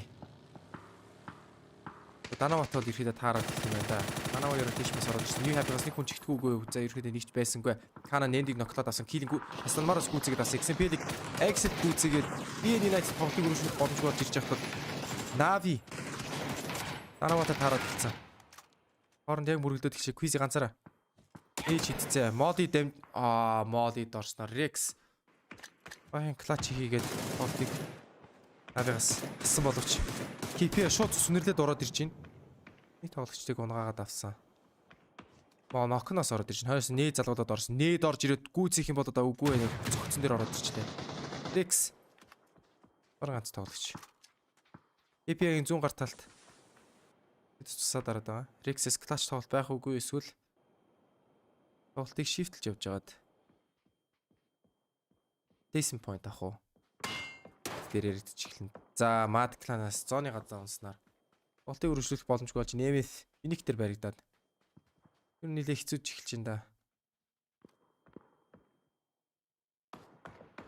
За одоо Phase-ийн үед бол 16 орох боломж бол нэгдэд эхэлж байгаа. Он авахд бол юу нь л ороод ирж байгаа. За Laba Dita дээр нэл ерөөхдөө түлээд эзэлсэн байгаа. За мэдээл авсан, sharp shot-ыг унгаасан. Редний тоглолт нь унаах боломжтой. X-Left дээрээс нь killing гүйцэгээд авсан. Американогийн тоглолтыг хармаар. Тосын мөн төгчсөн бас үзүүштэй тоглолт шүү дээ. Миний бодлоор Тоси өөр багт орох байхаа юм. Ижсгийн дараа. Тоси фланкер дээр олдлесийг унаагаад бас Тоси ер нь бол айгүй сайн кит түүд юм. Айгүй сайн фланкер. Илтэй тоглолт юм. Хорн рофтер дүүл авсан. SSG-г сарыгаас тоглож үлцээ дүүл авсан. За 4 килл. Амттай авснаар PNL Esports тоглолтыг чааш үргэлжлүүлээд SSG тоглолтоос хасагдсан. За KX Yakshin Esports Ace Clan-тай таарад эхэлсэн. Энэ окоо бол унаагаад авч ин. Yakshin-ээс бол хоёлоо байгаа. Эхний тоглогч бол Punish дээр алдсан байгаа ш. Хада дээр hot drop дээр. За Phase-ийн нээд орж ирсэн. Reaction бол shotgunтэй ер нь бол цагаан хоёр дахь тэрэл. Тэс суугаад байж лаа юм байна. Shotgunтэй бол дүүлдэ за моли ороод ирсэн моли damage байгаа ч гэсэн усаа дараа дамжих юм байна. Ой. Нокерчлоо ямар гоё нээд ороод ирчихвэ. Гэтэ Cobra-гийн ерөөхдөө алдаанд нэлээх гараад ирлээ. За сүүлийн тоглолт UP ойрын зайд shotgun бариад ирсэн. Ойрын зайд байлтахгүй холын зайд гараад ирэх юм бол яартай бол баралдаад дүүлдэд бол барахгүй. Улан байр ойрын зайд тоглолт. Байрны дотор хүн байгаа гэж shotgun-оор дүүлдэж үзсэн. X-ийг ноколж унгаагаад ч өөр унлаа да. Face амжилтаагаар компаунд байл харуулж чадлаа. За Unique-с сурагшаа хүчлээд Dignitas-ын байрал руу ирэхэд дайраад орж ин Shackle моли 2 моли 3 моли шидэд орж иж. За Dignitas-аас юу ч яалчгүй гарч ирдэг юм. Баруунтаас Genji будаад идэг. Fate Genji дээр унснаар. Түүнээс Genji-гийн flank маш гоё орж ирж байна. За энэ дундаа шинэ бой. Үлдээд. Ихэд маш гоё coverтэй тоглож байгаа мөрт боловч Никэд нилээд хэцүү болж эхэлж байна да. За багууд хоорондоо байлдаад унах тусам Face 16-д орох боломж нь бүр нэгдэд эхэлж байгаа. За Genji нэгдүгээр байрыг буцаа булаагаад авсан одоогийн байдлаар. You happy? Эмэминг. За Перош мөргөд ороод ирсэн. Excellent техник хил авсан. Зэрүүлээд Мамо 2 нок авч болгоч 3 нок ороод ирлээ Перогоос. За сүүлийн тоглогч. Наан. Цаана. Болчтыг бол босох боломжтой. Excellent-ийг бол босох болж та Мамо. Эхлээд доороос нүнgiгээд харж чадахгүй ч гэсэн. Нийлж ин мил. Холын зайнаас гарах боломжтой байна. Дуу яач гэж дуу явуучлаа шүү. Дуу яач гэж. Ер нь бол гайгүй шүү. Миний талаас бол ерөөхдөө гайгүй. Хэрэв дуу нь асуудалтай хаад өөрийн тал дээр ч бол асуудал байгаа гэж ойлгоорой.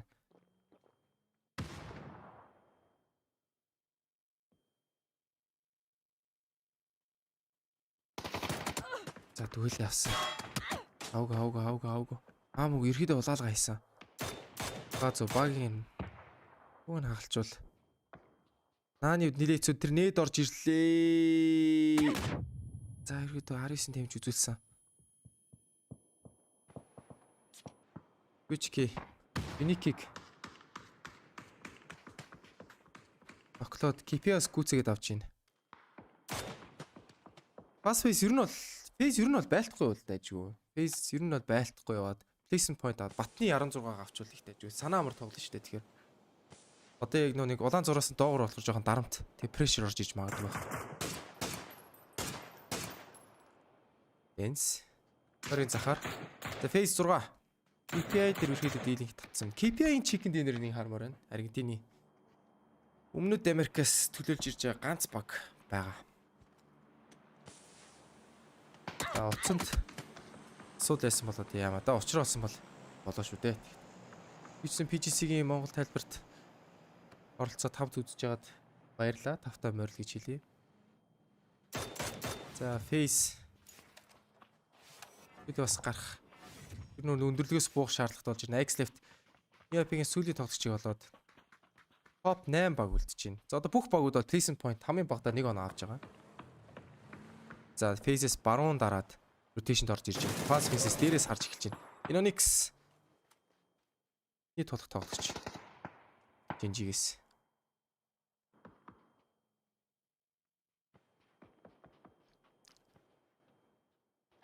Густав Inonix. За энэ KPI-ийн дайм ерөөхдөө хурцтаад эхлэх юм байна. Компаунд эзлэх дайм гарч эхэлнэ. Shinobi, Shinboy ганцаараа.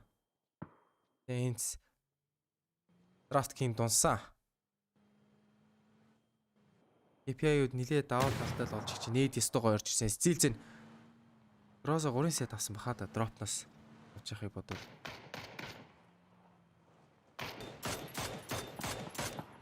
За Пио сүүлийн тоглогчийг Dignitas-ын сүүлийн тоглогчийг унааснаар топ 7 баг үлдэж байна. Dignitas-ийн нилээд хэцүү тоглолт харагч байна да ялчгүй. Энсэс нөө жоохон мал дээр гэж хэлэхэд бас хэцүү. Стилзэн фланк маш гоё харагч. Нэг нээд ороод ирвэл ерөөхдөө дуусаа. Пац Фейзийнх нь Жинжигийн өдөөс сүнгийн. За фланкн дээр нь Unique-ийн тоглогч Dante гарахаар байгаа. Fix. Юу харсан? Яас хариу тоглолт байгаа болов уу болов. Фейсийн хуцтаад хэлээд идэг. Густав дүүл авсан. Enonix-ийг одоо өнгийн үйл яг дүүл аавна. Үгүй байна. Асуура нөхөрсөн. За Enonix ганцаар үлдсэн. Enonix-ийн класс тоглолт гарах юм болов уу болов. Бас Facebook баруун дараад танкер орж ирж харагдаж байна. Enonix таач их гол нэлээцүү. За Силзний стогой тоглолт гарч ирж байна да яалчгүй. За фланганд орж ирсэн толгойн харсан баг. Бас фистэ яа за 1-2 дүүлээд бол баарахгүй. Хоёр талаас англиад гарч ирэх юм бол Жинжи хасагдлаа. За NC бүр ерөөхдөө бүр тэргүүн байрыг аавна гинөө. Rank decision-ий. Ерөөхдөө moral boost гарч ирнэ. NC-д бол. NC KPI хоног ерөөхдөө сайн аваад эхэлж байна. NC тоглогчдойгоо босгоод ирсэн. Силзэн ганцаараа clash тоглолт гарах уугүй юу?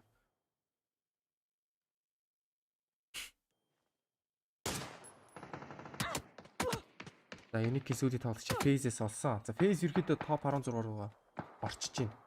Үгүй placing point дараа бодож орж ирнэ. Phase топ тоглолт очиж байгаа юм. Эйцси. Бас Phase-с милиг, пирогийн милиг бол тарж авснаар Phase 7 дээр Амбаг 10 тоглогчтой. Аль багийг дэмжиж гин гэвэл за ер нь Sonic-ийг их дэмжиж байгаа. Гэтэ яг өнөөдрийн байдлаар яг энэ багтны сэтгэл динэтэрийг гэхээс илүү зүр яг сайн үзүүлэлт ерөөхдөө миний анхаарлыг хамгийн их татж ийн гэвэл Ens байна. Үнэхээр Rack Decision дээр үнэхээр сайн тоглож байна. Хинч Ens-ийг топ баг байна. Европоос номер 1 баг байна гэж бол хэлээгөө. Европоос номер 1 багууд бол Navi BP гэж ярьж байхад бол Ens тэр дундаас нь цойлоод гарч ирэх надад гой санагдаж байна. За яг багцууны хөрмөн дээрээ гээд хэлж яхад Зилзэн 2 нок авсан боловч харастайгаар 3 дахь тоглолтыг бол тоглож бол буулгаж чадсангүй.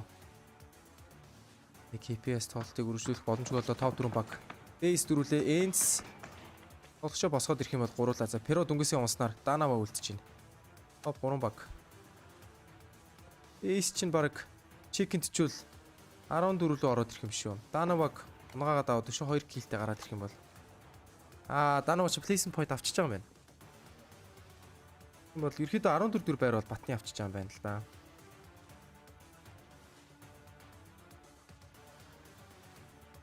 Эзэнийг бол батны авчих бах. Густав Энст ерөөхдөө тулаад эхэлсэн.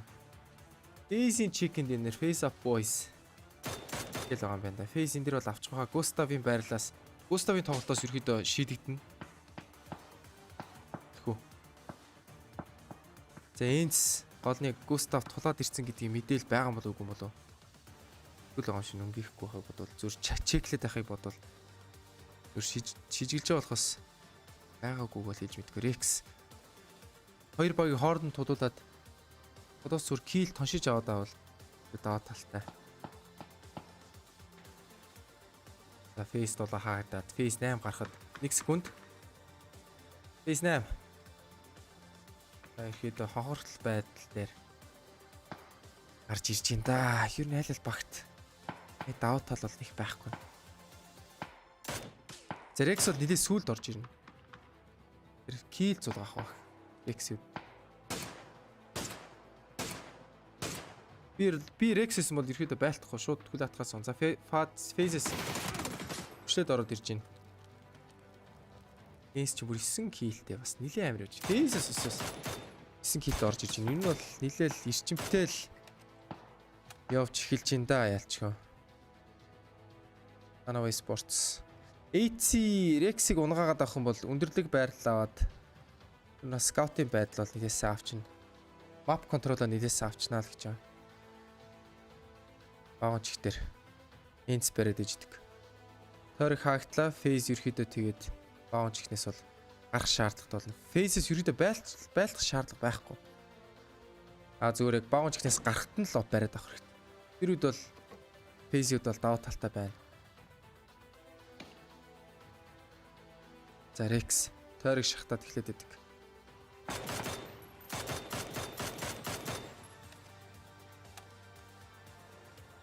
Rex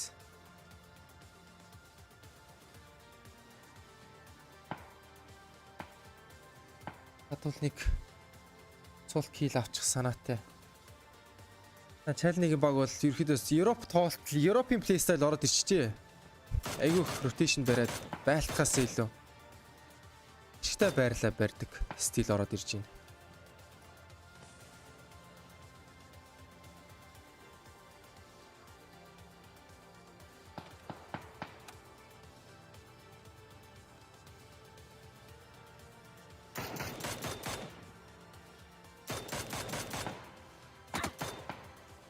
Эйс. Нэг толгоцсон. За одоо яалч тойрог шахтаад эхэлсэн. За одоо өстө энсийн цаг тоологдоод эхэлнэ. Секунд явах тусам фейсийн даваа тавьж. Техник кросс нэр тэг зүг бариад авсан. Хийлийг гүйцээгд очив. Фейс. Арт хийлийг гэж юм. AC. Гүйцээг барьж чадахгүй л байна да. За ийж пас фейсээс амжилттай барьснаар топ 2 баг үлдсэн. За эхний дүүл дээр яа тийгэр ямар гоё тоглолт хийчихвэ. Дэйтэн дээр Станмар гүйцээж авсан боловч бас фейс сүүлийн килийг авснаар Бейс кланы анхны чикэн динер өнөөдрийн чикэн динер гарч ирж байгаа харагч чинь. За Бейс кланы чикэн динер болон топ 16 дугаар ихэд ороод ирчихлээ. Фейсэд бол одооний цаана өшөө 2 тоглолт байгаа. Фейсийн байдлаараа ихэд яваад байх юм бол топ 16 руу ороод ирнэ. Weekly Survival ихний тоглолтыг тоглох бүрэн боломжтой болж эхэлж байгаамаа. За нөгөө талаас нь бол Энс тэргүүн байрыг ихэд нэлээд эздэг. Бид бас өөртөө нэлээд ихтэй тоглож байгаа. Base clan. За энэ дараа өшөө 2 Мирамарын тоглолтын өгдөөд rank decision-ийн тоглолтууд дуусна.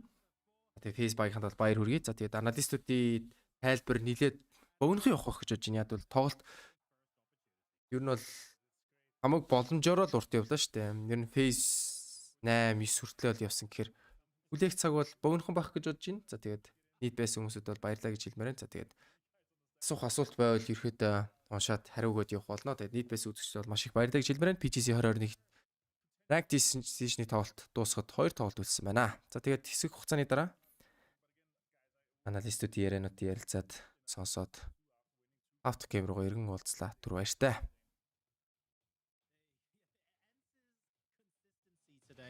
Has been really frightening. I mean, Michael, in a lobby where everyone's watching out for everyone else, the third parties have been brutal. No one's giving each other any space to make errors. ENCE have somehow found a way to just thread the needle and absolutely nail both their positioning and tactics in all of today's games. Yeah, like I said, it comes back to one of the things I was discussing the other day. Like, you can't fault their mid-game decision-making. It's now becoming more and more apparent that, again, the success ratio of making it to late game. And again, this one I think is very difficult for them to clutch up and win this one.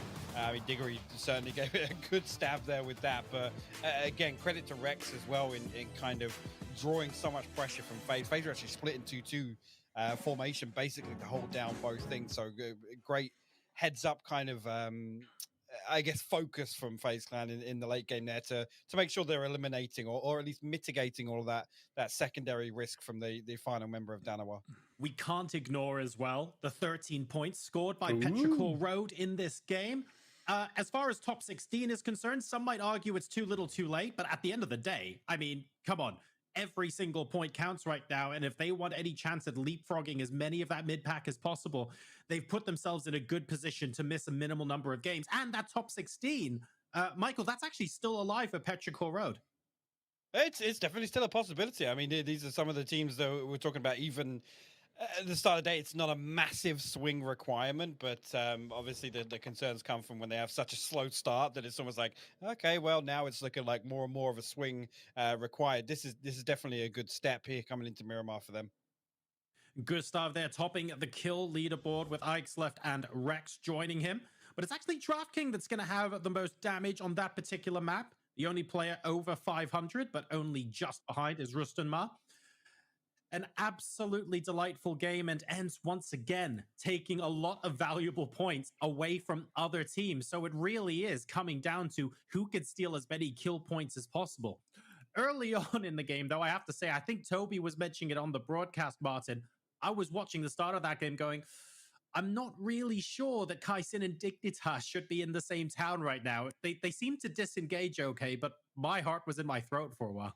Yeah, so was Punich apparently. I love the heart rate or heartbeat monitors that we see there. You can definitely see that that there's some not panic going on, but still, again, Impala, when you have a circle like this, and it also ended up being super close to it, you obviously want to try to get into a good position in the circle rather than fight each other for Impala, where potentially they're not going to be fighting too much over it. But let's take a look at the top 16 leaderboards. FaZe Clan jumping in there. Yeah, they're sneaking in there at 14th place. They're going to be very happy. Their work is almost done. We think they should be safe there. BBL Esports now on the bubble in 16th place. Michael, this is going to go all the way down to the wire in the final two games. It is, yeah. And the thing is that there's actually still a 10-point gap as well. I think obviously a couple of teams sitting outside this. We talk about kind of that swing margin, and it's actually very, very small. There's still probably a handful of teams here. I'm not sure if we're able to flip over to the second half. Oh, there we go. So you look at it here, and still 15 points separates this. There's still lots of potential for some teams to make up ground. Again, it's not asking an awful lot to aim towards 15 to 20 points within two games, especially if one of these teams can find a win and kind of maybe push towards double-digit kills to boot. Look, 20 points separates 17th from 25th right now. And that's huge because 17th place get, I believe, 15 opportunities to try and get a chicken dinner and make their way into the weekly final. 25th place, hang on a second, that goes down to 7 or 8. I mean, that is such a huge difference. One game with a decent number of points can make all of the difference right now. Do we change anything up, though, at this point, Michael? Are we feeling like teams should just be continuing with the momentum they've got, or for a couple of teams, do we actually want to switch things up now? I mean, it comes to the point where, like I said, some of these teams don't have any momentum to build off of with such a rough performance on Erangel and coming in and honestly replicating that here on the first game of Miramar. The concerns continue for me. All right. Well, we'll find out what's going to happen in the final two games, ladies and gentlemen. That was our first of 3 Miramar games. And at the end of today, we will know the order of all of the teams going into our first weekly survival. We're hopping to a short break now. When we come back, it's the last 2 games of Ranked Decision.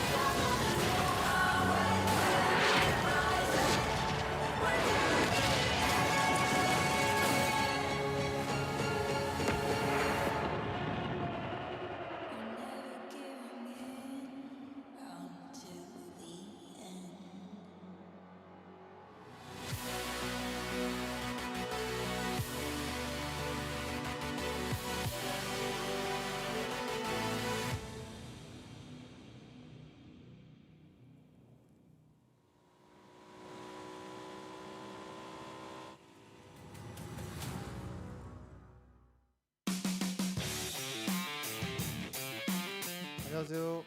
다들 알고 계시는 젠지 펍지 팀입니다. 반갑습니다. 이번 대회 최종 목표는 식상하겠지만 당연히 우승입니다. 떡도 먹어본 놈이 더 잘 먹는다고 저희가 좀 많이 먹어왔기 때문에 이번에도 맛있게 호로록 먹겠습니다. 저희 젠지만의 장점은 노련한 노련미와 도전에 있어서 힘이 세서 강하게 빠르게 적을 제압할 수 있는 능력이 출중한 팀이라고 생각합니다. 저희가 제일 견제되는 팀은 저희들 자신인 것 같아요. 저희 젠지 만나면 3초 만에 다 박살 내드릴 테니까 조심하십시오. 픽댐 챌린지 젠지를 뽑는다면 우승할 거니까 꼭 뽑아주세요. 젠지 화이팅!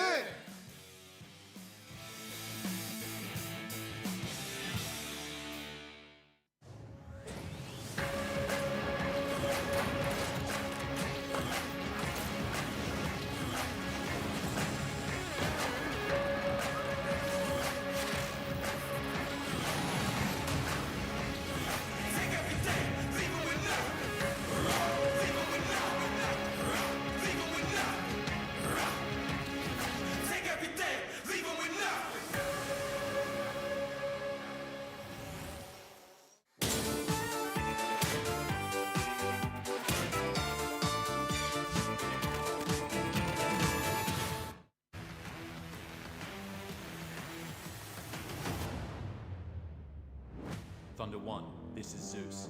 Solobia is under attack. SBR is on the rise and threatening security in the region. We need your squad, Thunder 1. Get the job done. Time is running short. Move out now and hit the ground running. Locate the enemy.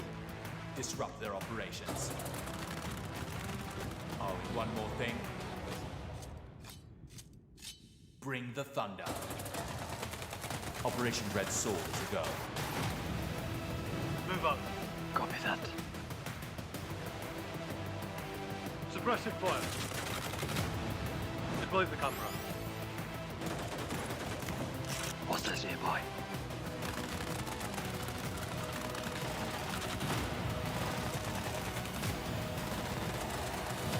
I hear something. They're on to us.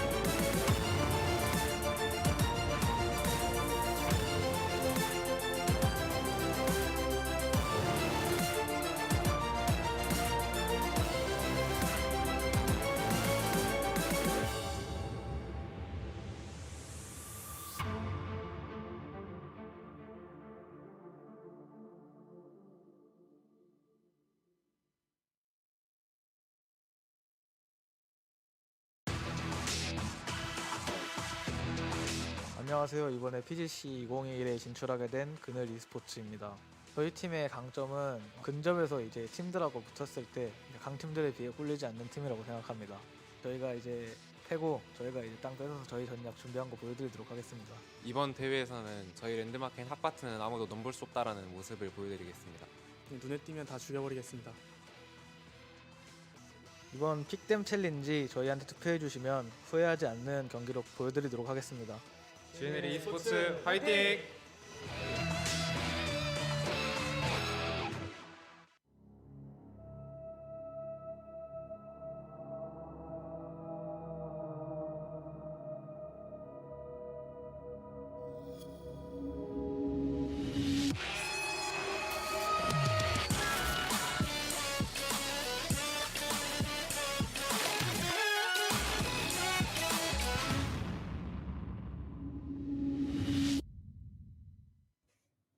Welcome back to PGC 2021. Only 2 games left now before we realize what the running order even is going to be for every single team moving into next week's weekly survival. And as much as we want this to be completely about the teams at the top of the table and who's fragging out, we will talk about ENCE, I promise. FaZe, fantastic game. Ultimately, though, Michael, what we need to look at now is the bottom of the table and who's going to have fewer opportunities next week as a result. Yeah, we're looking towards that crunch time. I know we briefly touched on it after the last game. A big talking point for me today was really on the back of a concern, I guess, after their day 2. Mad Clan, they achieved 14 points on their day 2. With some solid performances today, they've actually got themselves right back on the cusp. Currently sat in 17th, I believe. So they're going to be kind of one of the teams that I've definitely got my eye on coming into this next game, but also you dig a little deeper there. You got the likes of Petrichor Road, KPI, who we've seen hints of so far today, and a little further than that, SSG as well. Martin, so taking a look at some of the other teams that are struggling a little bit at the moment, the bottom 3, as things stand, this can still change. We've got Sonics, Kaisin, and Dignitas at the bottom of the table, with Team Unique just above them. Sonics obviously aren't playing at the moment, so they've still got 2 opportunities as things stand. Dignitas in particular will be looking for some big points in the last game or 2. Oh yeah, for sure. They need to step up. Unique as well. just anything, please. you want them to do something. It's like at this point you just want them to participate in something. You just want to get in there. But Unique as well. Like they have not been looking good today. 7 points total. That is not the kind of games that you want to have when we had 33 yesterday. Like that is super disappointing, to be honest. And yeah, it's looking like they're going to be playing maybe the last day at most. But yeah, at this point, Dignitas and Kaizen, they're just looking to try to take over Sonics, obviously. And there's still 5.6 points for Kaizen to get, but there's 12, 13 points for Dignitas to take over Sonics to make sure that they have some games to play come Tuesday. And it's all to play for in the last couple of games here. Both of them, of course, are going to be on Miramar. We've had 3 Erangel games already complete and our first Miramar game done and dusted as well. That means there are only 2 more opportunities for our teams to try and squeeze whatever position they possibly can out of these games. The teams on the cusp don't have to worry about things too much. MadClad currently in 17th place, but I think it's fair to say, Barton, top 16 is desirable, but if you're 17th and you miss 1 game, that's probably not a disaster. It's completely fine. If you can start with, having 12, 13, 14 games, you're fine. But still, it's going to have a slight impact because you're not going to have a priority on your loot spot, right? On your drop spot, which is super interesting. And that's why that is the most important reason for you to be in the top 16, because that's what the analysts, they prepare for. That's what the coaches prepare for. That's what the teams are thinking about. Okay, what 16 teams are we starting with and where are they dropping? And are we contested? Are we not contested? Should we contest? And yeah, so the top 16 is important just due to that fact. I think it's a really important point to make, and I'm glad you bring the analyst into it because it's sort of about minimizing the variables, right? If you look at your set of 8 games and you say, well, actually for 6 of those, Team X isn't playing, so we can do this. If you don't achieve your win in those 6 games, then actually, okay, cool, we've got to go back to the drawing board here because now we've got these 2 teams in the lobby that either drop right next to us or we share a drop spot with. And again, it's when you've then only got a couple of games remaining, it becomes so frustrating if you have to deal with those on the fly. 86 points, 17th place Mad Clan, and then 84 points back for Darby. 3 different teams, Petrichor Road, KPI Gaming, and GEX, all on 79. And then Space Station Gaming on 73, with Heroic on 71, who we haven't spoken about very much, but could leapfrog into the top 16 after this next game. It really is all to play for here. These teams are so unbelievably bunched up right now. Behind them, there are 5 different teams in the 60s as well, so a big win chicken dinner could do it for any of them. I cannot wait to see what these final 2 games are going to bring. Chunks, Toby, I can't wait.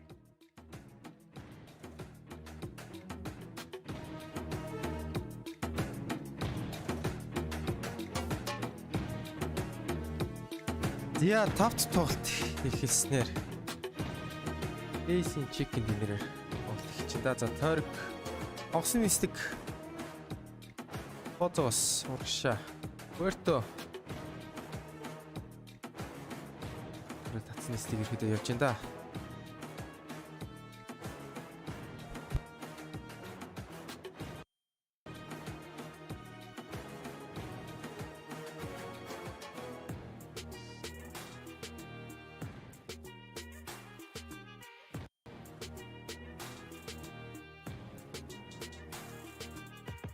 За нэг юу шалгач тийм үү нэг тэр шалгалт баачсан.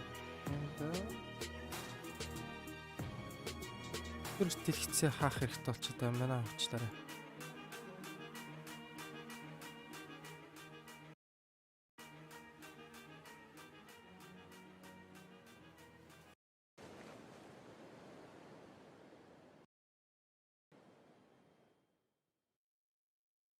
За жоон гацж ясанд члаарай.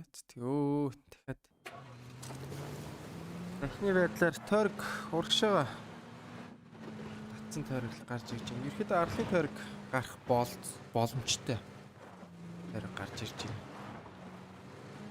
За өнөөдөр тоглолтын чикен динерээр Face Clan чикен диж топ 15 руугаа топ 16 руугаа.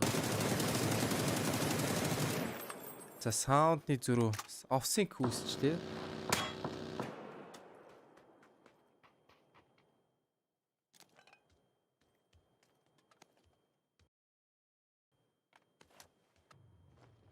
За ерөөдөө өнөөдрийн байдлаар өчигдрийн байдлаар тэрний засах хэрэгтэй байна. Энэ арай л юу байна? Саунд арай л буруу яваад байна. Надад бүр амар юутай сонсогдох юм.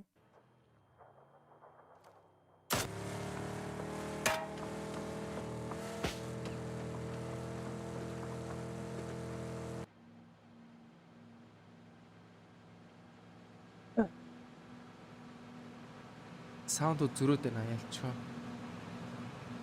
Саунд хичгтэйгээ айгүйх зөрж сонсогдож байна.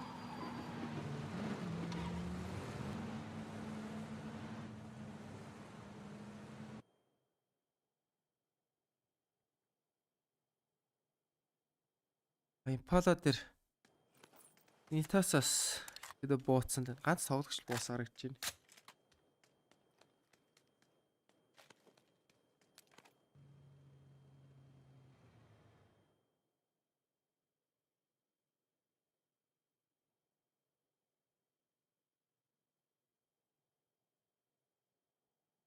Өнөөдөр тоглолтын чикен динер хийсэн баг Face Clan 13 киллтэй. Чинь нэлээд өндөр киллтэй ш тий. Тэгээд 2340 damage үзүүлсэн. Амар их зай туулжээ. 29323 гэдэг чинь их тоглогч 7000-аад метр туулсан байна гэсэн үг ч жаа. Ерөөдөө smoke 14 smoke 8 нээд 7 мол иргээс. Айгүй хөдөлгөөнтэй л баг байна гэж хэлэх юм да. Тэгж их нам туулсан гэж бодвол. За Вэшийн тоглогчтой. Норвегийн тоглогчтой. Тэгээд Шведийн тоглогч. Нөгөө хоёр тоглогч байгаа туг нь харагдсангүй тий. За Дани тоглож байгаа юм Густав.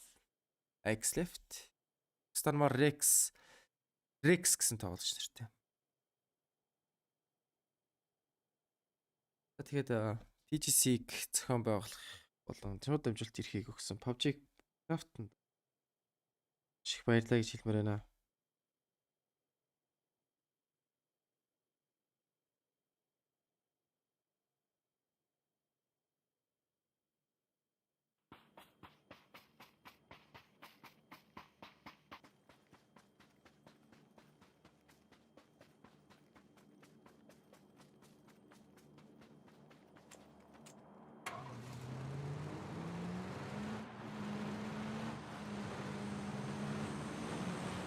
Ace. За хамаагүй урагшийнхоо шууд Данаватай таарад эхэлнэ штэ. За ерөөхдөө баянур мөргөд орж иржээ. Салют. Нал counter play бол байгаа. За өөрийгөө бариад өчлөөдөө яачих. Салют тийм амархан хийлийг шууд гаргаад ав. За юу яа тийм үү? Юу ингэ флештэй үзт юм уу?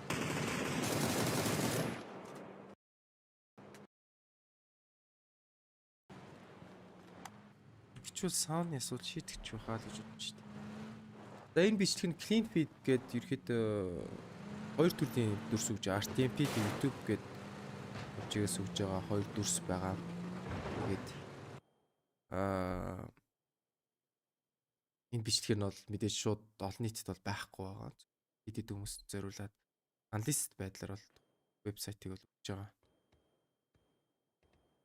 Биш вебсайт гэж тэнэг чинь юг шууд амжилттай лайв стримингийг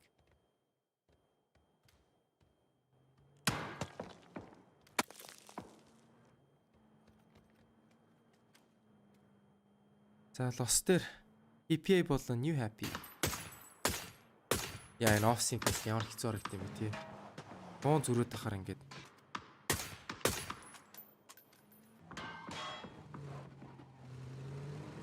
зооцсон л санагдаад байна. Энэ амар ингээд чихэн тэртэй сонсогдох гоо нөө тий. Яг айгу надад бол амар нэг саунд зүрүүд болох. Саунд түрүүч дуурайд байна л да. Бич дүрсэн хойно хоцроод. Тэнгүүт айгу хэцүү. Энийг ингээд сонсоод тайлбарлах айгу хэцүү байна л да. New Happy и тоглох шалтсан KPI Аргентины эсрэг хятад зөөлөнгөрөөс бол дийлэн. PUBG дээр бол хэлж мэдгүй 3-9-3 ажилласан тийм. Draft King явны хариу тоглолт байгаа үгүй юу? 2-9-3 юм байна. За би юу яалаа? Энэ саундын жоохон багасчихжээ. Тэгвэл нэг саунд зүрэнгүүт чихэнд амар тэртэй уус тийм. Ингээд буудаж байгаа мөртлөө дуун төрүүлж гараад идэх тийм.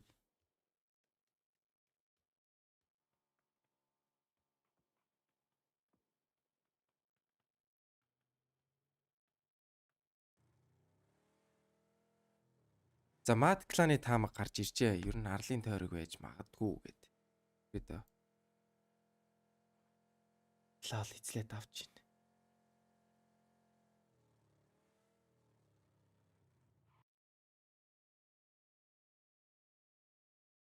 За гол нь яг Mad Clan-ы таамаг үнэн үгүй юу гэдгийг л одоо дараагийн тойрогоос ирэхэд харна да.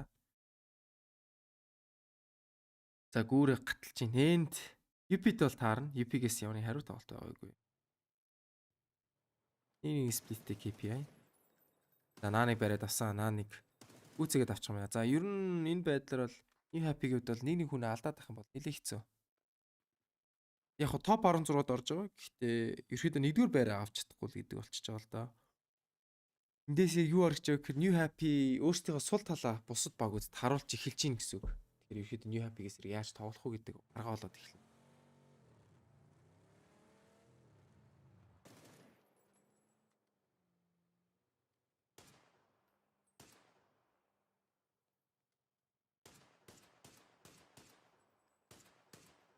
Бас фейс. Кейл одоохондоо зулгааж аваагүй. Нийт тоглогч Густавыг алдсан байгаа. Салют дээр.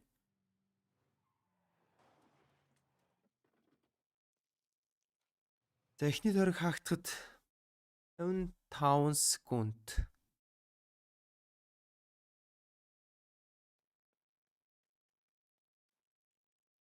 Одоогоор яг онцгойсон чус час гэсэн бол алга байна.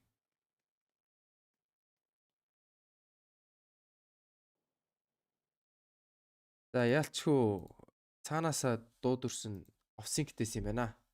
Өөр бас бусад шууд амжуулж байгаа оролцогч талуудаас саунд зөрөөд байна гэсэн гомдол ирүүлж байна. Силзэн корник чадсангүй. За нээж хийдсэн. Нээд оклохгүй байна. Корн бол цаашаа яваад өгсөн.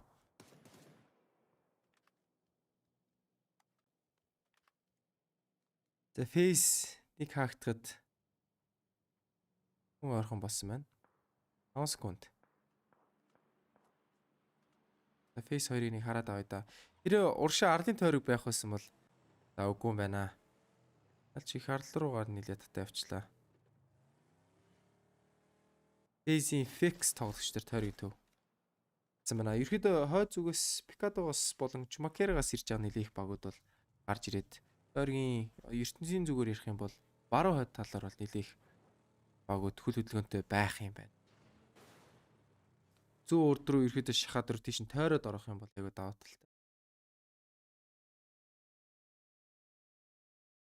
За сая нэг дүрс нэг хальт юу яасан. Саундны асуудал. Оо за гостой гоё саундны асуудлаад жигдэлчлээ. За буцаа саундаа нэмье.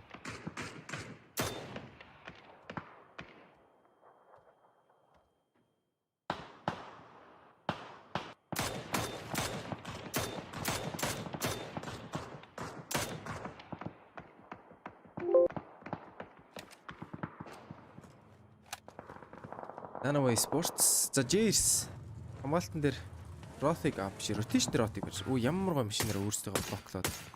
Яа хүнээ босгож байна. Гэтэ гол нь дуу хаглуул хэцүү. Дуу хаглуул хэцүү.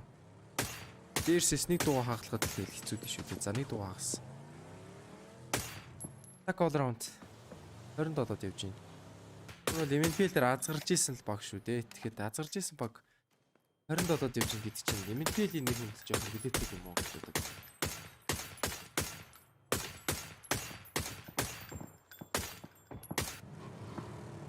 За Пирогос мөрөлд орж ирсэн X-Left-ийн тоглолт байгаа юм болов уу?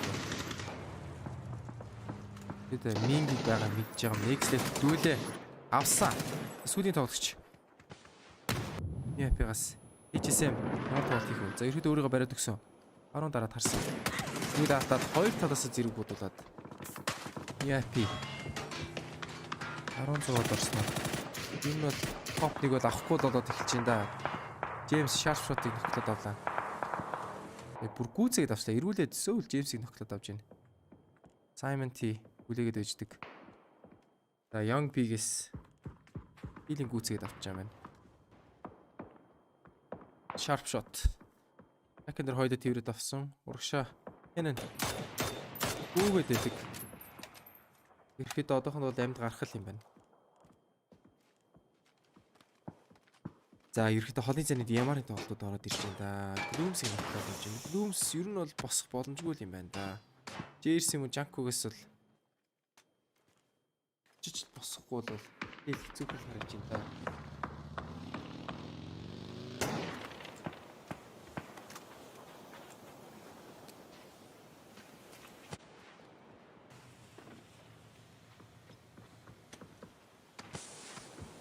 EPI Хилцэн тэд хараад хүртээд байгаа. X-Left-ийн ноклоод бүр гүцээд авч байна. За KPI-гийн удаад нэг оноос ноклоод термал авсан. KPI ер нь бол одоо нэг бүсээс ганцаараа ингээд ерөөдөө төлөөлөд орж ин гэхэд бол KPI-гийн хувьд бол сайн тоглох тусмал хэрэгтэй. Би бас сайн тоглосоо гэж өөрөөсөө хүсэж байна. Тийм ер нь өмнөд Америкаас ганц төлөөлж байгаа баг болохоор сайн тоглосоо гэж хүн зүгээс бол нэг их дэмжиж байгаа юм бас. За тойрог их харлаа ерөөдөө дээр авсан. Одоо ямар нэг ус бол байхгүй байна. За Matt Clan-ы rotation орж ирсэн. Бол жинжид бол их барих. Ер нь бол голын шорон замаар бол ороод rotation орж гол хаашаа мөрөхөл гэдэг том асуудал болно доо. Matt Clan түүнд дарсан. Хүртээ warehouse-ыг Димитас эзсэн гэдэг бижээ. Matt Clan дугуй хаглуулсан. За одоо ерөөдөө асуудал хэлээд хөдөлж эхэлж байгаа. Matt Clan хаашаа хөө жинжигээс пио. Бодоод кариг орчоос үгүй. Харастаа нэг ч осоо гүнийч Matt Clan-ы эндийг ногтлоод авч байна. Эндийг босох боломжгүй хаа да. Цаана Димитас их гүцэх гэдэг. Асуураас тапыг ногтлоод авч байна. Фекс килийг гүйцэж авсан. Пио тутап тэр килээс гүйцээгээд авч байна. Matt Clan ялчгүй бутраад хоёр жишээл бутраад унж эхэлж байна. Matt Clan өшөө хичээхгүй бол 17 дунлаа. 17 дунлаа гэдэг ерөөдөө дэлхийс өмнөх бол биш. Тэгээ нэг тоглолт Weekly Survival-аас нэг тоглолт алдчих юм гэдэг бол ерөөдөө бас нэлээд харамсалтай. Бол нэлээд сул талтай л орно гэсэн үг. Тэр ихний тоглолт дээр чикен тэгч байсан ч юм лээ тий. Тухайн ихний тоглолтод тоглохгүй л болж байгаа. Тест Жерсиг бариад авсан. Яков Фрейтер орж ирсэн. Хоёроос Саймон Т ямар гоё фланкнаас орж ирж байна. Жанковт шууд дүүлдээд Скараар дүүлдээд авах юм бол так all round болтыг өргөжүүлэх боломжгүй болно. За нэг өнгийн нээд гаргасан байна. Одоо яг өнгөвэл за бигээс бүр драйв хийх гэдэг нэг аагүй юм байна. Тэр сүнгээд машина оруулуулж орж ирээд. За Саймон Т-гээс маш гоё тоглолт хийгээд BN United так all round-ыг 4-0 алдаж гарч ирлээ. Холын заны DMR-аар Rex Roth-ыг барьж унгааснаар Unique rotation MNPL дээр яг таарах юм байна. За MNPL ерөнхийдөө бол яг хажуугаар нөхөд бол 416-тай. Өдөө буудна гэд бэлтгэлтэй байгаа юм байна. За Steelzen Odyssey-г нийлээд унгааж байна. За нийт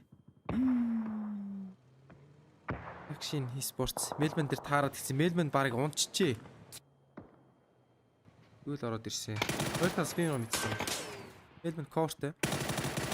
За нийт орж ирэх юм байна да. Cobra хойшоо татаад авсан. Нийт зүрх бахаа да. Үгүй нэг хойно ороод ирсэн. Оо бас хоод юм шиг орж ирж штэ. Melbourne. Тэр нь сонсцсон даваалаа шийдэх байх.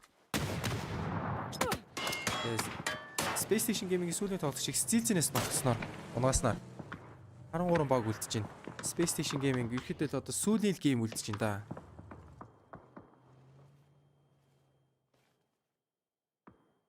За тойрог улам урагшаа татах тусам л багуудын ерөөхдөө rotation техтэй айнууд л нэлийх гарч ирнэ.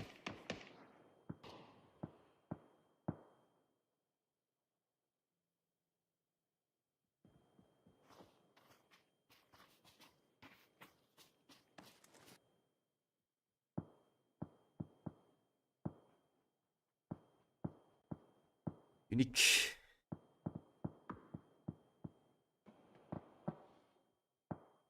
Assocation Esports тойргийн гадаа.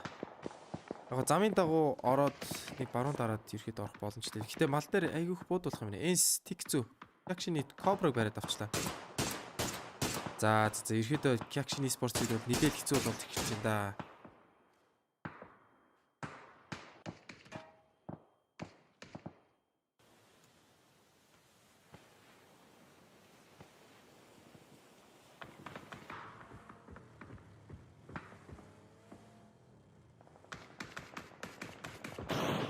Rotation орж ирсэн. MNPL нэлээд урд байрал дээр байж байгаад эйтиг бариад авч байна. KPS ч нэлээд сайн бас Steelzen бүрийг тодроод гараад штеп. За трейд дээр MF орж ирсэн. Данава Esports KPR эсрэг 2 салют орж ирээд ихэд тусламжаар ороод ирж байна. Шинэ бой дээрээс нь нийт ороод ирэх бол нэлээд хэцүү MF Rex-ийг нотлоод авч байна. Esports сүүлийн тоглогч. За Dignitas-ийн third party орж ирэнгүүт KPS-ээс KPR-ыг ногтолж байна. За KPR ерөөдөө жоохон найраг болж эхэлж байна. Draft King Steelzen-ийг яаж хийж босох хэрэгтэй вэ? Салют ганцаараа. Багийнхаа тоглогчийг босох боломжгүй. Steelzen-ийг Draft King босохоор ерөөдөө гүгээд дарчлаа. За Navi ийм алдаа хийж болохгүй шүү дээ. Инс Navi-д тулаад ойртоод ирдэг. Navi бол хамаагүй өнгөж бол чадахгүй юм. Face-с бол буудаад ах юм байна. За Draft King Next-ийг дуусгаж авсан. За Danava Esports-оос салют ганцаараа.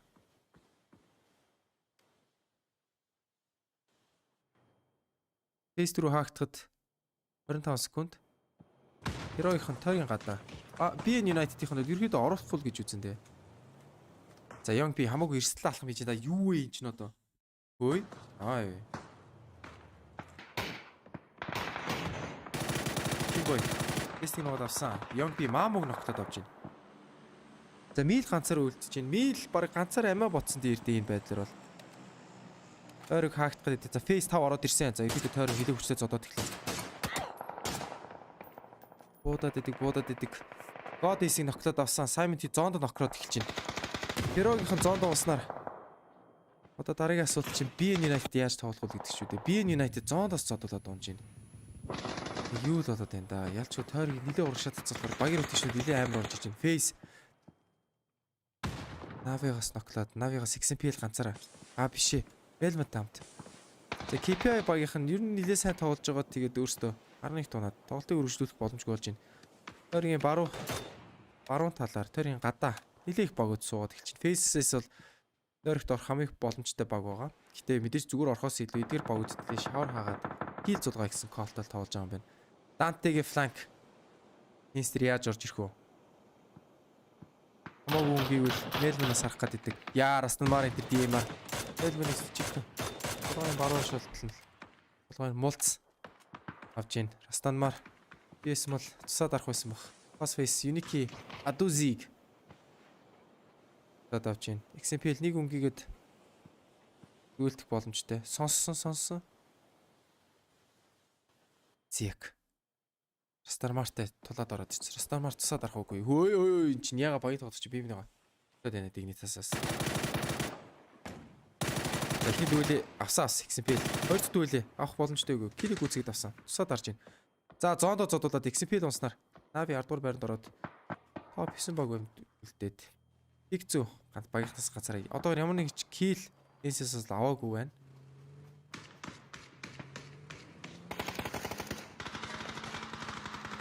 За Flotless чин баг ноклоод Honey Batch-ээс гүйцэгээд авч байна. Дигнитас хоёлоо. Honey Batch шинэ боёг болохос боломжгүй баха да. За Sparking хүний ч хоёрын дүлдэж байна. За Unique-с бол зүгээр явуулах баха араас мэдээж зуурна. Pasface хажууны flank-наас Ace Fix их зүг унгааснаар энсийнхэн тоглолтыг өргөжлөх боломжгүй болж байна. За Sparking Дантыг нөхлөд уршаа дайралтанд ороод ирсэн. Pasface Sparking яг араас нь буудаад. Одоо яач Face-ийн даваа талтай нийлээл тоглолтууд гарч ирнэ. Өөртөө тойргийн даваа талтай. За зоон ороод ирсэн Пүний жунснаар тойргийн зодуулаад Динитас унаад тойроос Unique бас унаад. Топ 6 баг 17 тоглогчтой. За Face 5 дөнгөж хаагч яхад ийм цөөх баг байна гэхэр чинь нилээл 7 дахь гейм их хүртэл нилээл хүлээн шүү дээ. Одоо Genji-гийн хувьд бол нэгдүгээр байрах боломж нэгдэд эхэлж байгаа. Inonix ихний дүүл авсан. За placement point аваад дэрвтэй килтэй тоглолтоо гүйцэх юм бол нэгдүгээр байраа буцаа булаагаад байна. Action Esports-тэй таарад гисэн Cobra ихний дүүл авсан Inonix-тэй. Хилийг гүйцээгээд авч эхэлж байна. Эстер нокорсон баа. Сур ганцаараа. Matt Clan бүр хөвтөд бүр Genie-ийг бүр оцсон биш үү? Genie-лээс хөдөлгөөнд ороод ирэх юм бол шууд Matt Clan-с бариад авна. Genie-ийг бол мэдгүй байгаа.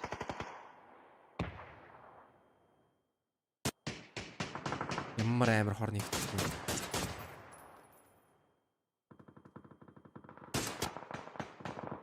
За данамаа унсаа. This Genie-ийг хатаад авч байна. Тоси. Неоны нокол байхгүй. За Face руу. Face хөвцөө. Action. Ямар тоглолт хийх юм бол доо. За Тоси унсан ус. Ой, унаагүй байна. Зөө бодсон бол доо. Хүлээгээд идэг. Бүр батны л унаах гэдэг юм биш үү? За эхний тоглолтыг унаасаа 2 тоглолт шиг мэдсэн байгаа. Хойноос Nazi буудаад идэг. Хамаагүй өнгийнхөөс Face буудаад байгаа юм байна л да. Хамгийн асуудал байна. За Fast Face унгасаа Toshi Daibag ноклоод унгааж байна. Тошигийн дараагийн рейд орж ирэхгүйгүй юу? Тааш яаж тоглох юм бол доо. Болгочоо дарах уугүй. Дарах гад босох юм бол өнгийнх юм бол Faces буудах гад идэг.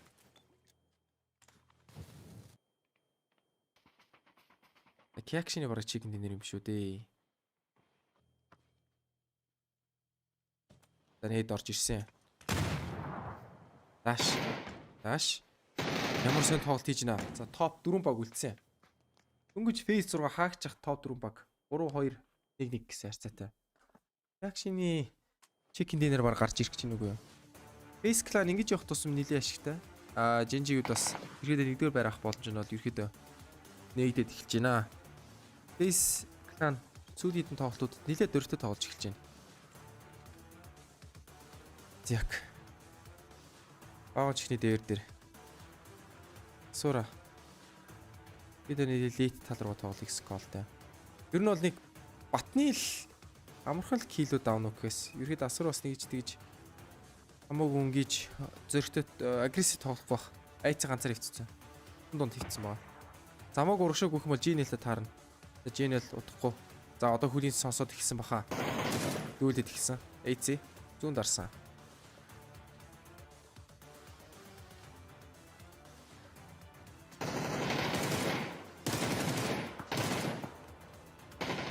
За хөвцөө. Захны дүүл авсан корн дээр дараагийн тоглогч Тоси. Нэг сэрэн гэхдээ Бэйс чи бүр 9 киллтэй юм ш. Нилээ амар явж байгаа юм штэ. За нээд ороод ирсэн. Хоёр талаа нээд трейдлэгдээ AC унснаар Бэйс клан унаад топ 3 баг үлж чинь. Жэнжи ганцаараа тоглогчтой. Засвар ингээ хооронд нь байлдуулах тусам асуурууд нилээл даваа тал гарч ирэндээ. Кякшин ерөөдөө дүүлд ороод ирэх нь Жэнжигээс Кякшинэр бол буудаж үзэх бах. Бүрт ашигтай байлаа бодоод. За мод яраад ирсэн Тоси ерөөдөө нилийн уцаа хэцүү болоод ирсэн. Кобра нокроод унж ийн. Тоси ерөөдөө тусаа дараад авна. Корн босох боломжгүй.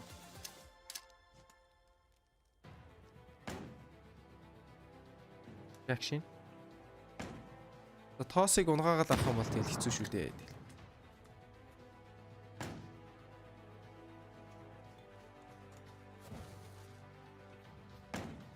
За өнгөсөө. Ер нь бол мэдээд эхэлчихэж G-нэлийг. Тэгтээ G-нэл хоёлоо гэдгийг мэдэж байгаа болов уу болов? За асуура өстэй гой флаг гэдэг. За жиггэд таймыг мэдрээд ороод ирлээ. За Тосыг унгаагаас өмнө Жинжи нэг тоглогчийг унгаах хэрэгтэй. Тэгжиж Жинжигийн чикэн динерийн чанс гараад ирнэ. За ерөөхдөө цаг бол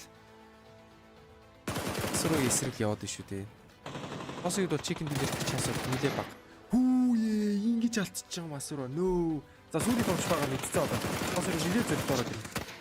За Кякшины чикэн динер орж ирснээр 6 киллтэй. Чикэн динер идээд Kyakshin Esports-ийн чикэн динер баяр уу. За өнөөдрийн DC зооны тоглолтын анхны хятадын баг чикэн динер хийж байна. За одоо ерөөдөө одоо Америктээс ихч баг өнөөдрийн байдлаар чикэн динертэйг байна. За тэгээд нилээ их тоглолт дууссан болохоор одоо дараагийн сүүлийн тоглолт нилээ 100-аатай нилээ дуудаж тэхэлдэг байх та тийм ээ. Is going to be as tasty indeed. Thank you very much. За тэгээд хэсэг хугацааны дараа сүүлийн тоглолт руугаа ортлоо. Түр баяртай үзэгчтэй. They've been rewarded just a little bit, and with that, I think they move up to something like 25th, Martin, or somewhere in that ballpark. That's basically bought them a fistful of extra games in weekly survival. Yeah, for sure. And with one more game to go, they could jump ahead of potentially a few more teams, with Heroic and Interforce being the next kind of on the board for them. And I'm surprised, honestly. Like there's so many teams that we expected that were gonna hang out and be in the south side of the top 16 here, or the bottom 16. That now with Kaishin and potentially with Dignitas, it's looking likely that Sonics is gonna be the 32nd team, honestly. I mean, it's possible. There's still a 6-point gap, I think, between 31st and 32nd for the wooden spoon. But we were talking earlier, Michael, about how one game can make all the difference if you play it right. And Kaishin proved to us that this was their game. Yeah, for sure. And I think it's important for everybody watching along to not necessarily tunnel in on kind of the top 16, but as you and Chunk said, right, this is effectively an extra, 5 games or 5 opportunities for them next week now to find another win. And again, the ranking decision, for me, the biggest tick in the box is winning a game, right? But showing that you can close out a game. Because Crashing have definitely had a rough run of things. I mean, there's been games that have been fumbled. There's games where they've just been, I'll be honest, caught short in many scenarios. So to see them close one out, it's a real positive. It's lovely to see, and they're now stuck in with all of those teams that were sort of 70-something points going into the final game. So it's sort of a 5 or 6-way dash for those kind of positions, which sets us up really nicely for the final game of Miramar here. Martin, these zones, though, in this last game, it was insane. 16 alive by the end of Phase 5. How did we even get there? Well, I'll explain to you why we got there, right? Because we're sitting here in Phase 3, and I'm thinking all these guys, they know exactly how land ratio on Miramar works, and it didn't look like it in Phase 3, honestly. because it's pretty clear that phase 3 is going to go south, and there's just, I don't know, 70% of our players in the north. And not a lot of teams, they decided to kind of swing around and try to take on the south or the east side. And it was like we were sitting here with 50-some players, surprised that circle went south. I don't know if they forgot just because the map was updated in the terrain and the looks. Some very, very important points coming in there as well. Not just from Kaishin, but GNL, for example, haven't had the best time here. They've got some valuable points. KPI are currently up to 18th, and FaZe Clan cementing their position, I would say, in the top 16 as well. Silzen, Fex, and 8C making up the top 3 here. It just a fantastic Game 5 all around, Michael. Yeah, I think as well. In the top of show today, I was talking about, the concerns with FaZe and not necessarily, looking out of character, I'd say, in terms of the performance and the nature in which they've been playing. So it's a real positive to see them close off on a Sunday of all days, and find some kind of form once again. Because yes, I know previously they'd found late game and picked up some placement points, but certainly this time around, looking like they've got a much better grasp on how they want to play certain scenarios. I think 2 circles in a row, while I appreciate the players got caught out moving south, Martin, I also want to point out when phase 5 popped to begin with, something like 3 players were in zone. And then when phase 6 popped, I think a single member of Danawa was in the zone still, and everyone else was outside. There was so much of a reluctance to move in because of how open things were. I feel like teams are kind of resigned to their fate at that point. Do you have no choice but to stay on edge? Yeah, because like if you go center, you're gonna have to need some hard cover there, and you don't want to send it in with your cars. You're gonna get naded, right? So at the point, especially the terrain here south of Los Leones, you need to play edge. You need to try to sweep, and there's just so many teams in the north that it left so few players left in the south and inside the circle in general. But look at that, ends in the top. And FaZe Clan jumping up to 10th A, I think. Mad Clan as well. Mad Clan, yeah, Mad Clan in there. FaZe Clan, actually, with this performance so far today, I think they're leading over ends with 61 points. So they had a better day today than they did yesterday and the day before combined, FaZe Clan. But look at this. Ooh. 6 points. It's 6 points at the bottom. Man. And 89, 88, 86, and 82 points, by the way. The 4 nearest teams to making into the top 16 there. So when we were talking about 104 points, right now that is 15th place. That straight up is, which means if any one of those 4 teams get a chicken dinner with 4 kills in this next game, we would have been spot on with our predictions, boys. I think our jobs here will be done as far as analyst desk is concerned. This is looking like it could prove true. The big question we have to ask ourselves now is who's getting that place? Michael, any predictions for a big pop-off in the last game? Honestly, no, I'm ready for it again at this point. I was talking about some teams potentially looking to just go all in and flip the script. Now's the time to do it. Once again, if you weren't able to achieve that kind of tempo shift at the start of the day, at this point, I mean, if it's not working for you, switch it up, guys. Speaking of switching it up and sort of getting things in, I mean, Martin, I can think of a couple of teams that could do that, but you also rightly pointed out earlier on, it didn't look like they were going to. I'm thinking about Na'Vi. I'm thinking about Petrichor Road. The sheer amount of skill on Team Unique, I know they could do it, but frankly, I have no idea going into this final game. No, I'm really hoping Na'Vi is going to be able to step up a little bit, because that's it's closed now, and a few points difference here again could be the difference if you play the first or the second game or the third game, or just in general playing on day number 1, right? But I kind of want to see Petrichor Road continue what they've been able to do today, because it's been looking pretty decent, and if they're able to claw a few more games their way, and they might be able to play in day number 1, and how it's been looking right now, I think they're able to play in 1, 2, 3. Yeah, maybe one of the last games in day number 1. So I kind of hope that continues, because I really want to see Ike's left in his zone.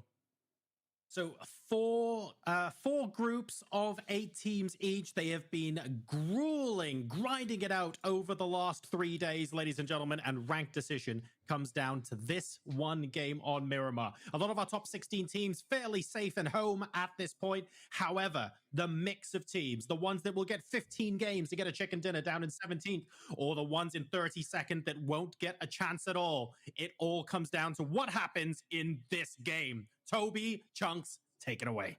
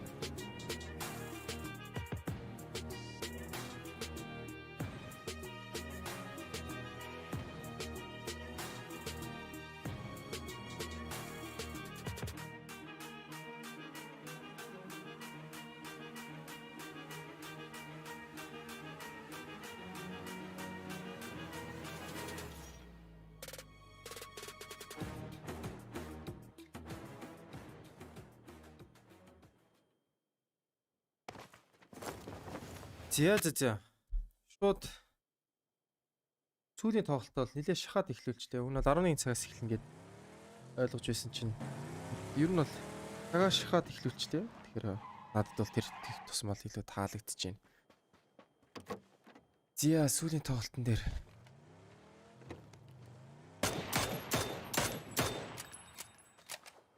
тойрог чумааруу нэлээд татаа эхэлсэн. Аалия. Power grid руу ирэхдээ гол шилжиж очоод буужлаа юм ба заяа. Эмимг. Силзэнийг ноклоод авц. Кил баг гүцээх хахад одоо яг сүүлийн тоглолт rank decision-ийн яг сүүлийн тоглолт одоо багууд нилээд байлдаад өгөх байх. Энэ янзаар бол тэрний юу гэсэн үг вэ гэхээр одоо нэг доогуур явж байгаа багууд бол нэлээд эрчимтэй тоглож кил гүцэх гэж тоглоно. Тэд нэг чон туул ашиглах юм болно л доо.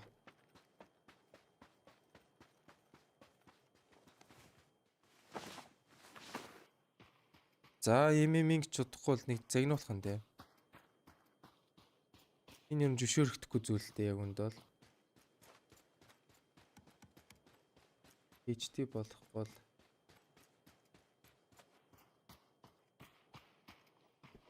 танаас ирж байгаа дүрс нь HD байлгаад байгаа. HD байхаар амар зуураатай. Ер нь бол яг нийтийн амар юутэй байлээ.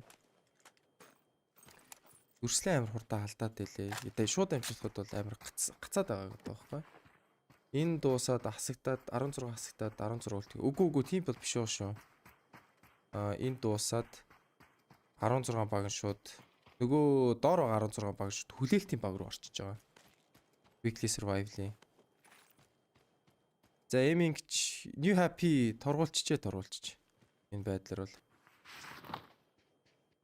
яг энэ талаар айгүй их юм яригдчихсэн MNPL дээр яагаад торгуулаад ингэж вэ гэж.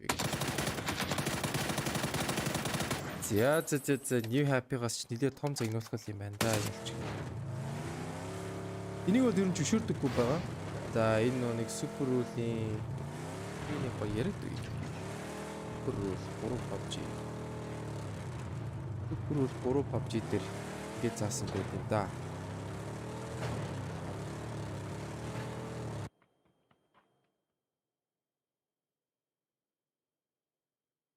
За өмнөх тоглолтын чекийн нэр Assocation Esports Monkey-тэй гэдэг гараад ирж байгаа юм байна да. За тэгээд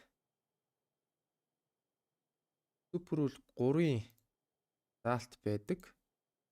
За 3 дээр 5.11 гээд 5 дахь бүлэг нь юуны тухай гэхээр тоглогчдын ёс зүйн тухай Code of Conduct гэсэн бүлэг байдаг. За тэн дээр 5.11 Disruptive and Abusive Behavior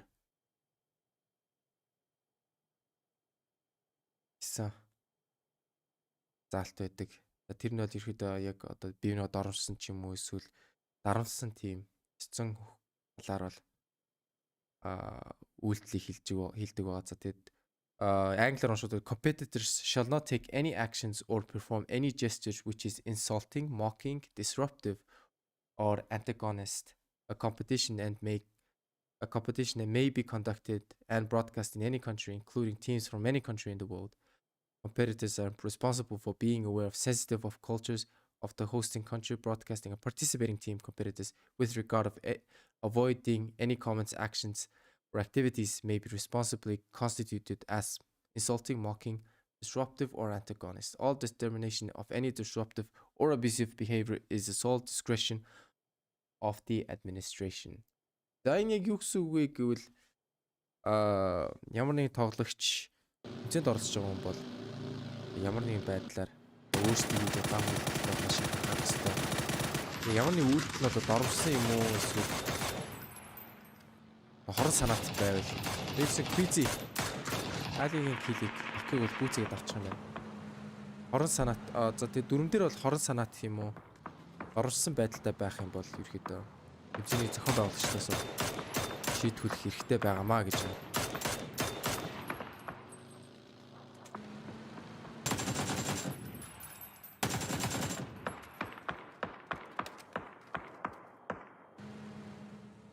За Glooms, Roth. Компаундер Glooms олж бахаа та баг. Үсэ дээрээс нь бууд чинь James Kinney нэг ногтоод өгсөн Space Station Roth. Gloomsийг хайгаад идэг.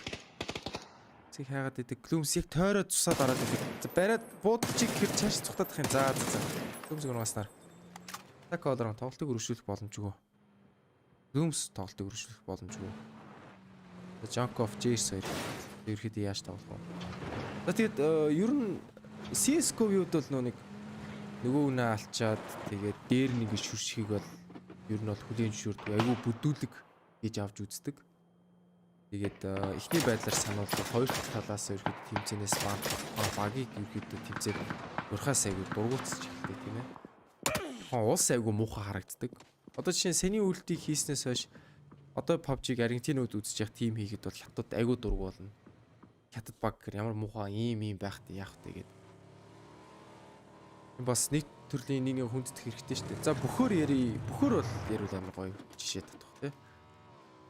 За тэрнийг юу гэхээр за бөхөр барилаад хоёр бүх барилдаад нэг нөгөөтгөө ингээд баагаад дийлээд гараад ирэхэд дээрээс нөлмөл их муухай тий. Яг тэрнтэй адилхан байхгүй. Тэр тимнүүдийн ерөөдөө тэмцээн зохион байгуулагчдаас бол арга хэмжээ авдаг байгаа. За aiming бол тоглолт дуусны дараа New Happy дээр бол ерөөдөө нэг тромчны арга хэмжээ авах бах. Шангли сангаас суутгах юм уу эсвэл Чиний эсчил за Roth дүүлээ алцсан гэж. Би нэл Space Station Gaming-ийн тоглогч юм уунаснаар. Би та map дээр 16 баг 58 тоглогчтой үлдэж байна. За тэгээд New Happy-г бол шууд тэмцэнээс бандж болохгүй одоохонд бол ганц яг ихний ээлжинд ийм үйл гаргаж ам чинь бандж болно. Тэ. Миний бодож орвол ихний ээлжинд бол боломжит шанглын авах шанглын сангаас нь бол суутгах байх. MNPL дээр бол бид нар тийм их арга хэмжээ авч ирсэн. За тэгтээ ийм өмнүүдийг олон нийтэд нэг зарлдгүй шийтгэлийн нэрийг ерөөдөө чадвал чимээгүй хөө. Хон багтан зарлаад окей танах ийм хийсэн шүү. Тэгээд танаа багийн шийтгэл байгаа шүү гэдэг бид оноогдоод өгдөө.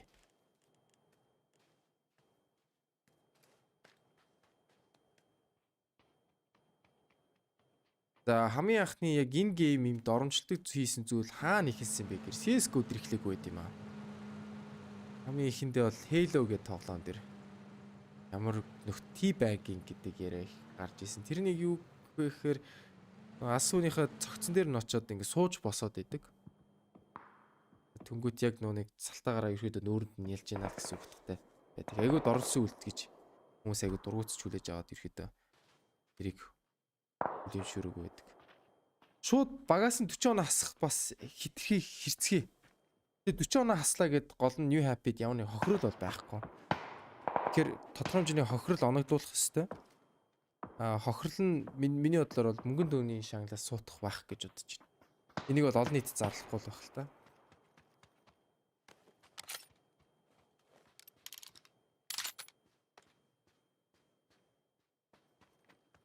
Саний зүйл PUBG дээр ерөөдөө нэлээ муу нэртэй л харагдаж эхэлнэ л дээ яалтчгүй. Хэрэв тактикийн байдлаар заяа энэ хоёр асуудал үүсэж байгаа. Хэрэг эхлээд тойрог арчтэй. За тойрог ерөөдөө Пикадо руу Пикадогийн хавьяар задгаа компаунд руу ерөөдөө татаад авчлаа. Одоо багийн ротейшнуд нэлээ доороос нэлээ их гарч ирнэ. Урд зүгээс бол нэлээ их гарч ирнэ. Энэ дээр ямар хөө харах хэмжээ авах уугүй. Зипиан аамог ноклоод авч байна. За Пирогийнх нь бол ерөөдөө цаашаа шууд хаяад явна. Хаяад ротейшнд орох хэрэгтэй. Авгүй мэ шууд байлтыгээ шийдвэр гаргацсан. Өсө сүүлийн тоглолт болохоор за ер нь үзээд алт яад их хүн алдаад яах юм шууд зүр үзчих болий гээл. Дайрч.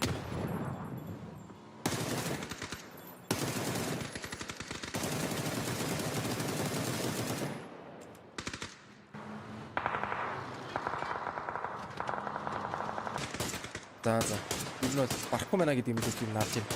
Нийл хоёр дахь хохирогч болоод Перо хоёрхан тоглогчтой ерөөд тоглолтыг цааш өргөжүүлэхээр болж ин доо. За тэгээд нөгөө үүрэх яг ингээд яах уу маах уу гэд бас тактикийн байдлаараас үүрж болно тий. За жишээ нь би ингээд нөгөө нь нохолч би жоохон буу муутай сум муутай байлаа дил задгаа ухчихснаас үүрж өчөд cover авчаад унгаачаад тэгээд дараа нь би энэ тактикийн байдлаар үүрүүд бас ондоо. Тэгвэл тэр бас гайгүй зүүр өнгөрнө. тайлбарлаад хэлэхэд бол саний одоо чинь M-ийн хийсэн зүйл бол юм бол байгаагүй шүү дээ.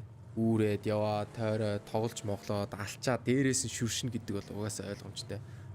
Өөр улсын тоглолцыг бол доруулсан байна гэдэг яриа үүсчихэж байгаа. За энэ дэр ямар нэг тодорхой хэмжээний шийдэл гарна тэгээд тэрийг бол бид хийж мэдэхгүй. Maybe зарлж магадгүй бах.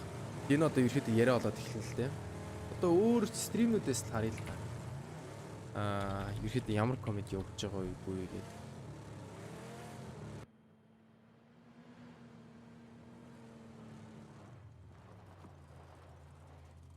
Комментууд байвал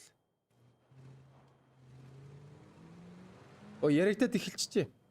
Яригадад Twitch дээр бол ерөөхдөө яригадад эхэлсэн юм байна.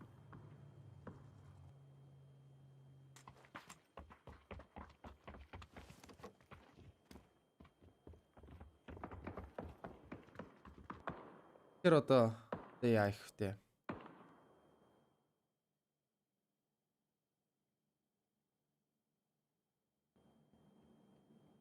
Энэ хөстө бүдүүлэг л юу байна да өнөөл.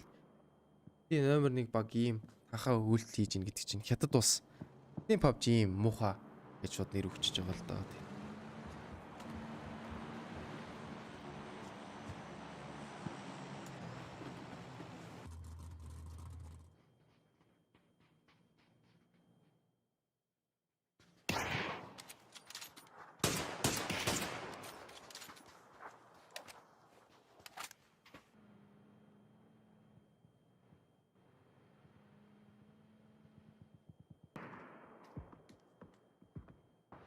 За unique Navi-ийн дүүл дотоод орчихсон. Дотоод явуулсан. За fast face Unique-ийг ноклоод авсан. Үргэлжлүүлээд дараагийн дүүл гарч ирнэ.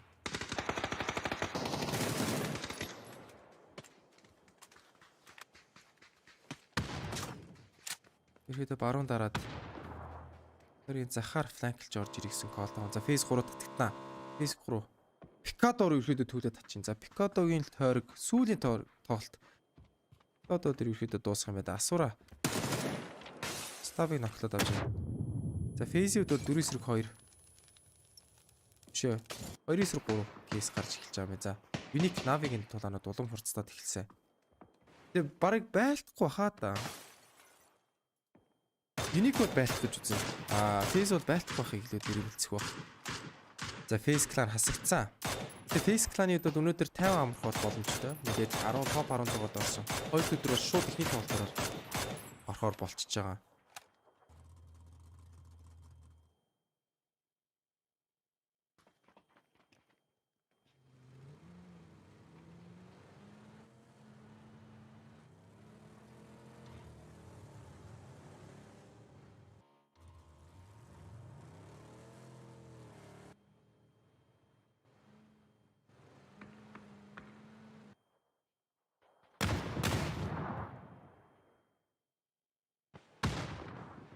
Яа, данава. Йоо, энэ бүр нийт бүр ямар орж ирж байна.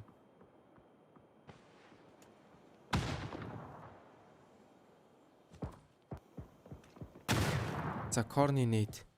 Declog ноклоод авцаа. Salute Seoul 2. Би дайм үлдсэн.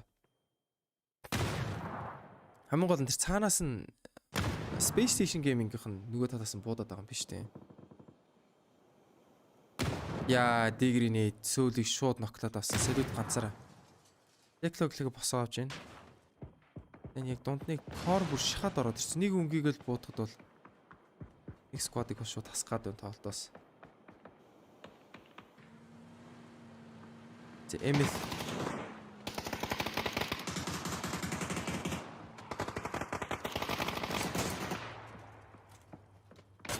За Digger Zens KPI хооронд дүүлүүд ер нь хурцсаад эхэлсэн.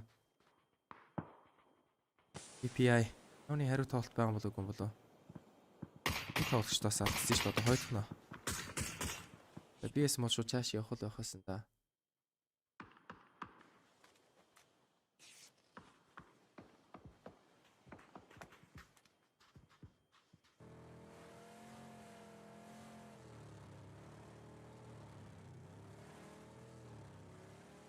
Яа ерөөхдөө сейф. За энэ ямар амир. зөрөгтэй тоглолт орж иж байна. Godis-ийг ноклох юм болоогүй болоо шууд гуруулаа мөргөд орж иж байна. Моли хоёр дахь шидэд орсон. Хоёр цонх руу нэг руу чигэд орж ирсэн. Нэг давхраас нь дээшээ орж ирэхүүгүй. Тэрд орж ирэхэд тусаа дараад цумац хэлээд бэлэн байдалд бол байгаа. BN United-аас гол нэг явны дэмжлэгийн тоглолт байх юм болоогүй болоо. Тойрог одоогийн баруун хүртэл татаад авсан. Өнгөсөн хинч байсангүй. Тас юусэн компаунд бол эзлээд авчлаа. Гол нь BN United-тэй асуудлаа шийдэхгүй бол Шинбой. Энэ бол нэлээд зөвлөлтөд байна. Одоо ерөөдөө 16-д орсон юм чинь. За ерөөдөө нэг их сайхан хүчтэй үзээд энэ ядаж нэг 31-т орох хэрэгтэй. 32-д орох юм бол weekly survival-д бол тоглох хэрэг алдна. 31-т орох юм бол weekly survival нэг л тоглолно. За энэ ялгаа нь юм байгаа ш. За 30-д орох юм бол weekly survival-д 2 тоглолт тоглоно гэдэг. За Мадлаш асуурыг ноклоод үүцгээд авч байна.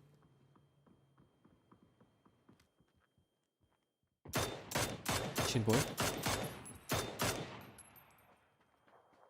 Эмминг. Юпик.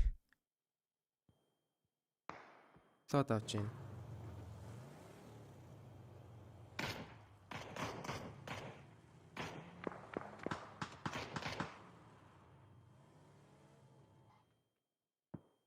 Шангрила, Пикадогийн Шангрилагийг Энсис хийж завснаар хүртлийн барилгуудыг бол Перогоос хийцээд авж байна. За Динитасаас бол ротейшнд орох шаардлагатай болно. Йоо, за Пиостэй жинхэнэ буруу юм хийж энэ Кякшинтэй шууд таарад эхэлнэ.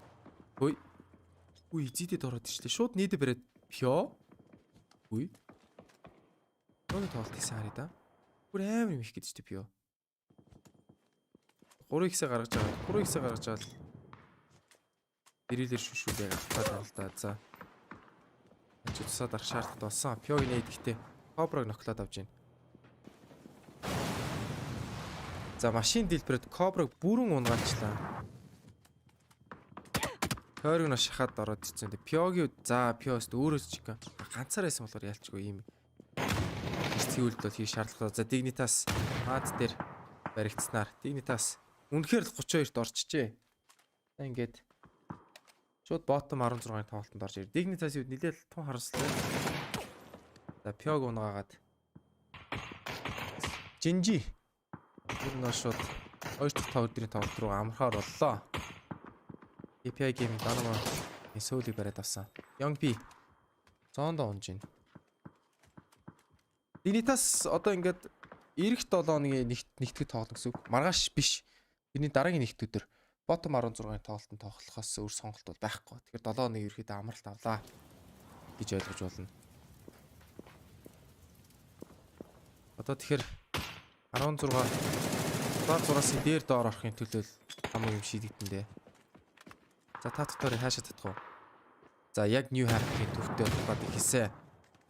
Американогийн тоглолт орж ирээд Attack All Round-ийг дуусгаснаар Attack All Round 28-д ороод гэдэг rank decision-ийн тоглолтыг бол өндөрлж байна. За ZPN-ийн нээд ямар орж ийн. Йоо, ZPN-ийн нээд. PGC-ийн нээд нь орж ирээд KPI-ийн тоглолтыг бол үзээгээд авч байна.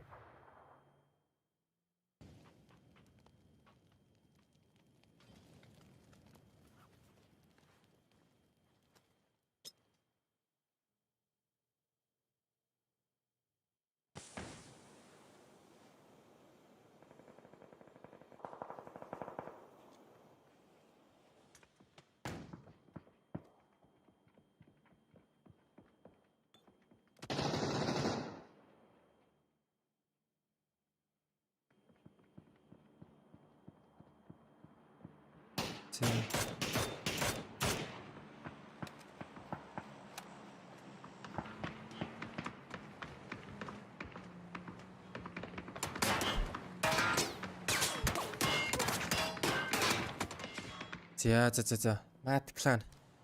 Ерөөсөө rotation-д орч чадлаггүйгээр унснаар 10 дугаар байранд орж ирээ. Ерөөдөө айгүй сэлэхүүл болоод эхэлчлээ. Тэгээд Эста угаасаа сүүлийн тоглолтоор нэг юм иймэрхүү плейстайлд ороод ирдэг.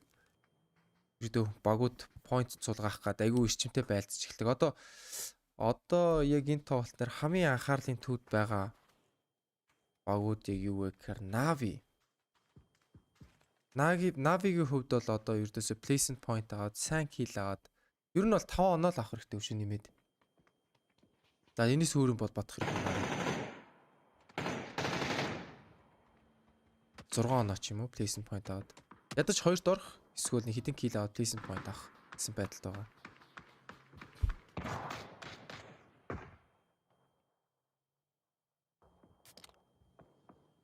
Тооси ерөөдөө дүэлдэ тэгэхээр GNL явж гэсэн бас ерөөдөө нэлээд үсгэлэн байгаа юм байна шүү дээ. 20-т явж байгаа 83 оноотой гэхээр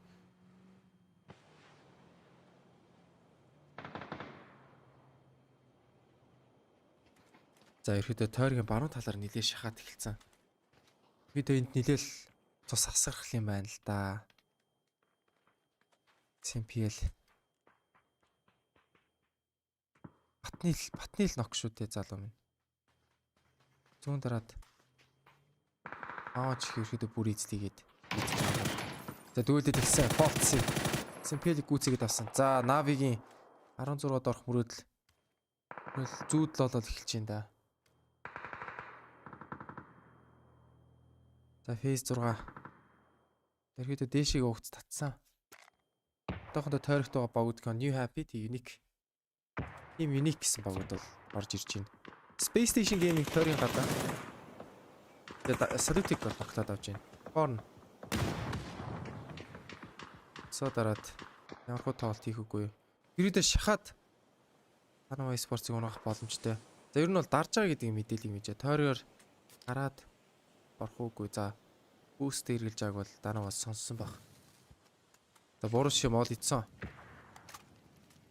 Хаалгаачвал гадны хаалгаас нь бол бариад тоглох боломжтой. Хоёр багаас хойлоо байшнаас бол гарах шаардлагатай. За quiz хөвтөд фолтсыг оноод авч байна. Килиг үзэгээд авсан. Нави дээшлээд 17-д ядж орж ирж байна. 17-д орж ийн гэдэг чинь бас даваа тал шүү. Кор Esports за ерөөдөө хотлоод эхэлж чинь да фланк ороод ирнэ. Флаш ороод ирсэн. Цавт цагаа юу ч харахгүй. Кор нилээ хэцүүдчлээ дээ яалч. За тэгвэл алдснаар PNL Esports тоглолтыг үргэлжлүүлэх боломжгүй да. За одоогор Navi Quiz үнэхээр гэндагаад топ 16-д орж чадахгүй л гэдэг л бүх юм шийдэгдэхэд байна да. Бүх хүмүүсийн анхаарлын төвд ороод ирсэн. 4 оноо зулгаах хэрэгтэй. За placement point 1 оноо ороод ирнэ. За тэгээд дүүшээ 3 оноо. Авч чадахгүй юу? Sharp shot Hens 2. Хоорондоо тулаад дүүлүүд аваад эхэлсэн. Багийн комс нь орж ирсэн. За андаа байлдаад яах вэ зүр. Placement point-аар авчих. Бид нар ерөөхдөө юу яах вэ тэгээд. Placement point авах хэрэгтэй гэдэг тоолж байгаа. Hens за quiz яах юм бол да unique Данаватар тулаад хэлсэн quiz араас нэг нөх ороод ирсэн. Килээ 6-аад бол за нэг кил үчсэн авсан. За Space Station Gaming хасагдаад Panama Esports хасагдаад за quiz хамаагүй удаан зогсож болохгүй ш. За ерөөхдөө Navi хотлоолсон. 6-аад ороод 2 оноо авна гэсэн үг. Тэгээд тоглолтыг үргэлжлүүлэх боломжгүй болж байна да ерөөхдөө. Navi-гуд бол Weekly Survival-ийн 2 дахь тоглолтоос орно. Би тоглолтыг бол орох боломжгүй болж байгаа маа. За тэгээд ерөөдөө багуудын нөхцөл байдлаа шийдэдэд эхэлсэн. За яг хоо Ens New Happy хооронд бол хин нэгдүгээр байрыг эрэмблээсээ хин нэгдүгээр баг гэдэг бол үзэхүү гэдэг дээр бол хамаг тоглолт явуулах юм байна да. За BN United тасагцсан. Одоо ингээд Navi Ens 2-ын хоорондох болоо ер нь ирчимжээд эхэлнэ. New Happy-гэд бол нэлээд даваа талтай лүүний тоглолчтой. Гэтэ тойрог Navi-г эсрэг Unique Fate-ийн дээр ямар тоглолт хийх вэ? Ens бол хамаагүй байлтах. Ens ерөөхдөө Chicken Dinner-ыг бол нэлээд сайн тоглолт. Топ 4-т орохоор Ens хувьд бол нэлээд сайн тоглолт юм лээ. Мин яг тойрог төрийн хонхор руу ороод эхэлсэн. Fate сонссон байх хэвээр. За нийт дэмж үзүүлсэн боловч хил бол аваагүй. За наанаас урагшаа нээд орж. Нааны нээд бол нэлээд сайн орж ирж илээ. Одоо орж ирсэн. Орж ирсэн. Тэгэр. За ихний дүүрийг зип яндар авсан. Тавьцсан. За ер нь килэг гүйцээд авсан. Ер нь бол энэ бол зөв NC-д бол 1 point-с илүү гараад байх юм бол за хоёр талаас нь ерөнхийдөө point-од ороод шүү дээ. PGC-ийг унаагаад нааныг бас унаагаад авсан. За New Happy-гийн нэгт орох мөрөөдөл бол худлаа олж эхэлж байна да. MMP ганцаараа байгаа гэдгийг бол мэдчихэж байгаа.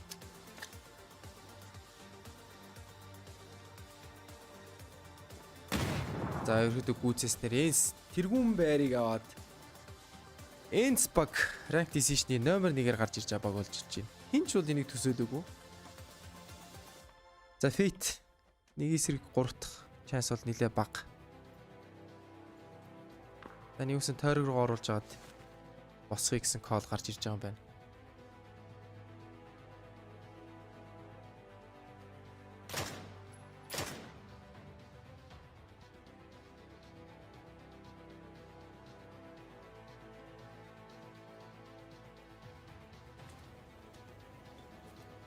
За. Энд дээр Никэс ямар тоглолт гаргаж авах вэ? Fate 1-3 клатч хийж чадах уу эсвэл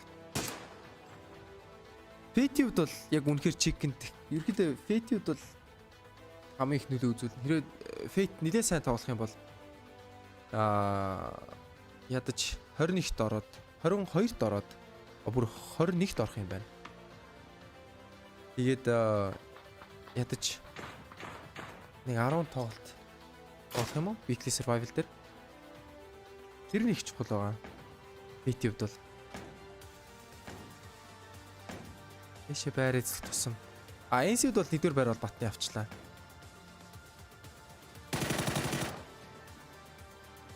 Гэтэ NC бол зүгээр ч шууд өгөхгүй дээ. Ялч бол бид нар бол сүүлийн чекнийг бол бид нар авнаа гэдэг. Авыг харуулаа тий. Try гэж зүг биш тийм. За дүүл авч гисэн трейдэн дээр шууд squeeze-гээ орж ирээд base өнөөдөр 3 чекэнд нэртчихлээ. За тэгээ 6 тоглолтоос 3 чекэнд нэртчихэв. 50% чекэнд нэртчихэв. Манда авчлаа. NC-д өнөөдөр яалч байгүй сайн тоглосон. Айгүй сайн тоглож чадлаа. Тэгэхээр баяр үргэлж гэж хэлбэрээ. NC-д билээ сайн тоглож чадлаа. Тэгээд өнөөдөр practice-ийн комплекс-ийг үзэгчтэй маш их баярлалаа гэж хэлмээр. За хожаа гэж хэлмээр байна. Хятад баг гэж хэлнэ. За хятад баг айгүй бүдүүлэг зүйл хийсэн. Аргентины баг дээр ноклчоод үүрж яваад доромжсон байдлаар үүрж яваад тэгээд алчаа дээрээс цогцсон дээр нь шүрч бариад айгу бүдүүлэг үйлдэл хийсэн байгаа. Тэгээд энэ дэр бол PUBG-гаас бол зүгээр өнгөрөхгүй байх гэж бодож байна. Өөрсдийн дүрм дээрээ заацсан байгаад байдаг.